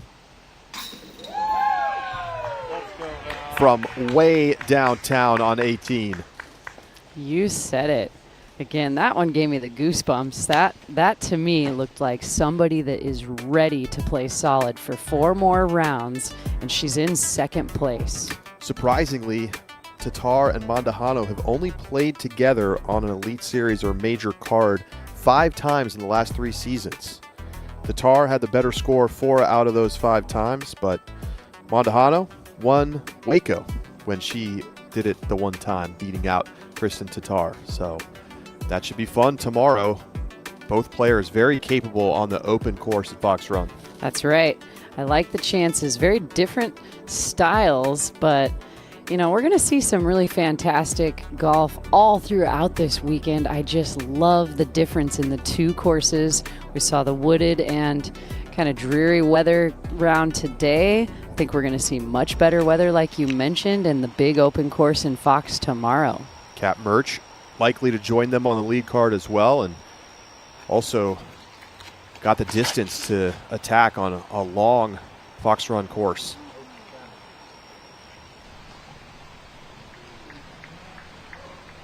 Great shot, great distance, and excellent placement for Missy Gannon. She is in awesome position to attack the green for her birdie. Yeah, any extra past the corner makes it easier to get the birdie. Oh, and this one may have been a little bit overpowered. It turned over. They had to call for the VIP spectators, but she actually got so far that she's in kind of that alternative right side fairway. You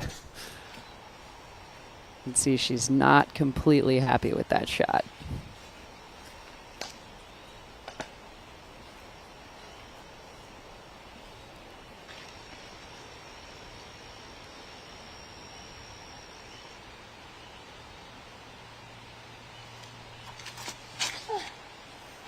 No.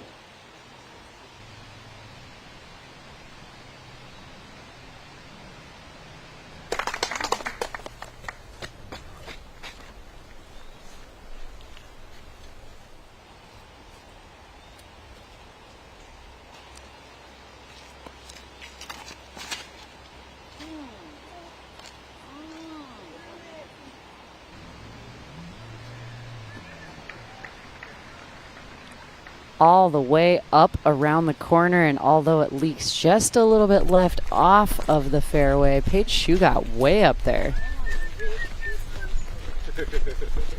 Well, Kristen overpowering her drive slightly.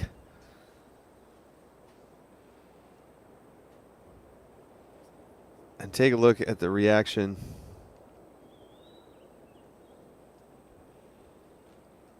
Calls out the 4 as it's buzzing into the gallery.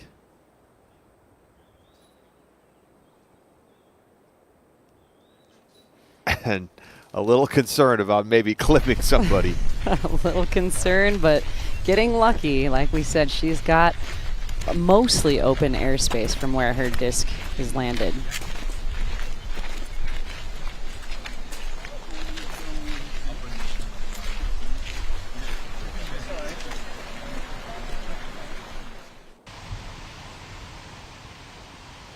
Up ahead on our new 18th green with an elevated basket. This is Holland Hanley's birdie attempt.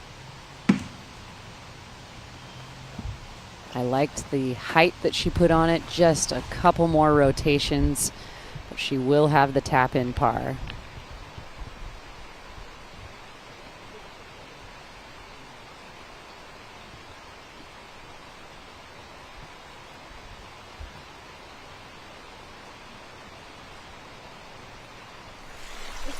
My mini over here because I cannot put in the water. Yeah, I can put like this. What do you think? Or do I have to like? There's no way I can put the mini and it's still gonna stick. Oh, I see.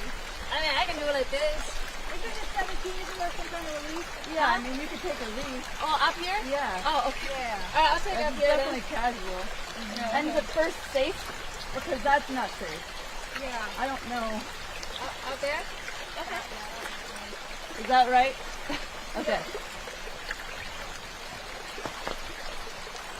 Well, it's kind of a tricky relief decision because This is safe enough? you could argue she needs to take it from the slope, and it doesn't look clearly marked. But it sounds like Missy Gannon saying that it's not safe to take it from the hill, so she'll go back to the top of the hill. And that was really helpful advice from her competitor in Missy Gannon, because that wasn't a very safe lie. always want to be super careful to check in with your card mates and mark the spot where you want to take it from, and then proceed to throw the shot. Owen does that nicely back into the fairway.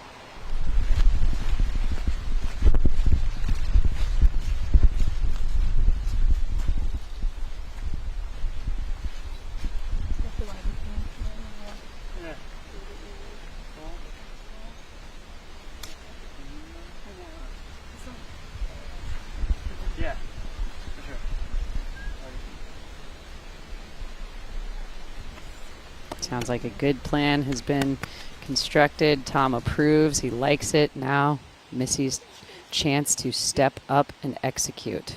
From the corner up into the guardian tree on the left of the green, entry to the green, it's about 210 feet. So just an approach up into the green. And Missy is even past that corner mark that I'm talking about. So sub 200 foot shot here. And it looks like she's just at circle's edge with a clear view of the basket.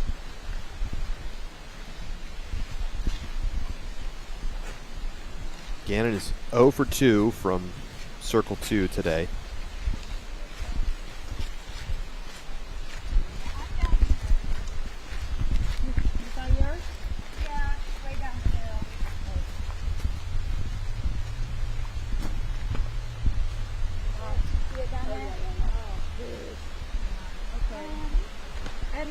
It's okay to stand down there. I think so, yeah. I just be careful and walk over. I wonder which side is better. Okay, thank you. And again for Paige Shue's drive, although it was way up the fairway, farthest of the bunch, or I guess we still have to go to Kristen's lie, it's trickled off left into a very dangerous position. So she calls card mates over to talk about proper footing, what's going to be a legal stance.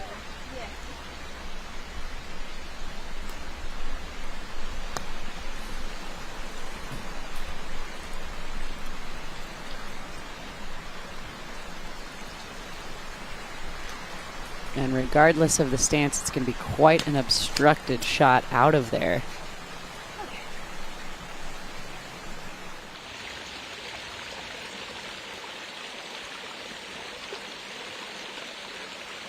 180 feet to the pin for Shue.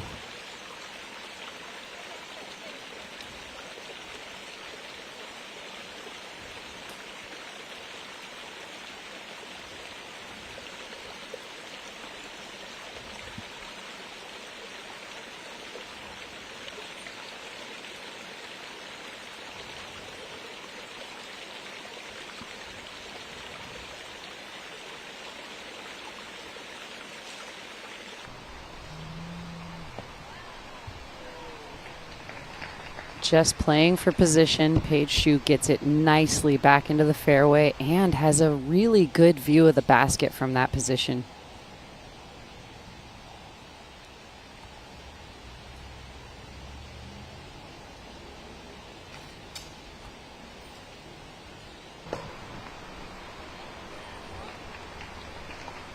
And Kristen going for position and gets it close enough for the birdie attempt. She's inside of circle one.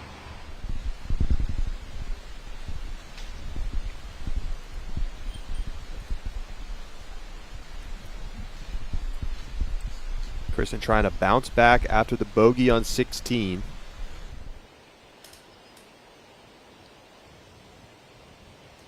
And remember, you want to be just short of this basket on any approach. Just 18 feet deep of the basket is a small fence that signifies out of bounds. Beautiful shot from Owen.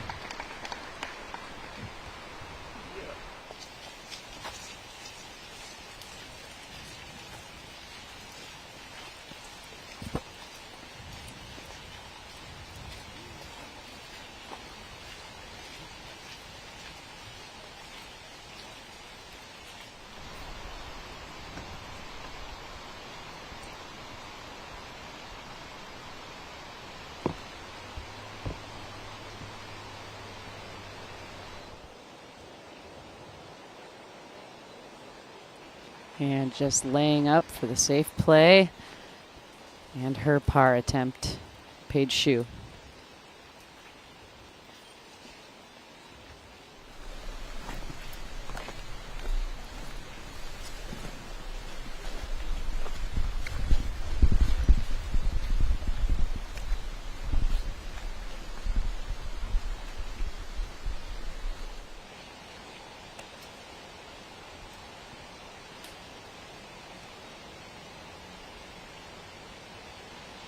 Gannon for birdie to get to 3 down, tied for 4th with Stacey Rawnsley.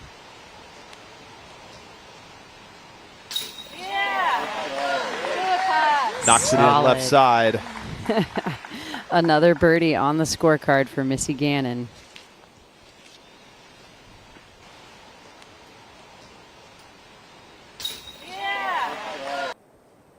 Just right enough.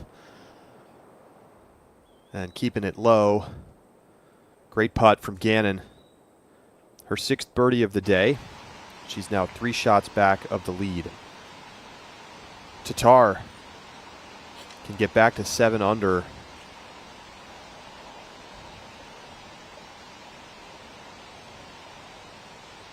She's a great putter, even from a wide straddle.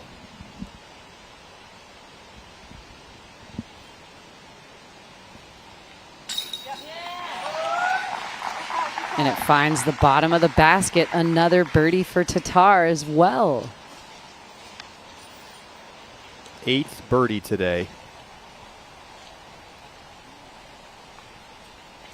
That matches Valerie Mondahano. Kat Murch actually had 9 birdies today, but 3 bogeys and a double.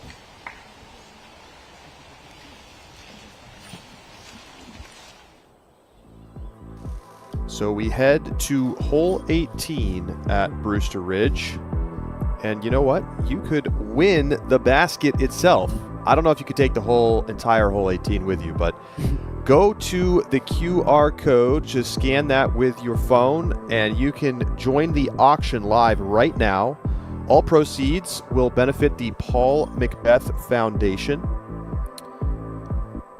And not only is that a very cool auction item to win, but what's more incredible is you taking part in the support of the Paul Macbeth Foundation. Remember, they are finding areas in the United States and all over the world of underserved areas that could certainly use some outdoor activity, low impact, easy to get into, and that is disc golf.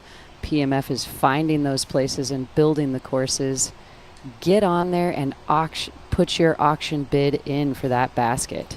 The auction goes live this afternoon at 3 p.m. Eastern and runs through Sunday evening. Again, you can go to paulmacbethfoundation.org/auction to bid.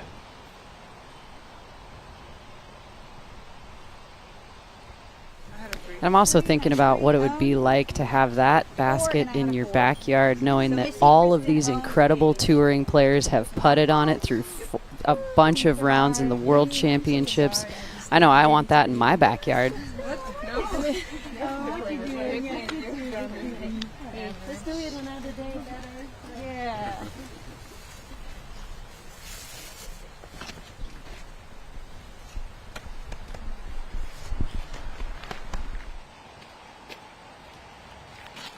Fantastic spirit on the card from all 4 players.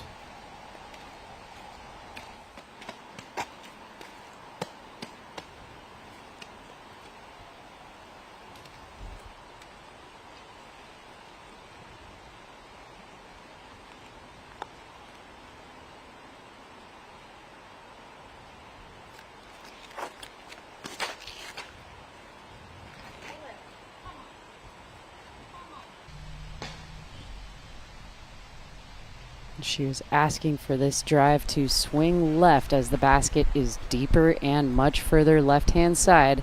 She hits cut down close to the end of the flight line, but she's out in circle 2. And this is much wider from Kristen, but a much more overstable disc and a huge skip to get her inside of the circle. Looking like another birdie attempt for Kristen. Huh? Yeah, I got a double on the hole. Oh, I'm sorry.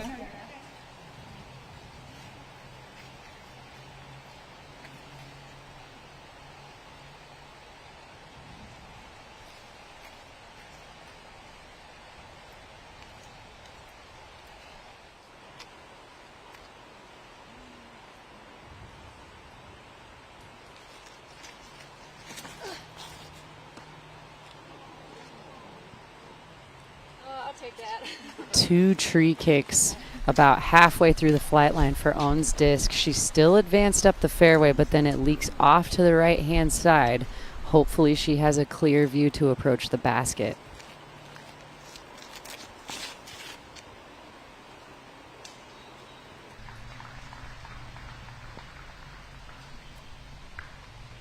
Paige Shue a little early, and it's going to be well short of the green.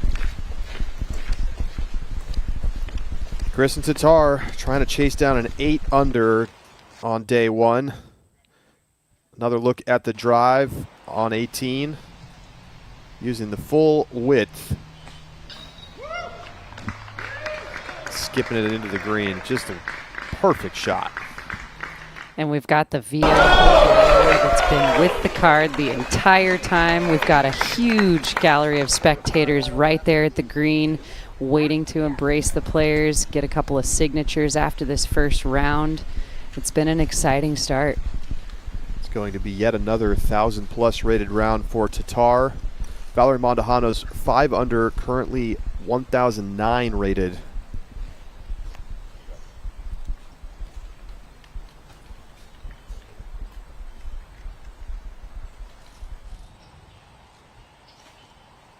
All right, keep the eye on.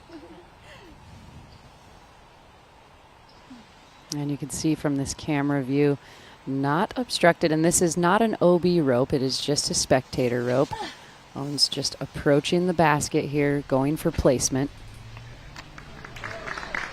And a beautiful shot and skip into just outside of the bullseye for her par attempt.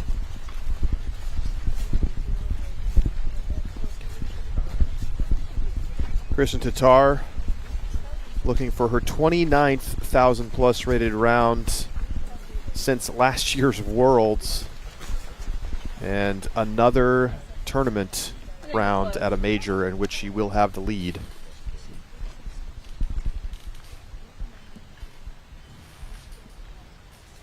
It will be her 14th straight lead after a major round, dating back to last year's Worlds.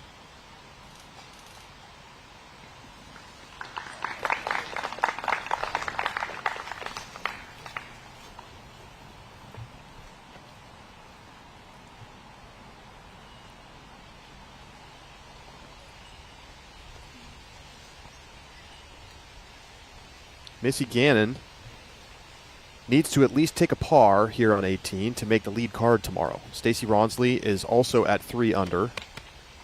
Missy has the lower PDGA number, so would get the tie break.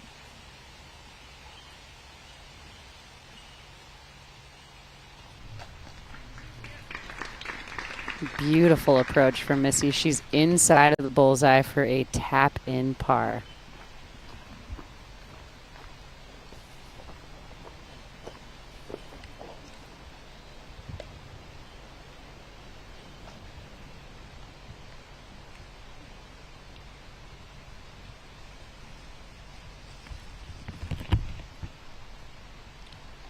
So Tatar will step up to yet another birdie putt.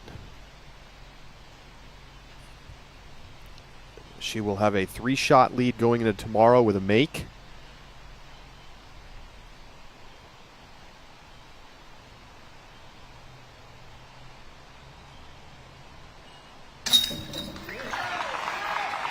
Just a phenomenal day on the putting green from Kristen Tatar. 91% C1X, 67% Circle 2.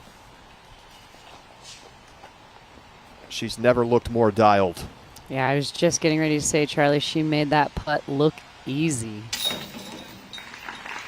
Paige Shue in for the par.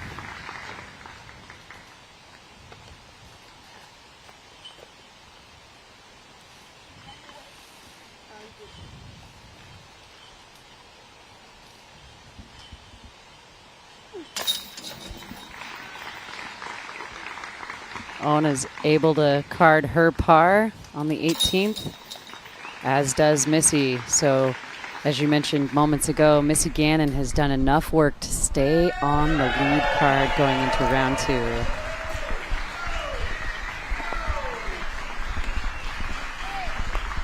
Fantastic round from Kristen Tatar, and she takes a 3-shot lead into Fox Run round 2 tomorrow. And if you want to watch it all, round 2 on the Disc Golf Network and beyond here at the World Championships, make sure you subscribe to the Disc Golf Network. Go to discgolfnetwork.com or scan the QR code to become a subscriber. Get 50% off if you're a PDGA member. And you also get access free to rounds 4 and 5 if you're a PDGA member. So take advantage of that. As we welcome you back inside our broadcast booth here at Fox Run, Charlie Eisenhood, Zoe Andyke. And look, Kristen Tatar, she has been unstoppable this season. And even though she wasn't absolutely perfect today, I don't think we've ever seen her putting better than she did today. And she takes a sizable 3-shot lead after round 1. To have a 3-stroke lead going into just the second round of the World Championships is the padding that is, well, more than comfortable. Fox Run is going to serve up different kinds of challenges. We've got more open air, more OB lines, but Kristen is looking like she is in fine fashion. Nothing has really shaken her, even though she talked about a little bit of a pain level, 5 out of 10 on previous injuries that have been existing. Doesn't look to me like anything is shaking her from what she wants. Well, we'll talk more about Kristen and the rest of tomorrow's lead card in the OTB After Show coming right up.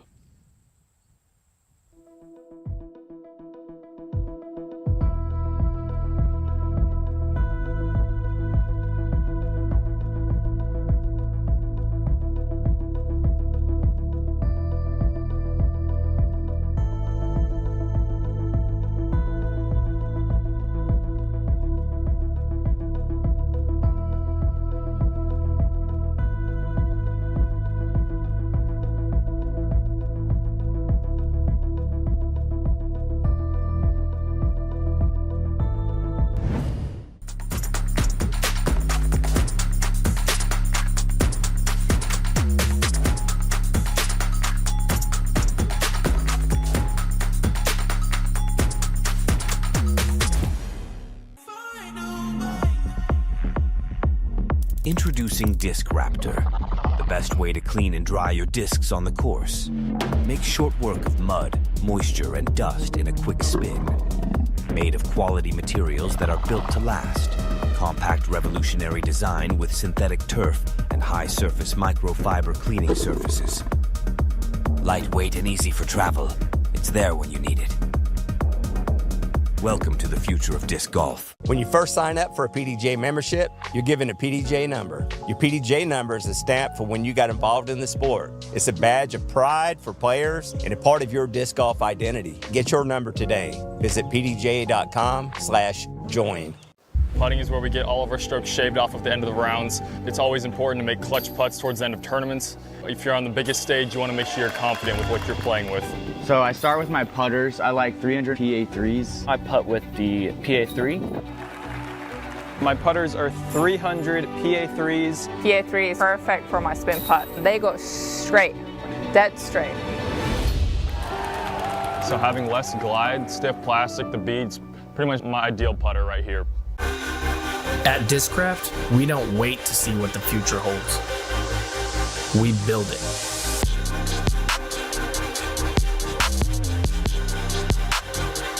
The future is in your hands.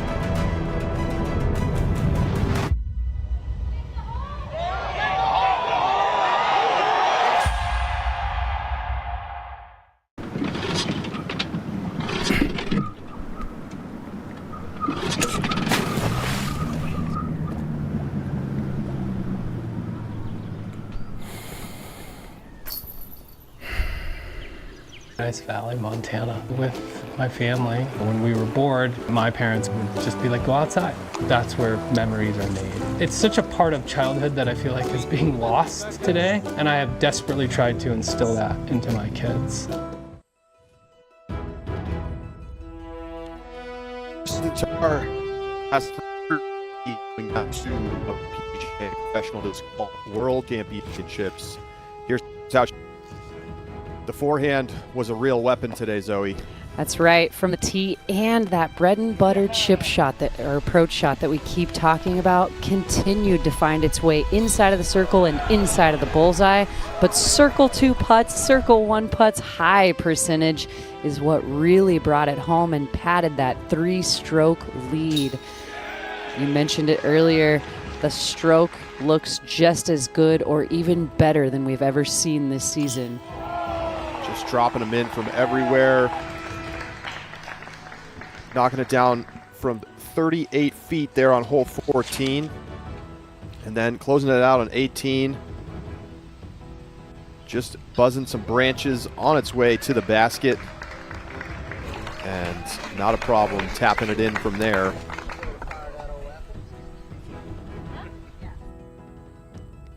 We had every type of condition today. We had low wind, wind kick up, sunshine, but a ton of rain. And all of these players were tough through the adverse conditions. The leaderboard shaking out in Kristen's favor going into round 2. Brian Earhart is just off of hole 18, standing by with your leader, Kristen Tatar. Brian, take it away. Round 1 of the World Championships is complete, and your leader by 3 strokes now, Kristen Tatar. Kristen, 8 under in some chaotic weather conditions. Missy Gannon was quoted saying, "It felt like an eternity out there." How did you feel about it? Felt miserable at times. I mean, when we were on the par 5, it felt like somebody had like a bucket full of water and was just pouring it on us. It's probably the heaviest rain I've ever played in.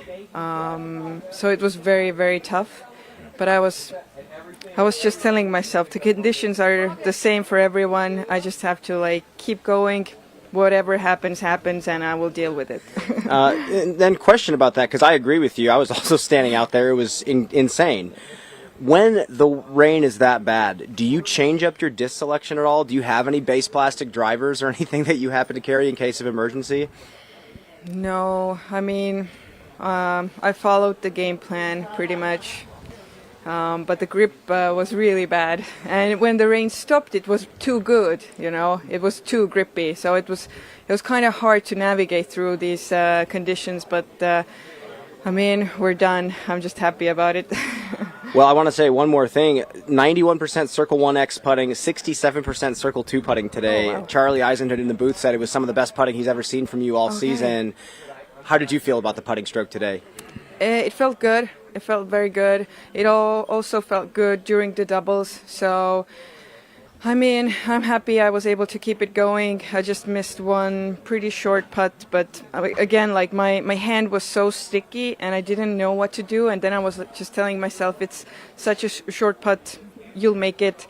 But then I just missed it on the right-hand side. But then I used the birdie bag a little bit more and it helped me. Well, fantastic. Kristen, we're going to Fox Run tomorrow. Good luck. Thank you. Bye-bye. Okay. Well, if you want to hear more from players, make sure you tune into Tournament Central following this round and before the MPO round this afternoon. And you'll hear from lots of other players, and it all comes your way with a DGN subscription. Well, Kristen Tatar talking about how much rain. I mean, we could see it kind of. I don't feel like I realized just how rainy it was, even when we saw it was just pouring, saying that it was the most rain she's ever played through. Yeah, it was really coming down. She said literally like taking a bucket and just dumping it over the card. That's a lot of rain, a lot of water coming out of the sky, but she's coming out on top after round 1. Yeah, and really managed that portion of the course well, starting around hole 8. More pars for her there than birdies, but only ends up taking the 1 bogey. And I mean, I feel like we do this every time at the majors. We look for, is there a weakness? And we just haven't seen it from Kristen. That's right. Even when it was seemingly a little bit tough with the grip, she still dug deep. And I love how in that interview she talked about her positive self-affirmations. You can make this putt. That is what it takes. That is how a champion thinks. And somebody that wants to persevere through these rough conditions, you've got to have all the positivity going right here between the ears. Well, Valerie Mondahano, Kat Murch, and Missy Gannon will join Kristen on the lead card tomorrow at Fox Run. Feels like we're in for a very entertaining round, Zoe, because all of those players have the skill set to really excel at Fox Run, just as they did today at Brewster. That's right. It's going to be fun, and it's going to be about who keeps it inside of the ropes and makes their putts. Yeah, so it's one of the longer courses on tour when you think about it from a distance required to get into Circle 2. So a very, very different feel than today, where a lot of players are going to have access to the green with a clean shot. So let's get over to our OTB shot of the day. What do you think it's going to be?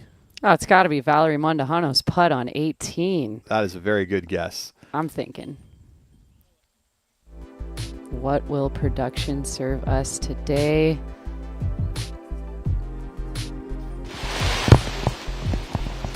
Oh, this was a great one as well. Haley King in the pouring rain on hole 10, making it look like a perfect sunny day. You got to give it to her. That was such a fantastic tee shot. Look at that water coming down. You can't even see her on the tee, just the disc appearing from the mist, 400-foot drive right to the basket. She probably couldn't even see the basket that easily, but the disc was put on the right trajectory and landed for her birdie. Well, coverage continues for the FPO tomorrow morning, 9 a.m. Eastern. But make sure you set your clocks for this afternoon. 2:30 p.m. Tournament Central begins for the MPO round, live on the Disc Golf Network, and today during round 1 on YouTube as well. And if you can't catch the action live, check out Jomez Pro all week long. The World Championships are underway. Kristen Tatar has a 3-shot lead.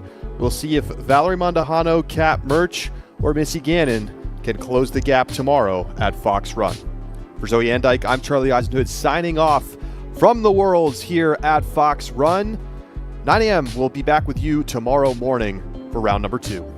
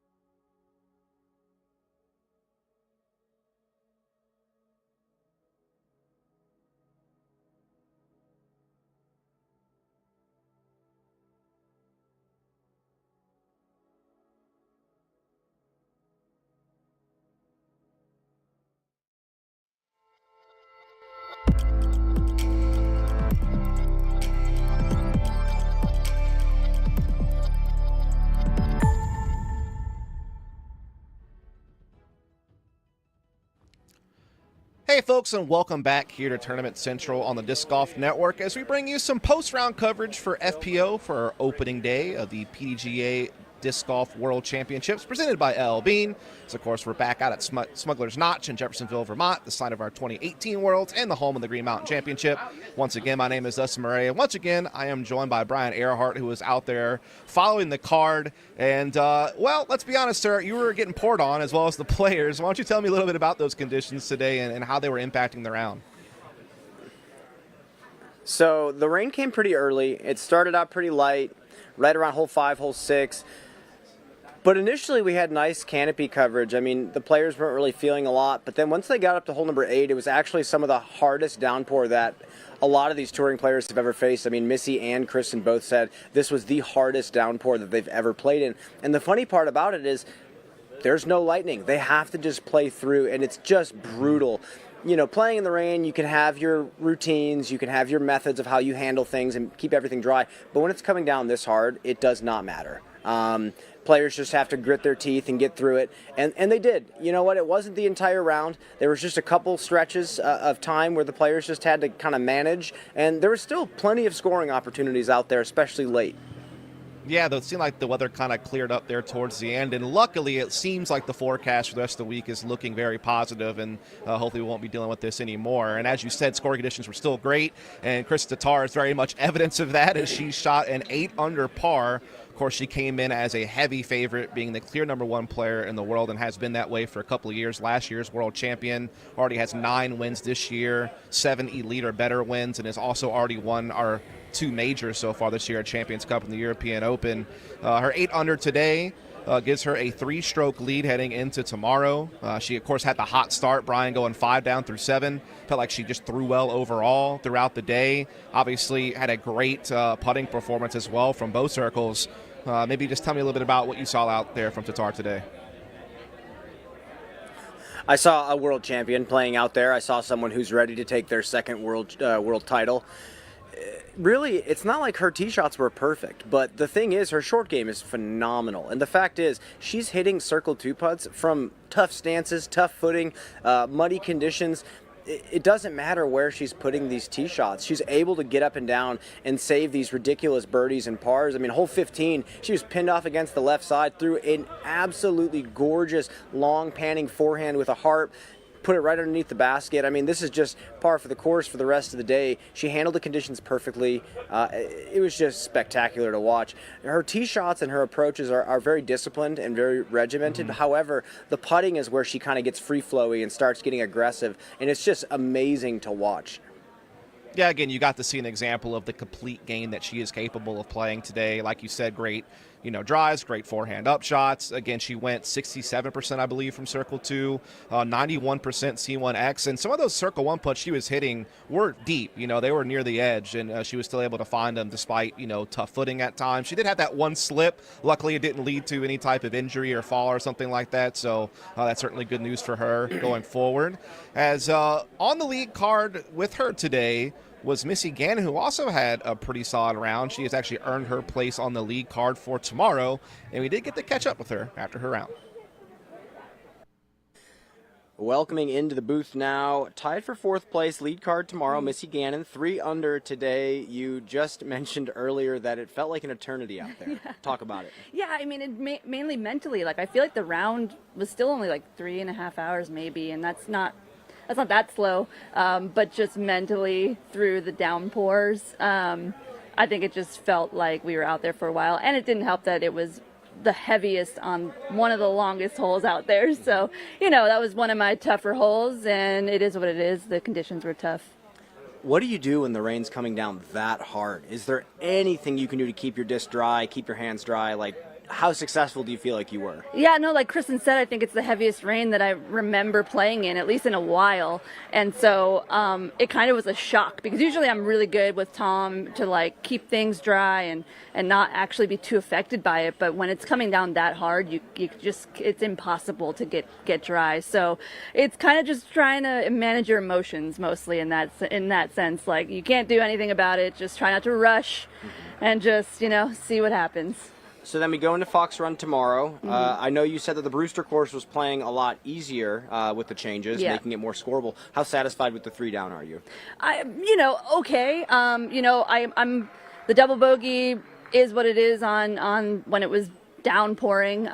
But having a couple of errant shots here and there. I know it's not my best, but given the conditions, I'm happy where I'm at now, and there's 4 more rounds, so plenty of time. Fantastic, Missy. Well, thank you so much. We'll see you tomorrow. Thank you. Yeah, pretty solid round today from Missy Gannon. Of course, she entered this event ranked 3rd in the world, recently becoming a back-to-back Ledgestone champion, has 6 other podium finishes this season, rarely outside the top 10. And today she had a hot start going 3 down through 4, but as she noted, when the rain came down on hole 8, it gave her some problems. And outside of that, though, Brian, it seemed to me like she was playing some pretty clean golf, maybe just left a couple of key putts out there. Yeah, I think really what it was is just a few tee shots that didn't quite put her into position for comfortable approaches or comfortable putts. I mean, it's just what happens out there when the conditions get really wet and muddy. Sometimes you just can't find your grip, and I think the number she put in today, 3 down, is fantastic. I think it's a great score. As you can see, everybody but Kristen was shooting right around that territory that's towards the top. So I think Missy's right where she needs to be. I think tomorrow at Fox, the weather's going to be a little bit better. The wind is still going to be down 5-10 miles an hour, so it's going to be time for her to strike, and I think a lot of players are going to go low, including Missy. Indeed. Now, one unfortunate story we kind of have to talk about is that of Owen Scoggins. I mean, she came into the event red hot, ranked 2nd in the world, 3rd in the point standings. She had just won her first tour event, the Mid-America Open, not too long ago. Immediately afterwards, she follows it up by winning Deglow, her first elite event, and it seemed like momentum was really carrying her into these Worlds, if we're being honest. I mean, she has placed 1st or 2nd her last 4 tournaments in a row, and I think there were big expectations for her to be able to come out today and put together a big round. But as you can see on this footage, and really something that we saw throughout the day, is that she is clearly dealing with some type of injury that is throwing off everything. It's throwing off her lines, it's throwing off her putting, and it has been something that honestly has been really concerning to watch, and you kind of wonder if she's going to be able to make it through the rest of this tournament, Brian. I'm not sure. Just knowing Owen, she's a warrior. I didn't hear any chatter about her dropping out of the tournament just yet, but what I noticed later in the round was just dead arm. I mean, a lot of players on the tour have felt it before, but I have not seen it this bad in a while. I mean, it's, of course, the way that she likes to play the game, those hard chop sidearms. It's tough when you're having that kind of pain in your elbow, because you rely on that elbow a lot to shape that line. I'm hoping the best for her, but again, we'll see what happens. She might just out of pride try to finish the tournament up, but I didn't hear any chatter, so to speak, about her dropping the tournament at all. I certainly wish Owen the best no matter what, and hope that she can get something going, because we know how fantastic of a player that she is. And again, just can only really wish her the best at this point. But we are going to take a short break. When we come back, though, we're going to hear from some more of our lead card participants for tomorrow, one of those being Valerie Mandahano. So stay tuned. We'll be right back.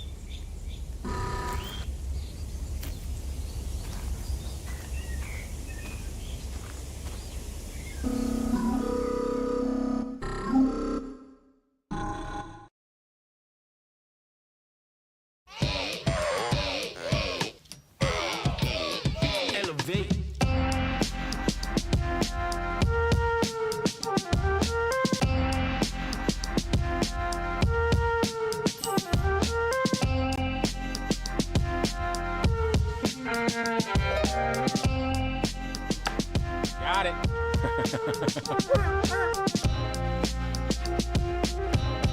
Elevation for your mind. All right, we're here with Valerie Mandahano. Congratulations on a solid first round. How are you feeling? How's that first round treating you? What are your thoughts wrapping up that first round? I really enjoyed my card mates, I will say. We all had a ball, even though it was pouring rain on us. I was really happy with my round just because I feel like I didn't play timid. In the 2 holes that I did, I went bogey double, and I think that taught me right there to not play timid with my game. Are there any parallels that you're drawing between, this property and like perhaps Idlewild, that kind of thing? Like, is there anything here that you're really trying to connect the dots on and kind of reflect on for your remaining rounds? Yeah, I think it's the same goals that I had at Idlewild. It was not to be afraid to play well, like try to play as best as I can and just trying to connect with my game again.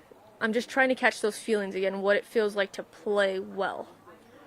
Gotcha. So moving into tomorrow, playing well, obviously that's the goal. Is there any like specific part of the course that you think you're going to really try to attack and maybe get a little extra aggressive on, or anything like that as far as strategy?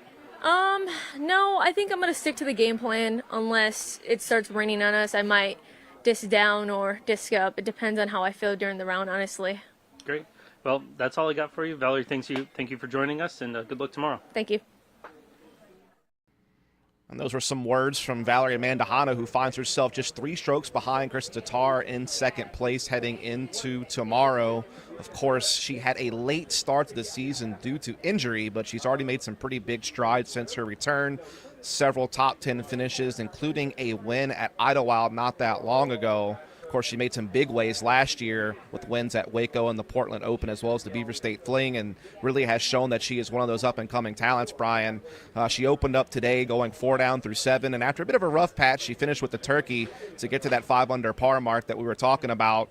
Just what are your expectations for Valley tomorrow going into Fox Run and just throughout the tournament in general?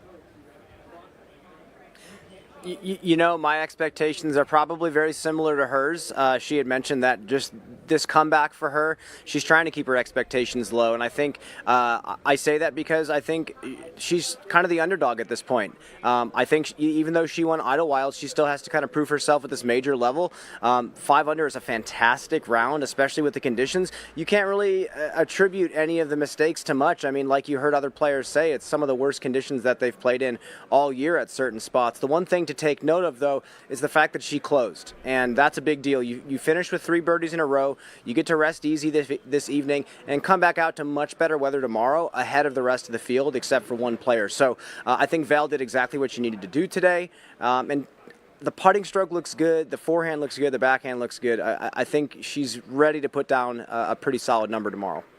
Yeah, she did great from C1X today and also was 50% from Circle 2. So, as you said, definitely getting some good play from all areas of the game. Now, Kat Mersch will be joining Valerie and Chris Tatar on the lead card. She is in solo third, shooting 4 under par. Of course, she was our Jonesboro champion earlier this year, as well as winning the Cascade Challenge. We've also seen her find the podium at Champions Cup earlier this year, the first major, as well as just very recently at D-Glow. So, I mean, she's been pretty consistent throughout the year.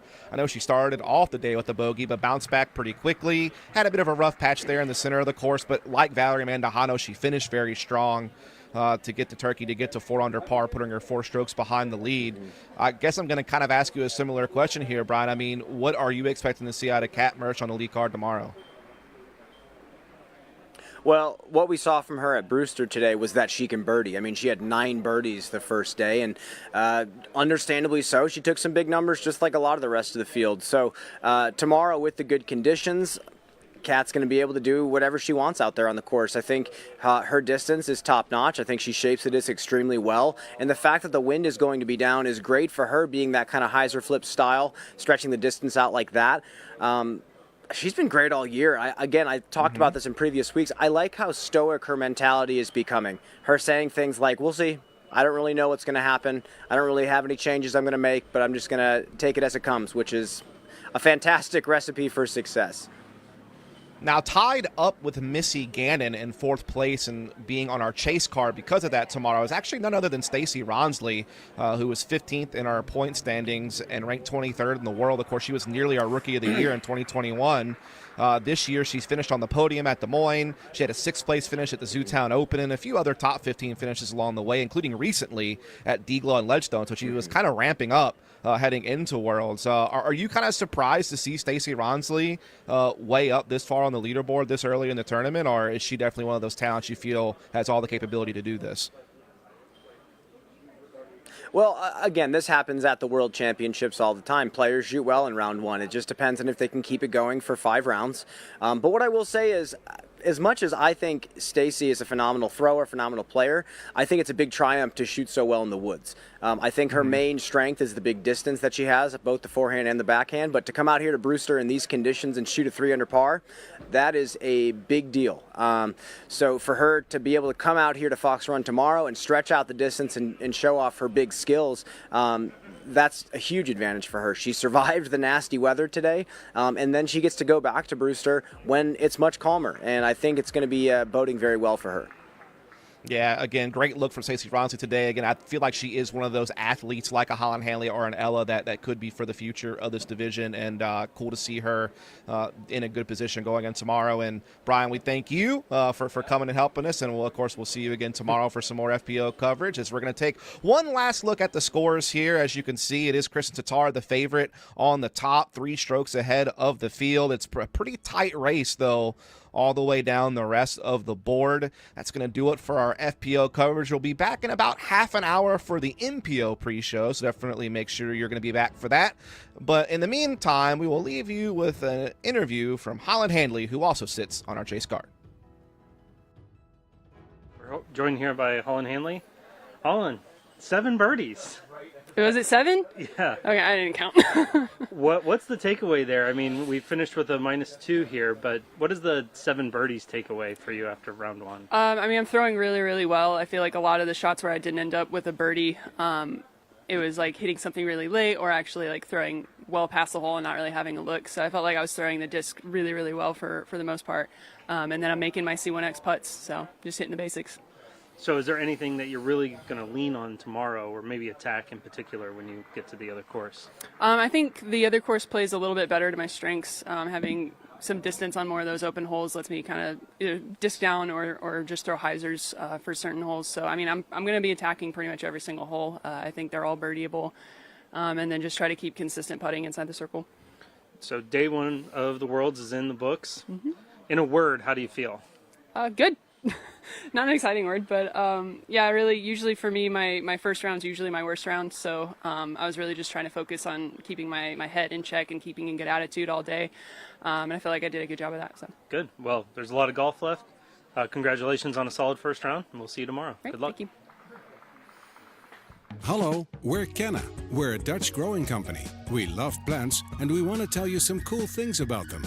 Just like humans, plants can communicate. They can sense when another plant is close. Plants look out for each other too.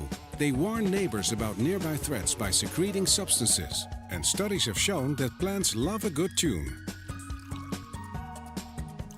We love and understand plants. Let our passion excite you too.